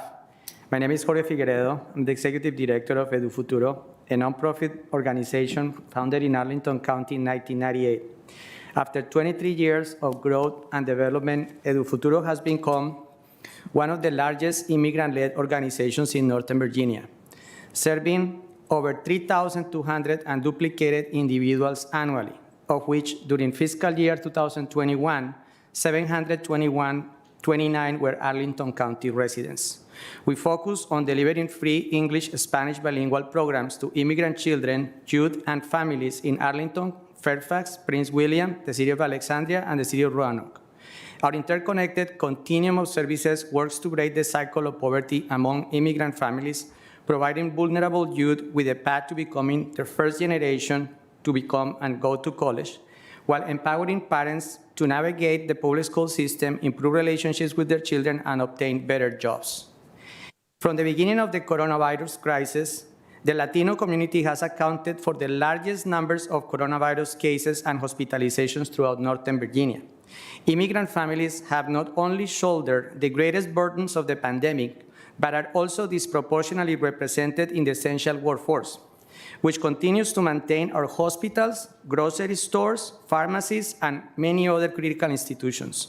The Latino community represents approximately 15.6% of the total population in Arlington, but according to November 12 figures from the Virginia Department of Health, Latino patients account for 29.1% of the cases and 38.3% of the COVID hospitalization cases in the county. In response to the public health and economic crisis in the Latino community, EduFuturo mobilized to provide direct financial assistance to immigrant families in Northern Virginia, stabilizing more than 1,200 households and disbursing nearly $900,000 from our own emergency assistance fund for rent, as well as food, utilities, and other basic needs. Very early in the crisis, we realized that far too many immigrant households were falling through the cracks of our local safety net and were quietly giving up on their urgent requests for assistance because the service providers founded by local governments lacked bilingual capability and the cultural competence needed to understand how to handle such common complications for immigrant beneficiaries as a family member with an unresolved immigration status or subletting without an official lease agreement. In Arlington County, the county's sole source procurement practices have resulted in an unjust and inequitable distribution of resources that prevented EduFuturo to recover the thousands of hours our staff spent working with families to identify and obtain required documentation, teaching them how to scan and upload documents, and serving as interpreters in multiple telephone calls needed to complete the application process required by funding providers. As a result of not having procurement systems in place to disburse the federal funds, EduFuturo had to sacrifice financial reserves of nearly $200,000 to address the urgent needs of our families, who were experiencing the combined stresses of significant losses of income in their households and high rates of COVID-19 infection in their neighborhoods. On October 15, I had no choice but to eliminate 3 coordinator positions to preserve our frontline case workers.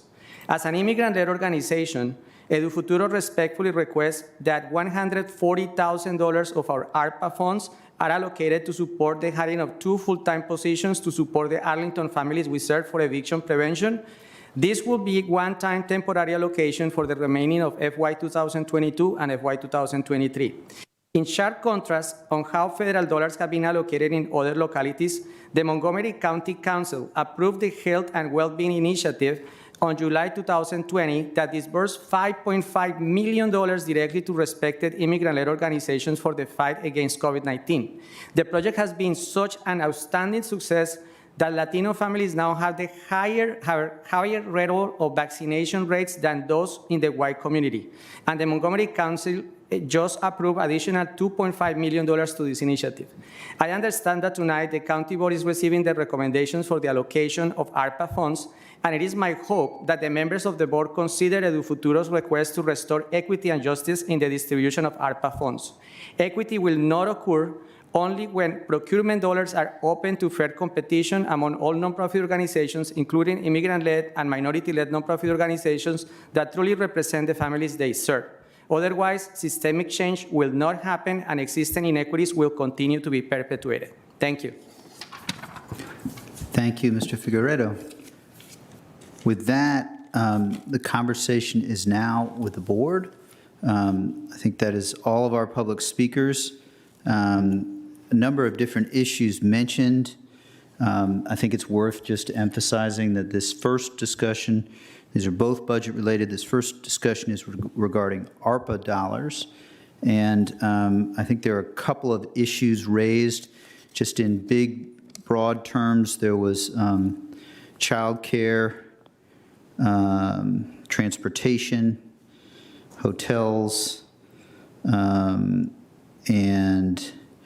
we've also received comments regarding environmental issues, a number of different environmental issues. I think that, and then Mr. Figueredo regarding equity in funding and immigrant issues and the challenges of COVID for and with our Latino, Latinx community. I think that that covers kind of the biggest issues. I guess what I'd suggest is that we see if we can start with a little bit of discussion regarding the child care portion of it, if that will work. And then we'll also, there are a number of other issues I know we have in a, let's have some discussion regarding child care. Ms. Crystal. Sure. I have a proposal to make, maybe in context of a motion on the floor, but I'm also happy to describe it at this time. You want to, let's see, it certainly would, it will benefit us to have a motion if you would have a proposal. So why don't we get a motion on the table with respect to this, the whole, and then we can still discuss all of those issues that I outlined, hotels, et cetera. Fantastic. Mr. Dorsey. So I guess I'll make that motion. I'll move that the county board adopt the county manager's recommendation from the 11-12 staff report, and it includes allocating $6 million for pandemic response from ARPA funds. And hold on, let me pull up the rest of this in a moment.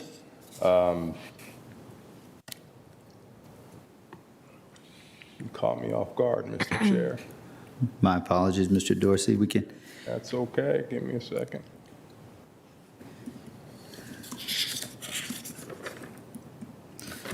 So then we'll go after that to childcare and then follow that with hotels as far as topics, colleagues, if that works. And if you have issues you want to raise after that, certainly we can continue. All right. Thank you for your indulgence. So I will move that the county board adopt the county manager's recommendations from the November 12, 2001 staff report, which includes specifically an allocation of $6 million of available ARPA funds to cover costs associated with pandemic response. So we also adopt the allocation and appropriate approximately $4.4 million in ARPA funds from FY22 funds and approve the creation of associated FTEs is included in attachment 2, and that 3, we direct the county manager to use ARPA funding for allocations identified as ongoing in the FY23 proposed budget. Second. Motion has been made and seconded. We'll have plenty of discussion. Did you want to speak to your motion at this point, or are you okay? Nope. Claire, All right. thank you. Well, then, Mr. Chair, if Sure. if the maker of the motion will accept it as a friendly amendment, I would support his motion and further move that the board further direct the manager to allocate ARPA funding to the, I move that the board further allocate $5 million from the unallocated ARPA balance of $7.2 million, $7.5 million to a child care capital fund. And if I have a second. You do have a second. Do you want to speak to your amendment? Thank you so much. So I would just like to thank colleagues for indulging me on this proposal, which I have been workshopping with the support of our hardworking staff over the past 6 weeks or so. I referenced this in our initial conversations about ARPA, and I'll take just a moment to outline it here. As you all know, ARPA, the federal guidelines highlight some of the uses for it, and they include investments in new or expanded early learning services, support for pandemic-affected small businesses, support to disproportionately impacted populations and communities. These are all highlighted as possible uses, and one thing that is at the center of those three circles of a Venn diagram is, of course, childcare. This has emerged as one of the top needs during the pandemic, and is certainly the case here in Arlington. As you all know, we have been working on the issue of childcare availability since about 2017, 2018, and have made big strides at increasing the number of slots available to Arlington families, and yet the availability of affordable childcare, particularly to those members of our community making 50 or 60% AMI or less, continues to be a huge struggle. And this is a real problem for those seeking to get back to work in the pandemic, after the pandemic, or families in general, trying to make a go of it in Arlington, where the majority of children are being raised in homes where all adults in that home do have outside the home work. So how can we use ARPA dollars to tackle this challenge? Well, one of the major drivers of childcare, the provision of childcare, is paying for staff. That will continue to be an issue, and it's important, of course, to make sure that childcare employees are sufficiently compensated. But one of the other drivers of the cost of childcare is the cost of rent, or in a few cases, mortgage. Rent is expensive in Arlington. That is true not only for residential rents, but commercial rents. And that presents a challenge for childcare centers who are trying to both pay their staff living wages and keep costs affordable to families. And so we have been working on an idea to try to create a capital fund that can allow child care centers to, in turn, offer an ongoing subsidy or an allocation of a certain number of their spots as committed affordable, so to speak. And I use that term purposefully. It's a term that we use often in our housing policy. We've learned that when you send people out into the open market to rent an apartment with, for example, a housing grant, that doesn't go very far. If you're making 30% or 40% of area median income and trying to rent a unit at $3,000 a month, there's very little that a subsidy can do to actually close that gap. Certainly there is an analogy or an analog happening in our childcare market as well. And so if we can create permanently discounted childcare spots at the time of a long-term lease or even construction of a childcare center, we may be able to buy down the affordability of that spot over time. So we have been in conversation with a number of stakeholders in our community, experts in commercial real estate, and certainly a number of childcare centers, both independent operators, franchisees, and chain operators of larger childcare centers. We have learned a lot about what goes into the finding and the leasing of a space for childcare, and what those capital costs look like for childcare providers. We think that there are a couple of different models that could work if we allocate this $5 million in a childcare capital fund. But we also want to leave open the possibility that there may be models out there that we have not yet happened on.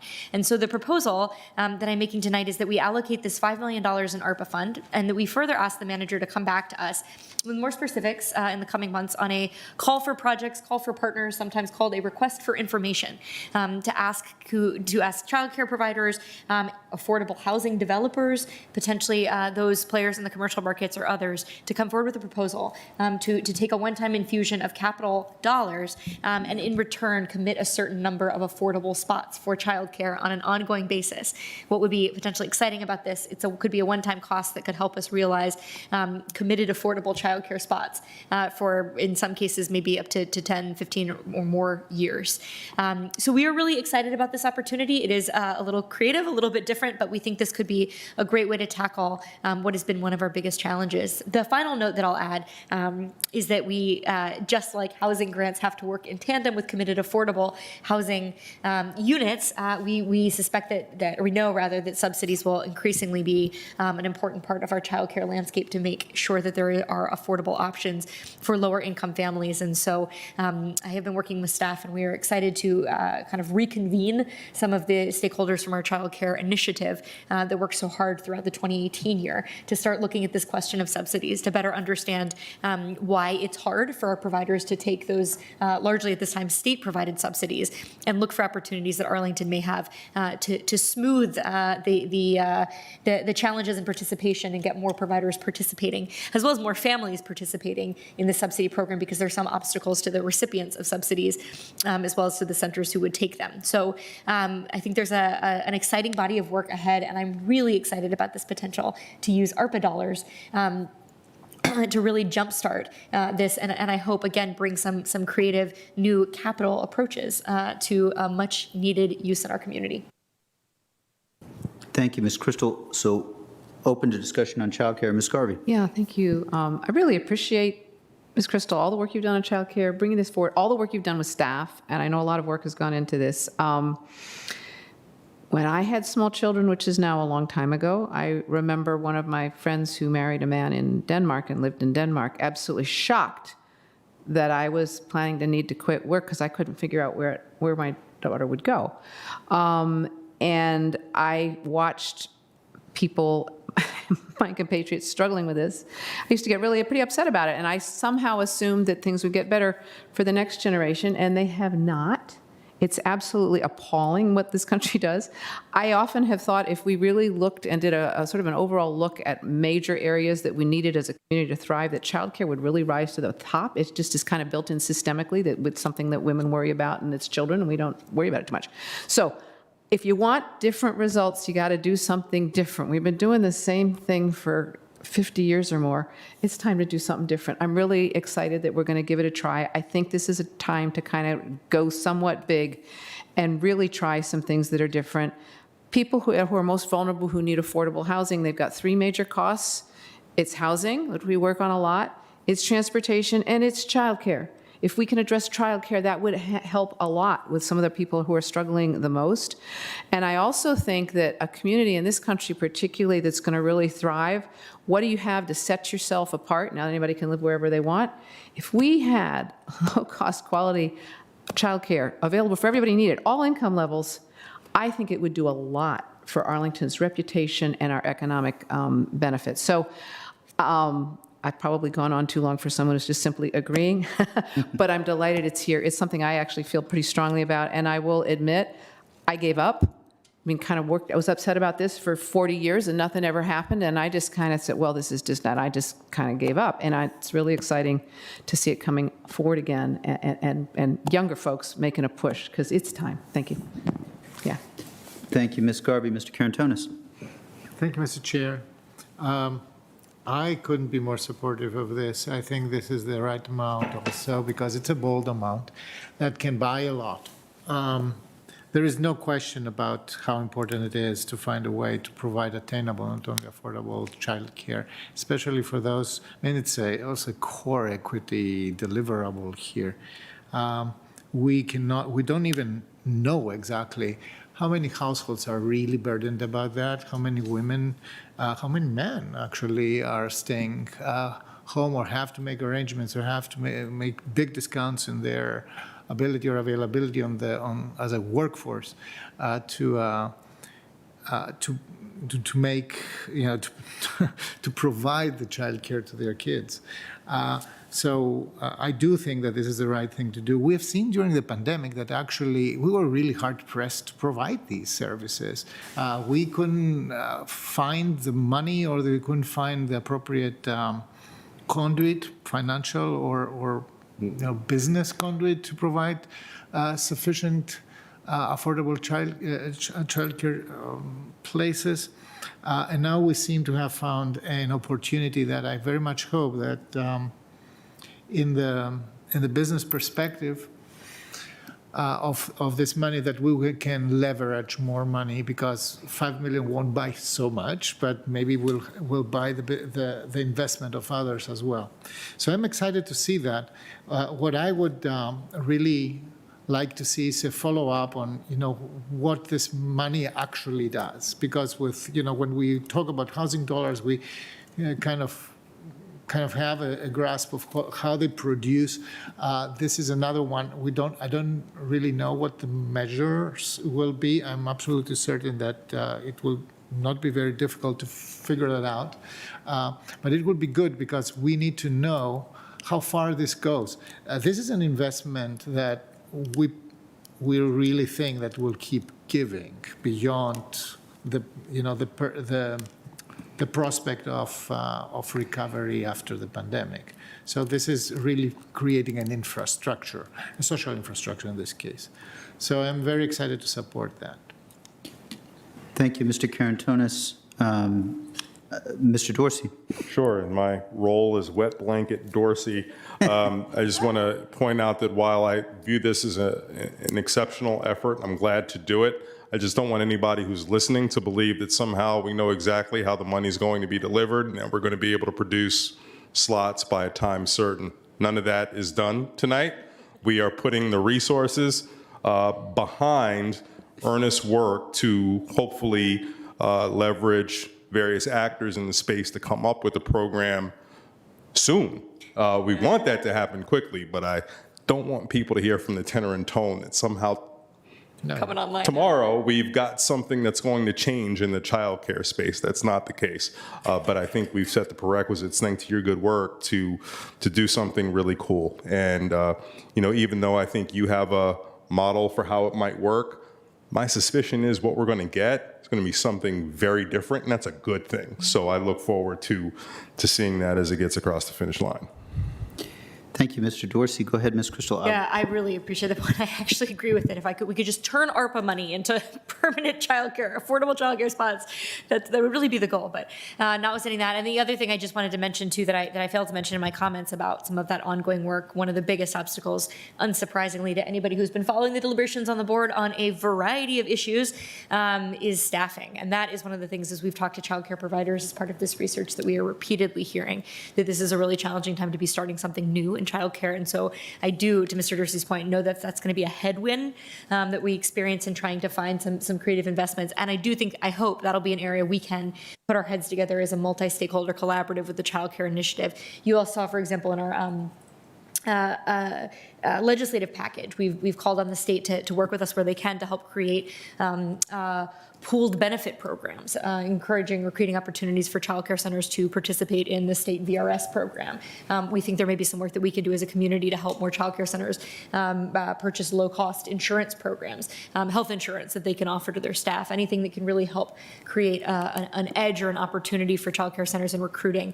It is still a criminally low-paid industry. I'm excited to see more of the federal involvement in that space. And I think there's so many centers that would love to be doing more to attract talented staff and to keep them and to make it really the career that it is. And so I'm hoping that's something in a business that is just so low margin and can sometimes feel like an iron law that you pay your dedicated personnel less or you charge your families more. Hopefully bringing down the capital costs is one way we can help childcare centers out of that iron box, and maybe helping them with some of those recruitment and retention benefits could be another too. So more work ahead in that to address that staffing headwind, which is one of others that we face.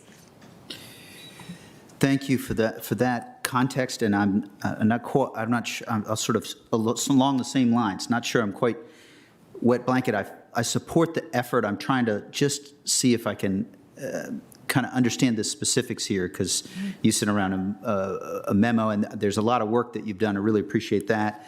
And then just the language of the motion, we may need to make sure we're precise, because you said it, but I think it's good sort of motion etiquette for us to also make sure that we show it so we know what the language is, because it doesn't have to be this moment, but I think that what I would propose that we do is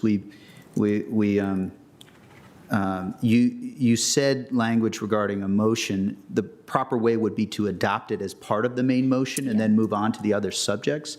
But I don't know if we have precise language, because there's language that we received, and then there's the memo that you provided. And that, I'm sorry, that language, which I should have seen earlier in the day, is not quite correct. So I'm going to send our Madam Clerk the correct language and ask her to get it up on the screen. In the meantime, we may want to move on. It'll take me just a minute. I'm sorry about that. And thank you. Good motion hygiene is important. So I'm going to just request, maybe we have a motion, it's been, an amendment, it's been seconded. Typically, we would then vote on that amendment. I'm going to ask in this case, if you wouldn't mind, Ms. Crystal, just withdrawing the motion for now. We'll come back to it. Sure. And the same with the second. We'll get there. Apologies for that. You can table it. You don't have to withdraw it. Okay, so we'll table that. We'll come back to it. I think we've done that discussion. So I do think I'd like to ask a couple of questions and sort of start on, if it works with colleagues, hotels. Unless, are you folks, Mr. Carantonis, is that a vestigial mic, or is it, okay. So I just want to do want to have a little bit of some discussion about hotels, because we had several speakers on hotels. And I guess the one question I'll have for the manager is concerning, I think that there is some discussion of resources that might be provided to us from the state for tourism. Can you speak a little bit to that support for our tourist industry and our hospitality industry? Yes, thank you, Mr. Chair. The Commonwealth opened up a program that is aimed to support travel and tourism, and they've based the allocations on the 2019 receipts for travel and tourism. So Arlington County is due to receive a $3.25 million grant. Those funds cannot go directly to some of the things that some of the witnesses testified about tonight, but they can go to programs that are meant to increase travel and tourism advertising, travel and tourism programs in general. Emily Cassell is available. She's on the line with us if you wanted to get into any further detail. That money, I think, will be coming to us towards the end of the year, if not December, January timeframe. Thank you, Mr. Schwartz. That's helpful. And certainly, if there are further questions regarding that funding, colleagues, feel free as you have questions or thoughts on the hotels side of things. We heard compellingly about our hotel workers working at a number of different hotels, and from one of our residents who has worked directly at a hotel. I think for me, the economic impact is important. We do have an option for financial support for hotels with fewer than 50 employees with the grants program, Grants 2.0 program. So that is some assistance that we would be providing. I'm mindful of other jurisdictions, and I think for me, providing direct support for eviction prevention and some of the services that can help our many residents in need at this time is sort of the approach that I would most take, and that's where I come at the moment. We also want to be sure that we're being effective with our economic incentive funding. So, Mr. Dorsey. Yeah, thank you, Mr. Chair. This has been a difficult public policy conundrum because, when you look at the amount of stimulus that's been put out on the street for various industries, I think it's fair to say hotels have kind of gotten screwed compared to airlines and restaurants in terms of rounds of stimulus and the approaches and opportunities that have been made available to them. That notwithstanding, we're looking at a circumstance, well, what can we as a small locality do? And I don't really think there's much that we can do to scale to combat hotels having been screwed by those larger programs. So we shouldn't even try. I mean, that's playing in a sandbox that's way too big for our little old selves. And, fundamentally, at the end of the day, what we're trying to do is to make sure any dollar that we invest goes towards retaining employees and helping support employees. And we really can't do that administratively with the hotel sector, as complex as it is. So although I am very interested in figuring out how to bring some sort of equity writ large to the whole notion of stimulus, I think the better way to do it is to take these resources that we weren't expecting from the state, include the hoteliers in the conversation about how we best use those dollars, and make sure that we leverage every visitor and every dollar and spend at our hotels as a way to sort of help bring them back. So it's an unexpected way to help improve this situation, but I'm glad we have it. Thanks, Mr. Dorsey. Appreciate the point regarding the scale of which we would be challenged to assist here. Ms. Crystal.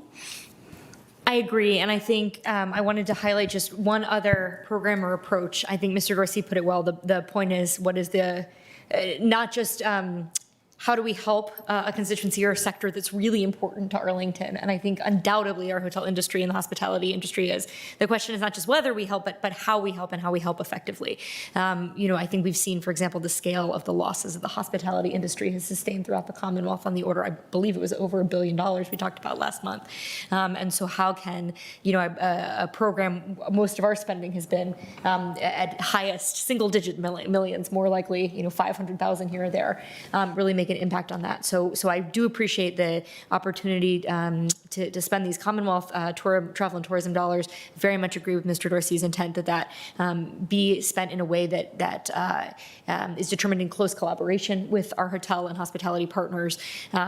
Agree as well with the point that I think you made, Mr. Chair, which is that we hope our small business hotels that really may not have access to bigger programs will come forth and apply for the Grant 2.0 program. And then the third piece that I wanted to make everyone aware of as well is a proposal embedded in the manager's recommendation for the Back to Work program, which is a partnership of Arlington Economic Development and the Arlington Employment Center, which is designed to specifically focus on the type of lower income employees laid off from the hospitality industry and others, including so many of the individuals that were described tonight, right? Longstanding hotel employees who maybe are newer Americans, including those, as Mr. Pedowitz pointed out, who may live outside of Arlington but have been employed in Arlington for a long time. And that is a really deeply thought out program, about $500,000 to be spent across 2 years by that partnership of AED and AEC to do things like offer training scholarships for new upskilling opportunities, provide support and counseling, as well as just supportive services, wraparound services if you need support for childcare, transportation, or others to get back to work. So we care a lot, not only about this sector, but about the people who help it thrive. And if they have experienced layoffs and other issues from the industry, this is a program that is absolutely targeted to them and towards others in our community. Thank you, Ms. Crystal. Ms. Garvey. Yeah, thank you. And I agree with what my colleagues have said and don't need to really repeat it. The phrase that comes to mind that doesn't quite fit is that you give somebody a fish they eat for a day, you teach them to fish they can eat for their lives. And to some extent, as Mr. Dorsey pointed out, we really haven't got enough fish to keep going on. And I do think that the grant, the Back to Work program, and these other efforts hopefully will really help build some resilience in the industry and among the employees and help for a long time. The hotel industry is probably facing some major kind of changes, and that is indicated by the stories we heard, particularly about people that aren't coming back because they've got better paying jobs somewhere else. So just as childcare and another number of industries are finding that the lower paid employees are finding better work somewhere else for better money, there are going to have to be some changes made, which will be a difficult transition, but hopefully these programs we've got will help, particularly attracting more people to this area if we can get a resurgence of business travel. Thank you. Thank you, Ms. Garvey. Mr. Karantonis. Thank you, Mr. Chair. I'm very sensitive on the narrative about how slow the industry is recovering. It doesn't surprise us because the hotel and travel sectors have warned us about that already at the beginning of the pandemic. So they projected accurately, as it turns out, that they would need at least 2+ years to recover. So this is an industry, a sector in adjustment. I do believe that we have to be very careful in how we intervene in that, or what we support and how we support that. To preface that, I've always been more attached to anything that, to dollars that help sustain specifically jobs. That's for me a non-negotiable part of that. But I don't see that we have the capacity to do that in a meaningful way right now. And by the way, the employment situation in the metropolitan region is right now improving, including for those employees who are in the hospitality sector. What I want to see is, what I'm interested to see is that beyond the ARPA discussion, I'm in agreement that this is not the right place to seek support for our hotel business, is to continue the discussion to find other ways to do that. I still believe that there can be a significant dividend from the tourism dollars from the state. This is not small change, $3.5 million. This is a lot of money, which I believe can be leveraged very successfully, and can, together with us managing the pandemic here in the metropolitan region as good as we humanly can, we create the base for the recovery of the travel and hospitality industry, and this is for me right now the main point of collaboration. So I remain open to discussion of how we can support our industry, but I don't believe that we can find the dollars in the ARPA. Thank you, Mr. Karantonis.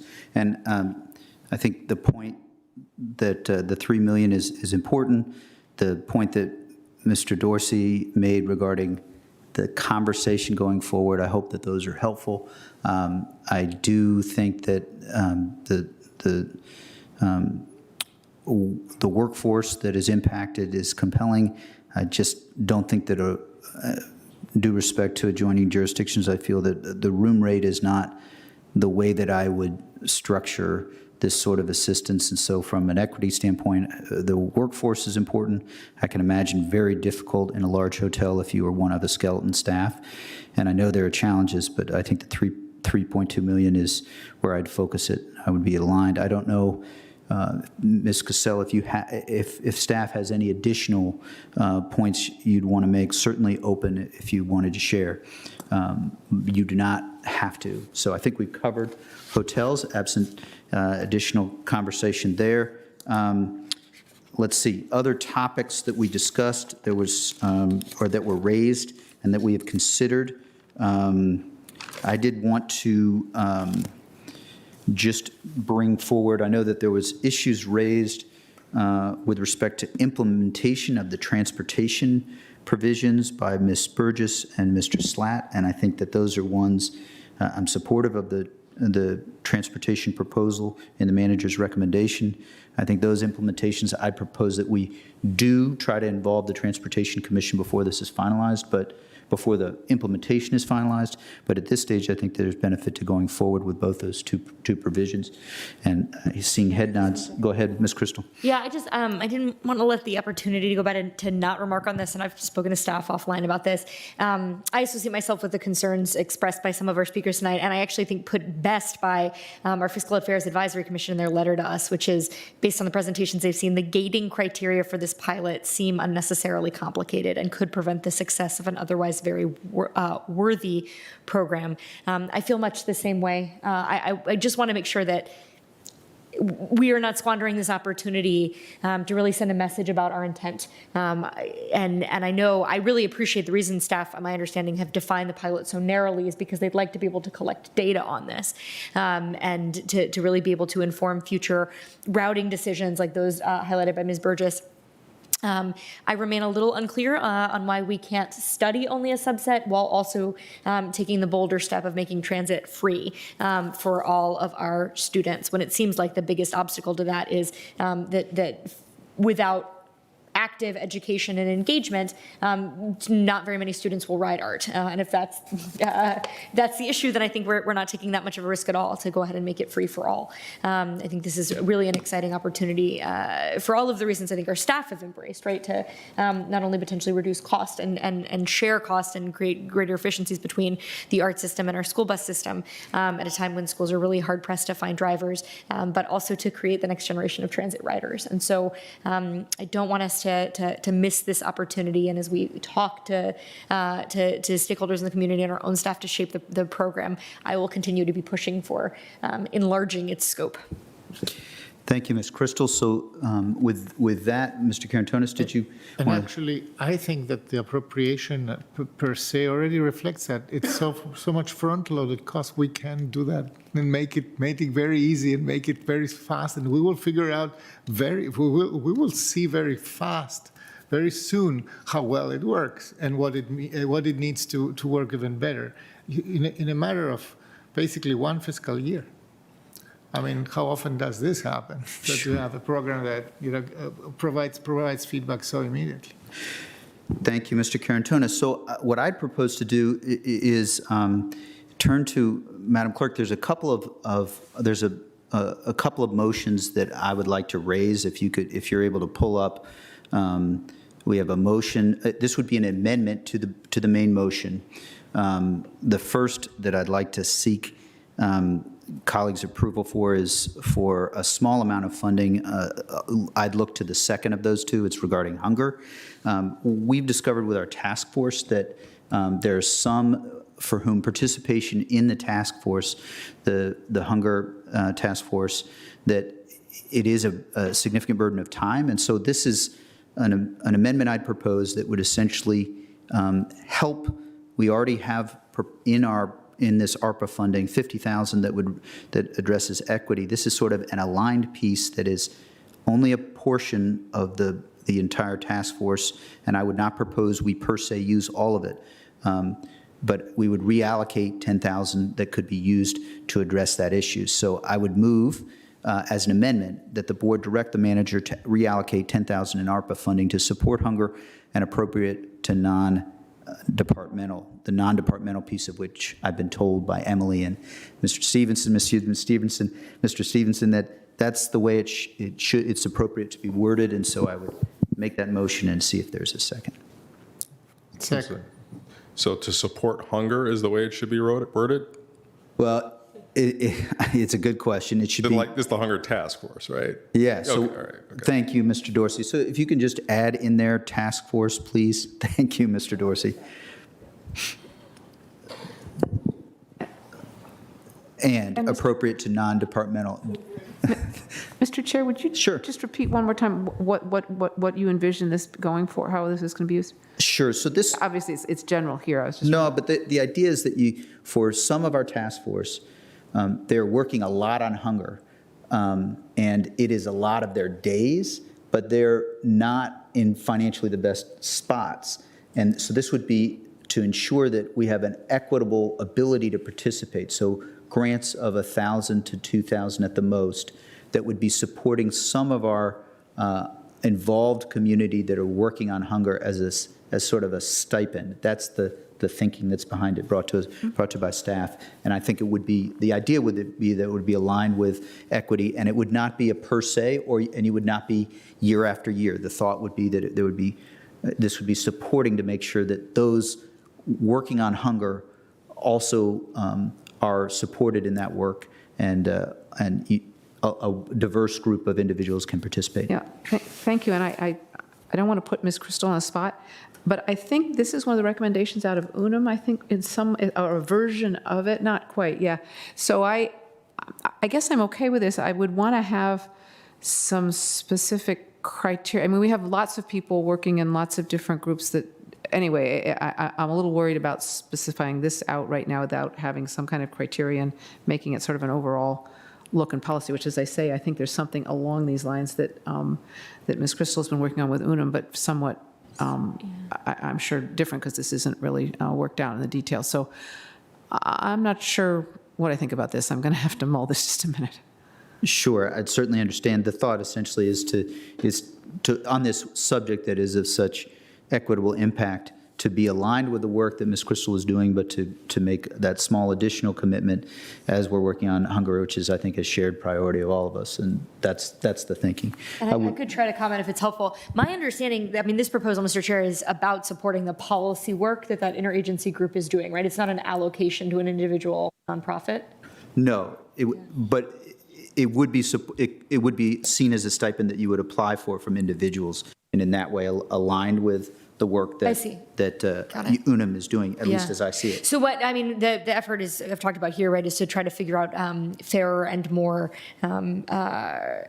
equity-driven ways of allocating dollars to nonprofits. We have exercised as a county government, including this board, a lot of discretion in ways that are not always transparent and fair. So I would have, and the chair and I have talked about this offline, I have a lot of concern about the idea of doing anything that just kind of perpetuates a one-off grant to a nonprofit that happened to come to the county board. My understanding is that this is a little bit more of a policy level work. It would be allocated in a at least within this context, sort of open and transparent way. So I wouldn't necessarily see it as in conflict with those broader goals, if that's helpful. A little bit, yes. So there would be an application, there'd be a sort of yes. application for, that was, I was worried about sort of some kind of structure that there would be there. No, a rubric, an application. Staff mentioned this as a thought. I talked about it with staff, and then that's what led to the genesis, but there would need to be a rubric and an application process. Okay, that's more helpful. I wonder if staff would like to comment on this at all. I don't know whether that's Mr. Schwartz, Mr. Stevenson. I'm putting you on the spot. Sorry, I'm putting everybody on the spot tonight. I don't have anything specific to add on this at the moment. Okay, thank you. Thank you. So certainly open to additional questions, concerns. I think you've raised several of them. I think that we could, if the preference of the majority is to, I think the appropriate next step would be to call for a vote on this unless there are additional thoughts. Open to the will of colleagues, but yes, go ahead, Mr. Dorsey. I just want to speak to the first part. Sure. The leaf blowers. Leaf blowers. Oh, the leaf blowers. Yes. We're going. I thought we had already gone there. It was first on the page. Okay, no, first. So okay. Yeah, no, because I know we're also going to have discussion of the leaf blowers. Okay. Absolutely. So the question is on the hunger portion as amended and as up on the stage. All those in favor say aye. Aye. All those opposed? I think I just abstained. We have that amendment passes by a vote of 4-0 to 1 abstention. And so that becomes part of the main motion. So now, if we can scroll up to the leaf blowers portion of things, and we don't have an amendment yet, but I would go to Mr. Dorsey first for questions and discussion. I think that's parliamentarily okay. I think you've got to move it. Got it. Flexibility, I will go ahead and just describe and make the motion, then I'll speak briefly to it. So we've had a number of people write in, and this is a concern that has come to the fore in the pandemic, which is gas-powered leaf blowers and gas-powered equipment. So I would move that the motion on the table, which is or on the highlighted above, the full language would be to move that the county move to all electric county-owned and used equipment for handheld landscaping equipment by 2025. And we're going to need to do some wordsmithing here. And that the board direct the manager to reallocate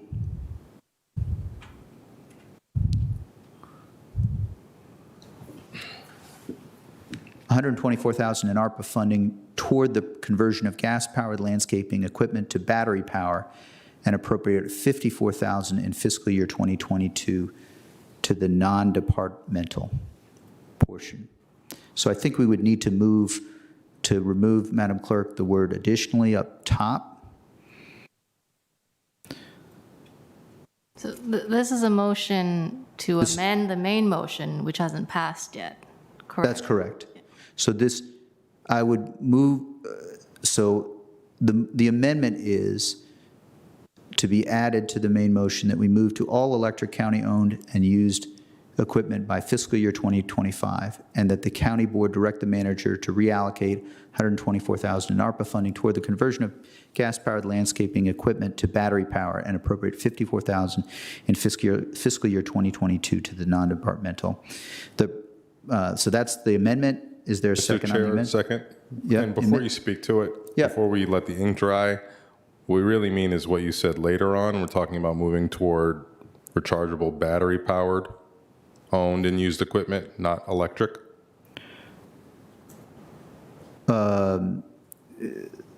Certainly. We could change to that language. So that would mean cutting out all electric and rechargeable, just including the phrase rechargeable battery powered. Just want to be clear, because there are two different things, and I want people to just understand what you mean. And I think what you mean are the stuff that has battery packs, not that's plugged into an outlet. A version of which is what I actually used to mow my lawn this past weekend. So, but it's different, and this is really focused on leaf blowers quite often. So I appreciate that.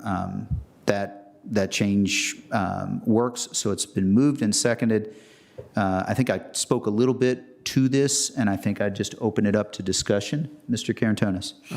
First of all, I think that it would be always suffice in these cases to say electric equipment. It is understood that it is impossible to run around in a park with a cord attached. It's not. They make those things. That's the point. You can have an electric leaf blower. You can have a battery-powered leaf blower. They're not the same. Yeah. Okay. The point, sorry to be pedantic and insert myself, isn't the point just that they're non-gas powered? I mean, we just want landscaping equipment that doesn't burn fossil fuels. Whatever model that may be. Yeah, you can go that way as well. Non-fossil fuel burning. I know the ones they've itemized are all rechargeable batteries. Well, but I believe that beyond wordsmithing, we understand it's about electric. And this is an interesting amendment because it gives two instructions. One is to appropriate $124,000, and the other is actually to move to an all-electric equipment. That means mowers, blowers, etc. Do I understand that correctly? That's the intention. Yes. And with the infrastructure that has to come with that. So where the batteries are charged and so I'm of course in support of this. No question about that. This is a significant improvement and also a significant challenge because it will challenge our Parks and Rec department to build this alternative infrastructure to be able to do that, to do the job with electric tools. So I think in general, we have received also other types of recommendations to green up the ARPA allocations here. I do believe that there is still work to be done. This is a practical first step, and there are still things that we can talk about these later to add sustainability projects to our ARPA discussion and decision making. But for that, I'm supportive at this point. I think this is a good start, and it will give also a very good signal also in the region. I believe that Fairfax County is moving also in the same place, in the same direction. I also think that it's a good start to try to think also about our procurement specs and begin to incentivize those contractors, because I believe that most of the work in our parks are done by contractors right now. It will create a market for them to find it interesting, and we can show them there how, in a business case, how this equipment is used and how well, in my opinion, I expect this to be well suitable for the job. And so to have the industry of the so-called mow and blow companies move slowly into more sustainable territory and operate with electric equipment. Thank you, Mr. Karantonis. Ms. Carvey. Yeah, so I think I have an urge to wordsmith the first sentence. although I would look for some help, because I think you don't want to say I move to rechargeable battery powered. I think you want to say, I guess you move that the county convert from the gas powered landscaping equipment to battery power. Yeah, I think that's Powered, county-owned, and then you pick it up there. I do see, Madam Clerk, you go, then you pick it up where it is battery-powered, county-owned and used equipment, so you can, so I move that the county convert from gas-powered landscaping equipment to battery, or to, I think just to, doesn't know, because it might be electric, it's, I'd just say to non-gas powered county-owned and used equipment by Fiscal. Does that work, colleagues, a little bit? It didn't work at all for me before. Are we close? You could say non-fossil fuel powered if you want, although we could argue, yeah. I guess that works for me, certainly. Just non-gas powered, because that's what we say. Let's just keep it the same. That's fine. Thank you. I think you want to put that little dash between gas and powered, perhaps. And I'm fine with this, and I'll play the wet blanket here, because this doesn't mean that suddenly there won't be noisy gas-powered blowers, because there are lots of private companies that will still use them and private individuals, but it's a start, and I'm happy to support it, I think, as written. Does our attorney see a problem with the way we've kind of gone back and forth and wordsmithed this a lot? Is it okay? No, it's fine. You just need to remove the first sentence. Remove the first sentence? I move that the county convert from, it says the gas powered. Yes, take out the. Thank you. Yeah, this works now. Thank you so much. I'm happy to support this. Thank you. The wordsmithing on the dais and the little bit, we worked through the wet blanket. This is actually something I'm very enthusiastic about, and I think it's important that Ms. Garvey's context is there, in the sense that there will be legislative action attempting to work on this. I would not put the chances of that work to impact private owners of landscaping equipment. That legislation, I think the chances of that passing in the next session are limited, maybe very low. But this is an attempt for us to invest here, and I'm really supportive. I'm grateful for staff being willing to work with us on this, and this is a step forward. It will help with climate response. It also has been raised by, I believe, over 100 emails that we've received. Certainly a strong coalition. Mr. Dorsey. Thank you, Mr. Chair. I'm pleased to support this. Thank you for working it through. I was less than enthusiastic about seeking the authority legislatively to be called on to do something when a neighbor was ticked off by their neighbor's loud lawn landscaping equipment. Not enthusiastic about that at all, but I think this is an important step forward, because we actually get to use our own purchasing power and experience to actually share with our public the performance of these electric landscaping tools. You know, there's common perceptions, misperceptions, depending on your point of view, that they're not going to last as long, that they're not going to be as robust enough to take care of most needs. But I think we've all come to learn that there's been significant advancements in all of these products over the years. They are made for commercial use on the electric side, so they are more than likely able to handle anything that an Arlington resident would ever have to deal with. So I think we can actually use this fairly modest allocation to share a lot of learning with our community about the utility of these. And you know, the other thing, which I think we probably haven't talked about a lot, but bears mentioning, from the perspective of the operator, these are so much quieter. I got to participate in a demonstration last week with a new model of a gas-powered and a battery-powered blower, and the noise difference was just remarkable, just in the way the technologies operate. So think about the operators and the hopeful salubrious benefits they will enjoy by not having their eardrums ruptured. It was a pretty cool thing. Thank you, Mr. Dorsey. And the privilege not to having to inhale the exhaust. Sure. You know that too. Thank you. So the question is on the amendment. All those in favor of the amendment say aye. Aye. Any opposed? The amendment is adopted and it is added to the main motion. I believe we, let's return to the child care amendment. Ms. Crystal, do you want to speak and speak to your This is a amendment? more clearly phrased version of what I moved. Sure. And I still move it, and I think I still have the second. It had been tabled, but I think we're now ready for a vote to incorporate. Well, I guess this would be this amendment is made by Ms. Crystal, seconded by Ms. Garvey, and we discussed it. It is a big step, and thank you, Ms. Crystal, for working on this. And so the question is on this amendment as displayed on the screen. All those in favor say aye. Aye.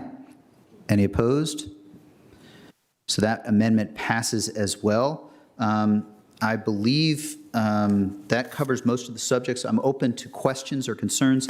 I do think it appropriate that we speak, discuss the one item that at least comment before we get to maybe closing comments on this ARPA funding that I just wanted to mention is to touch base a little bit and acknowledge and try to respond to the comments Mr. Figueredo made regarding the importance of equity and allocation. There are a number of nonprofits. We have not been able to fund everything that we would like at this stage. There are additional funds. We have all told approximately allocated of the $7.5 million that was left. We have approximately allocated somewhere in the $5 million range. I know that there's also some CDBG funding we're in the early stages of discussing that is related to some of the areas that Mr. Figueredo mentioned. And so that's early stages. I don't know, Mr. Manager, if you wanted to speak broadly to that. Yes, Mr. Chair, there's about $1.2 million of CDBG funds that we've been informed we will be receiving, and that's going to go through a comment period, and I don't know exactly when it will come to the board for final allocation. The money needs to be out the door by May, and I think it's going to go through a comment period and then probably go to CIDSAC, which is the advisory committee that looks at that. So those funds are fairly flexible. There's been no final decision made as to that allocation. Thank you, Mr. Manager. So for that allocation, I'm definitely going to, I think that there are concerns. We want a rubric and a fair and competitive process, and that is the bulk of funding that is available. I don't want to overpromise that I know the outcome of CIDSAC's process there, but I think it's important that we provide access and a full and fair opportunity. I also know that, Ms. Crystal, you've been working in this area with respect to nonprofits as a whole, and go ahead. No, you actually said it well, and I know at the board's feedback and request, actually, the manager and his team were willing to approach this a little bit differently generally.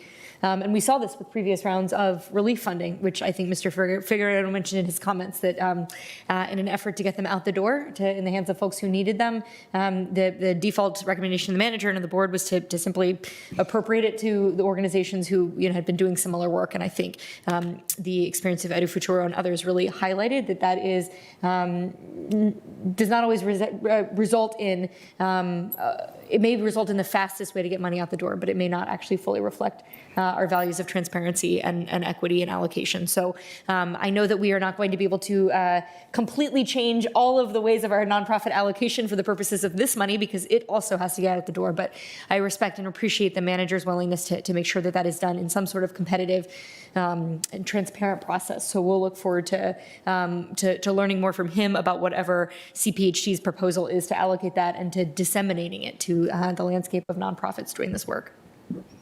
Well said, and I think essentially that is a larger pot of money.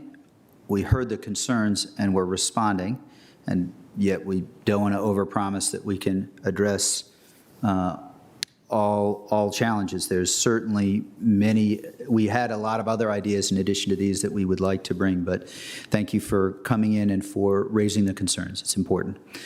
So with that, Ms. Garvey. Yeah, we ready for concluding remarks? Sure, go to it. Thank you. Yeah, no, I just sort of wanted to say thank you. And I think, remember, we still have a budget coming up, so it's not like this is the whole thing. But I particularly want to thank our staff for doing some out-of-the-box thinking and kind of a few kind of bold moves that, you know, this is a very unusual time with this ARPA money coming in. The federal government does not usually provide money like this to localities. So I just want a couple of my favorites, the guaranteed income pilot. I'm just delighted that we're doing that and giving that a try. I'm glad there's more money in there for eviction prevention. We keep doing that, and we've discussed the student Fairless initiative and, you know, how big it should be. I'm just glad we're getting started on it. And we haven't talked about it a lot, but I'm going to be very interested in following the therapeutic recreation mobile that's going to kind of go into neighborhoods. I think that is a really great thing, and glad we're doing a little bit more with mental health when we've got a chance. So I'll stop going there, but there's a lot in here to like. So really appreciate the work, a lot of hard work and good thinking going to make sure that this money is used well. Thank you. Thank you, Ms. Garvey, and for moving us along. As folks collect concluding thoughts, I will just share that I'm also very pleased about the guaranteed income pilot. We will see. I was thinking, Ms. Crystal, I mentioned long ago there's a program in San Francisco that was cash, not care, in the sense that the then mayor of San Francisco focused on providing resources as a financial floor instead of, at that time when I was living there, Gavin Newsom had done a ton of, there was concern that there was so much services that giving individuals the ability to work forward is worth trying to see if that can work. There are other significant investments that are made here. I would recommend folks to attachment 2, but I'm thrilled about the relaunch, the transportation pieces of it. There's equity focused funding, so this is a significant piece of the ARPA funding, but we have left, like I said, about $2 million, and I am very hopeful that of that $2 million, I had not done, we had not been able to do all of the work that I wanted to pinpoint, but energy efficiency, renewable energy is an area where I will be working with staff to see if there are investments we can make. We hope that this week there will be progress on the federal funding for electric vehicles and climate response. And so I'm happy to support this with the various amendments, and I appreciate staff's work on it. I know you have DMF, you've been working long, and we have also had a lengthy discussion. So with that, I'm ready to proceed. Colleagues, do you have, yes, Mr. Dorsey. Thank you, Mr. Chair.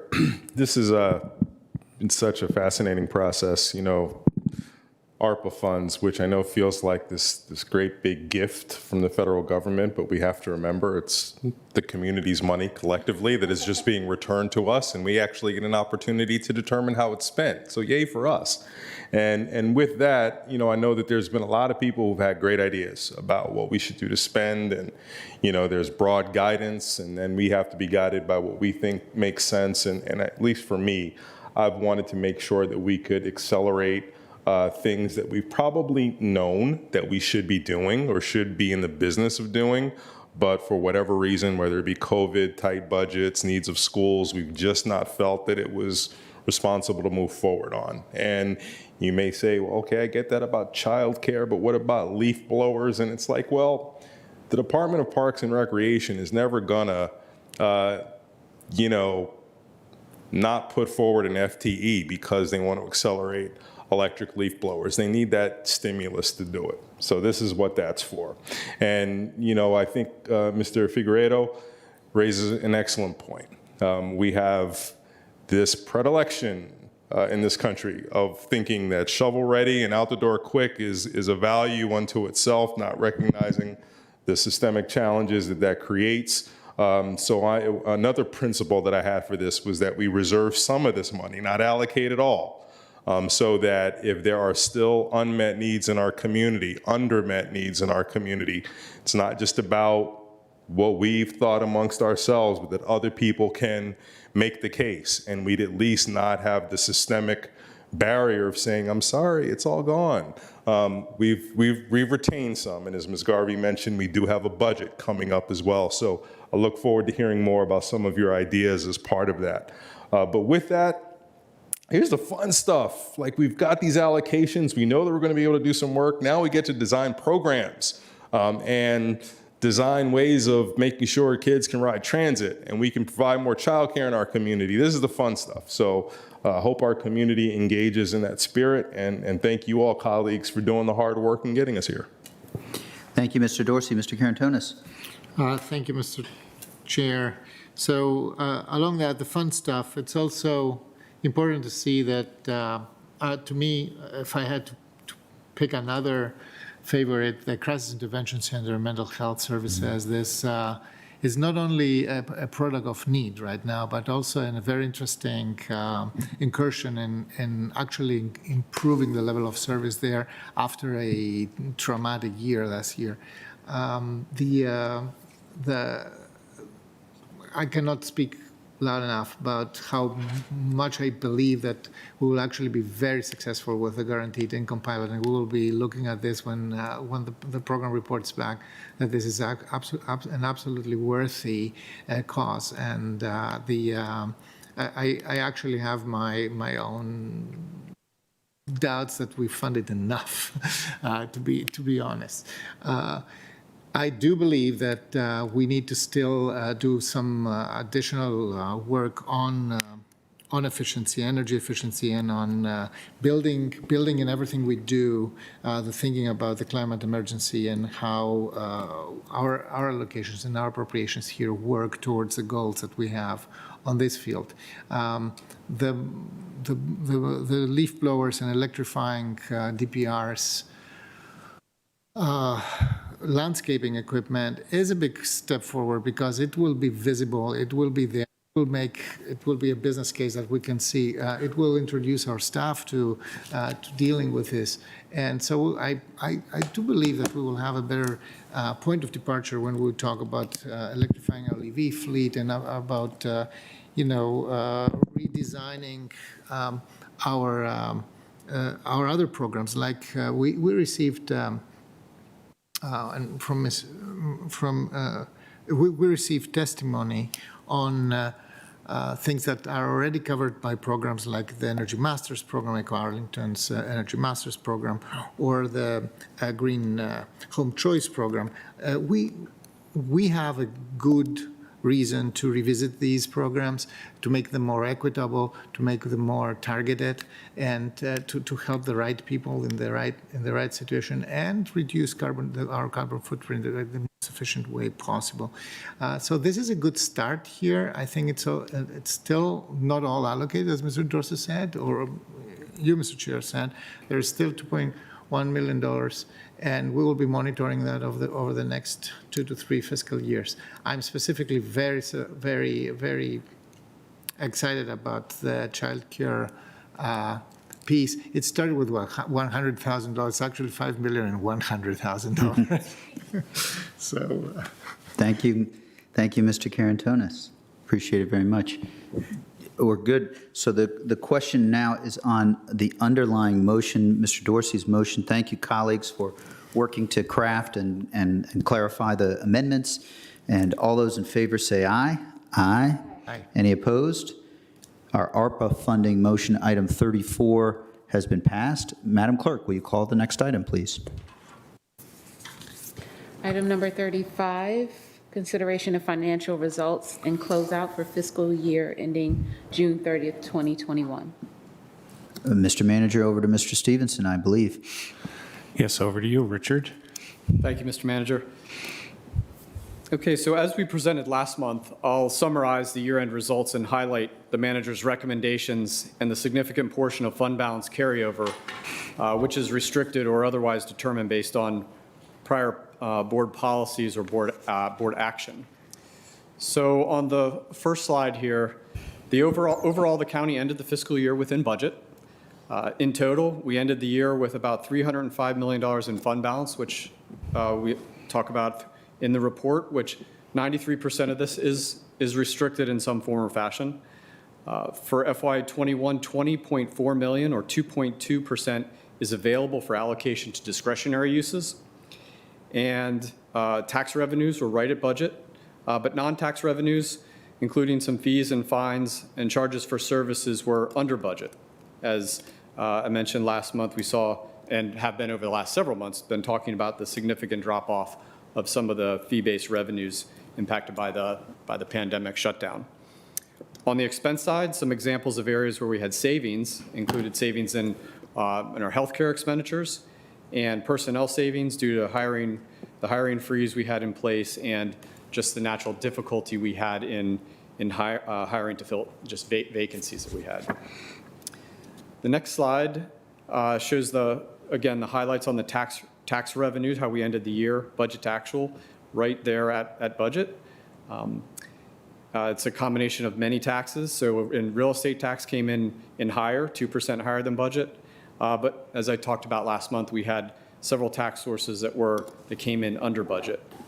And then on the non-tax side, the challenges we still have, interest income was down, our bus fare revenues were down, parking meters and fines and ticket revenue.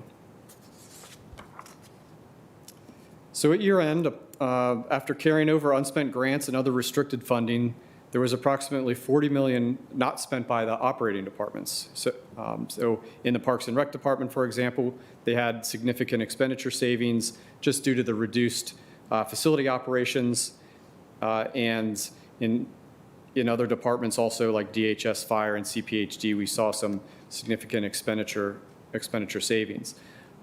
For FY21, we received reimbursement revenue from FEMA and CARES that really helped support our operations in the pandemic response.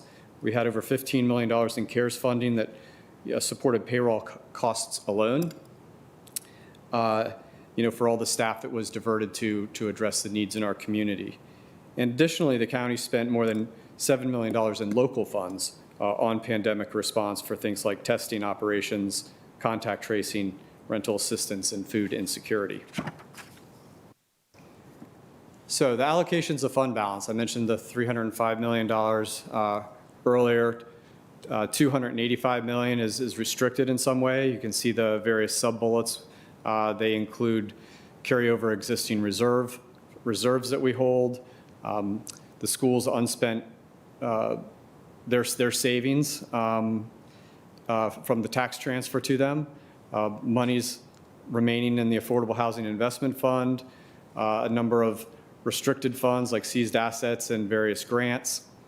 And then there were a number of actions that the board took last spring when we came forward and highlighted that there would be some savings available that you actually included in the operating budget for this fiscal year.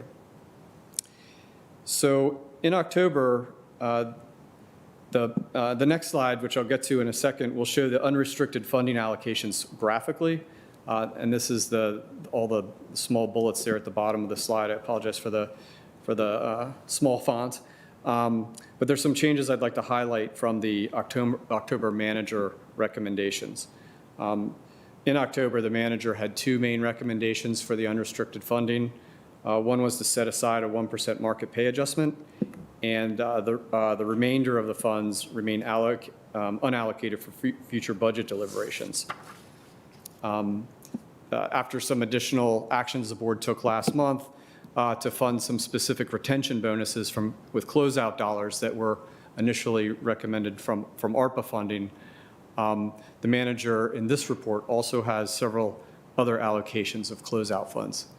$200,000 for the continuation of Restorative Arlington, to be followed by a NOFA to transition from a government-based program to one that's community-based.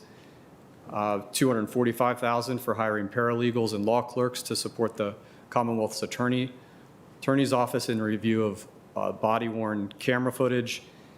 $82,000 for establishing a dedicated resource in the Sheriff's Department for oversight of jail, medical, and food contract compliance.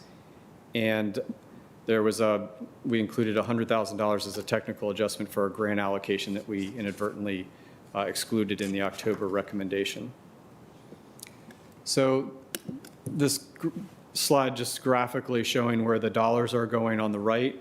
In total, we have $20.4 million available, down slightly from last year. As I mentioned on the previous slide, there are some adjustments from the October recommendation. You can see in the upper left quadrant of the slide the manager's original recommendations in October, and then down below in the lower left-hand quadrant, the additional changes recommended by the manager.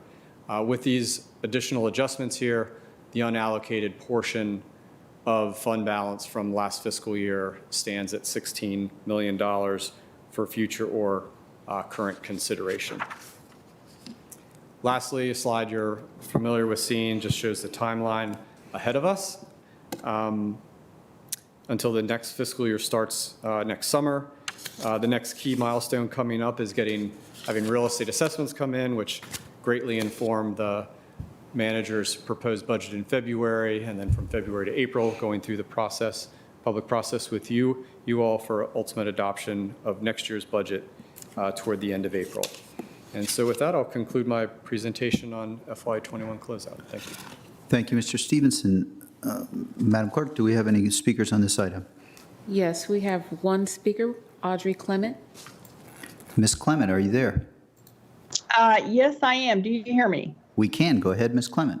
Okay. Welcome, members of the board and the county manager. I'm Audrey Clement from Westover. I'm happy that the county manager proposes to allocate $16 million, or the majority share of FY21 closeout funds of $20.4 million to next year's budget, but am concerned that about $2.5 million will go to non-emergency needs. This is inconsistent with the wisdom of former board member John Bystat, who in 2016 advised that except for clearly identified emergency needs, allocation of the prior year's budget surplus should be deferred till consideration of the following year's budget. The current closeout allocation deviates from the county manager's original closeout proposal, as well as that of the Fiscal Affairs Advisory Commission, which recommended, quote, use $1.5 million of the unallocated $20.5 million for a 1% pay increase to staff starting in January, allocate the remaining $18.7 million to the 2023 budget for critical needs such as housing, restorative justice, etc. The Fiscal Affairs Advisory Commission underscored the importance of not jump-starting the FY 2023 budget process in FY 2022 in its November 15th, 2021 letter to the board, stating that it, quote, agrees with the county manager's original, that's added, recommendations to the county board to carry the $18.7 million forward to the FY 23 conversation, giving the county board additional time to incorporate the most recent data and community feedback, end of quote. This is not the advice county board has chosen to take. Not surprising that it ignores the collective wisdom of one of its key commissions, nor is it surprising that the county manager's original proposal was undercut by the board. What is surprising is that the county manager and the Fiscal Affairs Advisory Commission see eye to eye on this important issue, despite the board's insistence on funding pet projects outside the normal budget process. Thank you. Thank you, Ms. Clement. With that, the conversation is with the board. I appreciate Mr. Stevenson's presentation. We have a couple of steps that we've taken. I don't see that there are too many issues there, so on this one I would like to see if we can get a motion on the table and then have some discussion.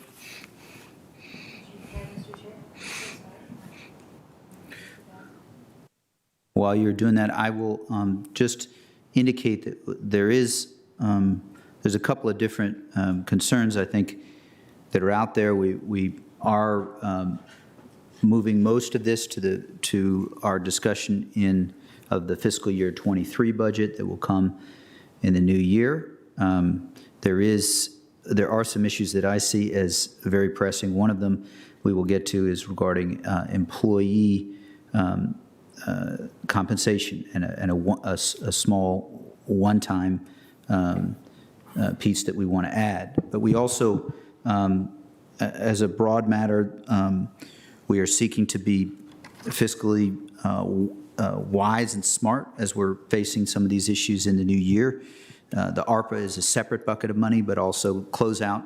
We know we have interest and always have had interest in addressing AHIF funding, but that is not appropriate at this moment, at least in my judgment. And so we will be holding that decision into the new year while AHIF is a priority, and at least I am likely to support one-time funding that will help get us to the level of last year. But that's not something we're taking a step on this year to address part of Ms. Clement's concerns. But Ms. Crystal, if you're ready with a motion, we'll go I'm there. ready. Thank you, Mr. Chair. Thanks all for your patience. I move that we adopt the fiscal year 2021 government appropriation resolution that's shown on attachment 1A, that we further amend the fiscal year 22 county budget by approving the appropriations in attachment 2, and finally that we allocate the remaining balances from fiscal year 2021 to the legally restricted and priority areas identified by the county board as shown in attachment 1B.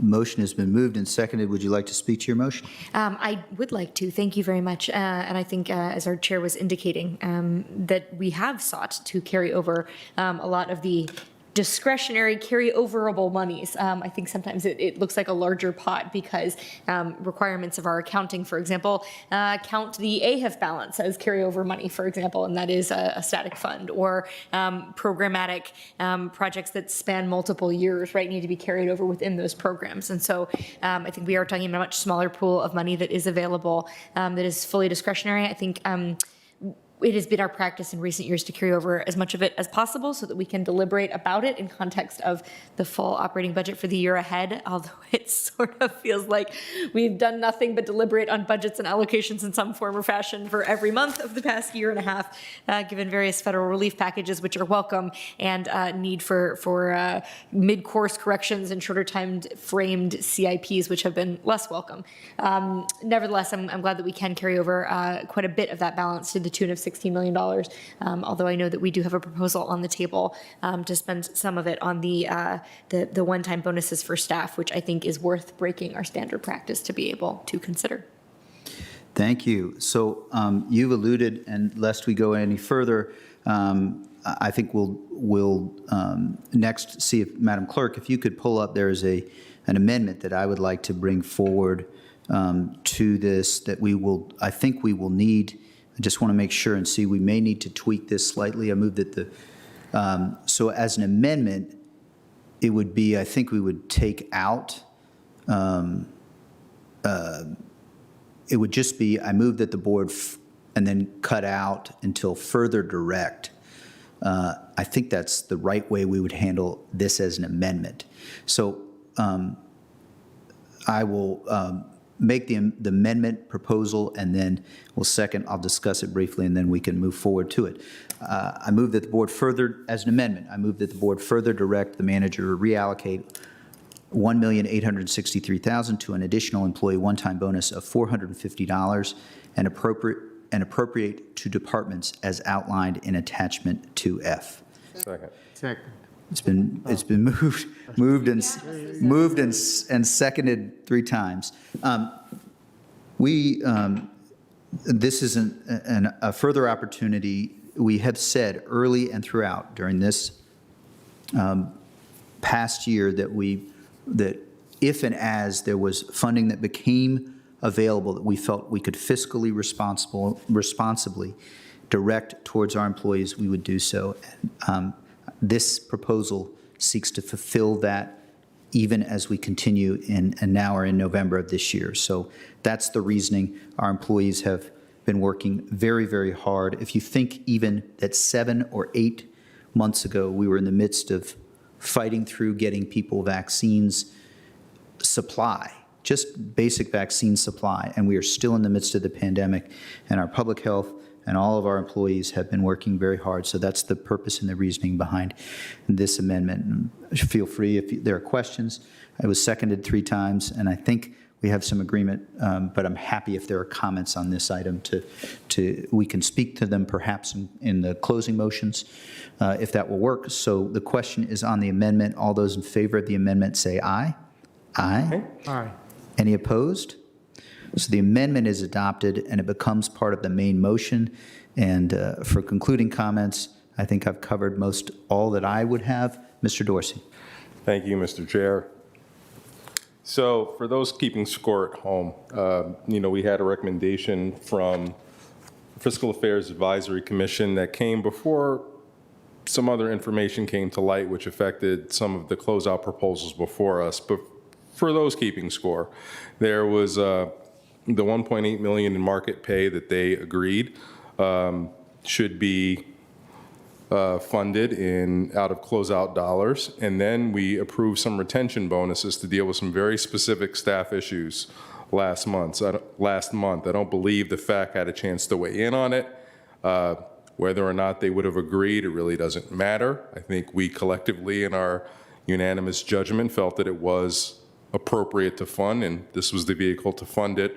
Otherwise, the 0.6 million. All of those initiatives are ones that are either ongoing initiatives that we are required to fund. We can't just stop and restart and be fiscally responsible. So in many ways, this is the exact reason you have the allocation of closeout funds, is when it would be fiscally irresponsible to stop an initiative and then restart it again if it's ongoing, but you have some ongoing needs. So I feel very good about where we are with this. And then with this most recent addition to add $450 in net pay approximately per employee in light of overwhelming inflationary pressures that everyone is experiencing as they go about their daily lives, to me is the very right thing to do. And even though it erodes the amount that's unallocated for FY23 consideration, none of it to me is associated with a pet project or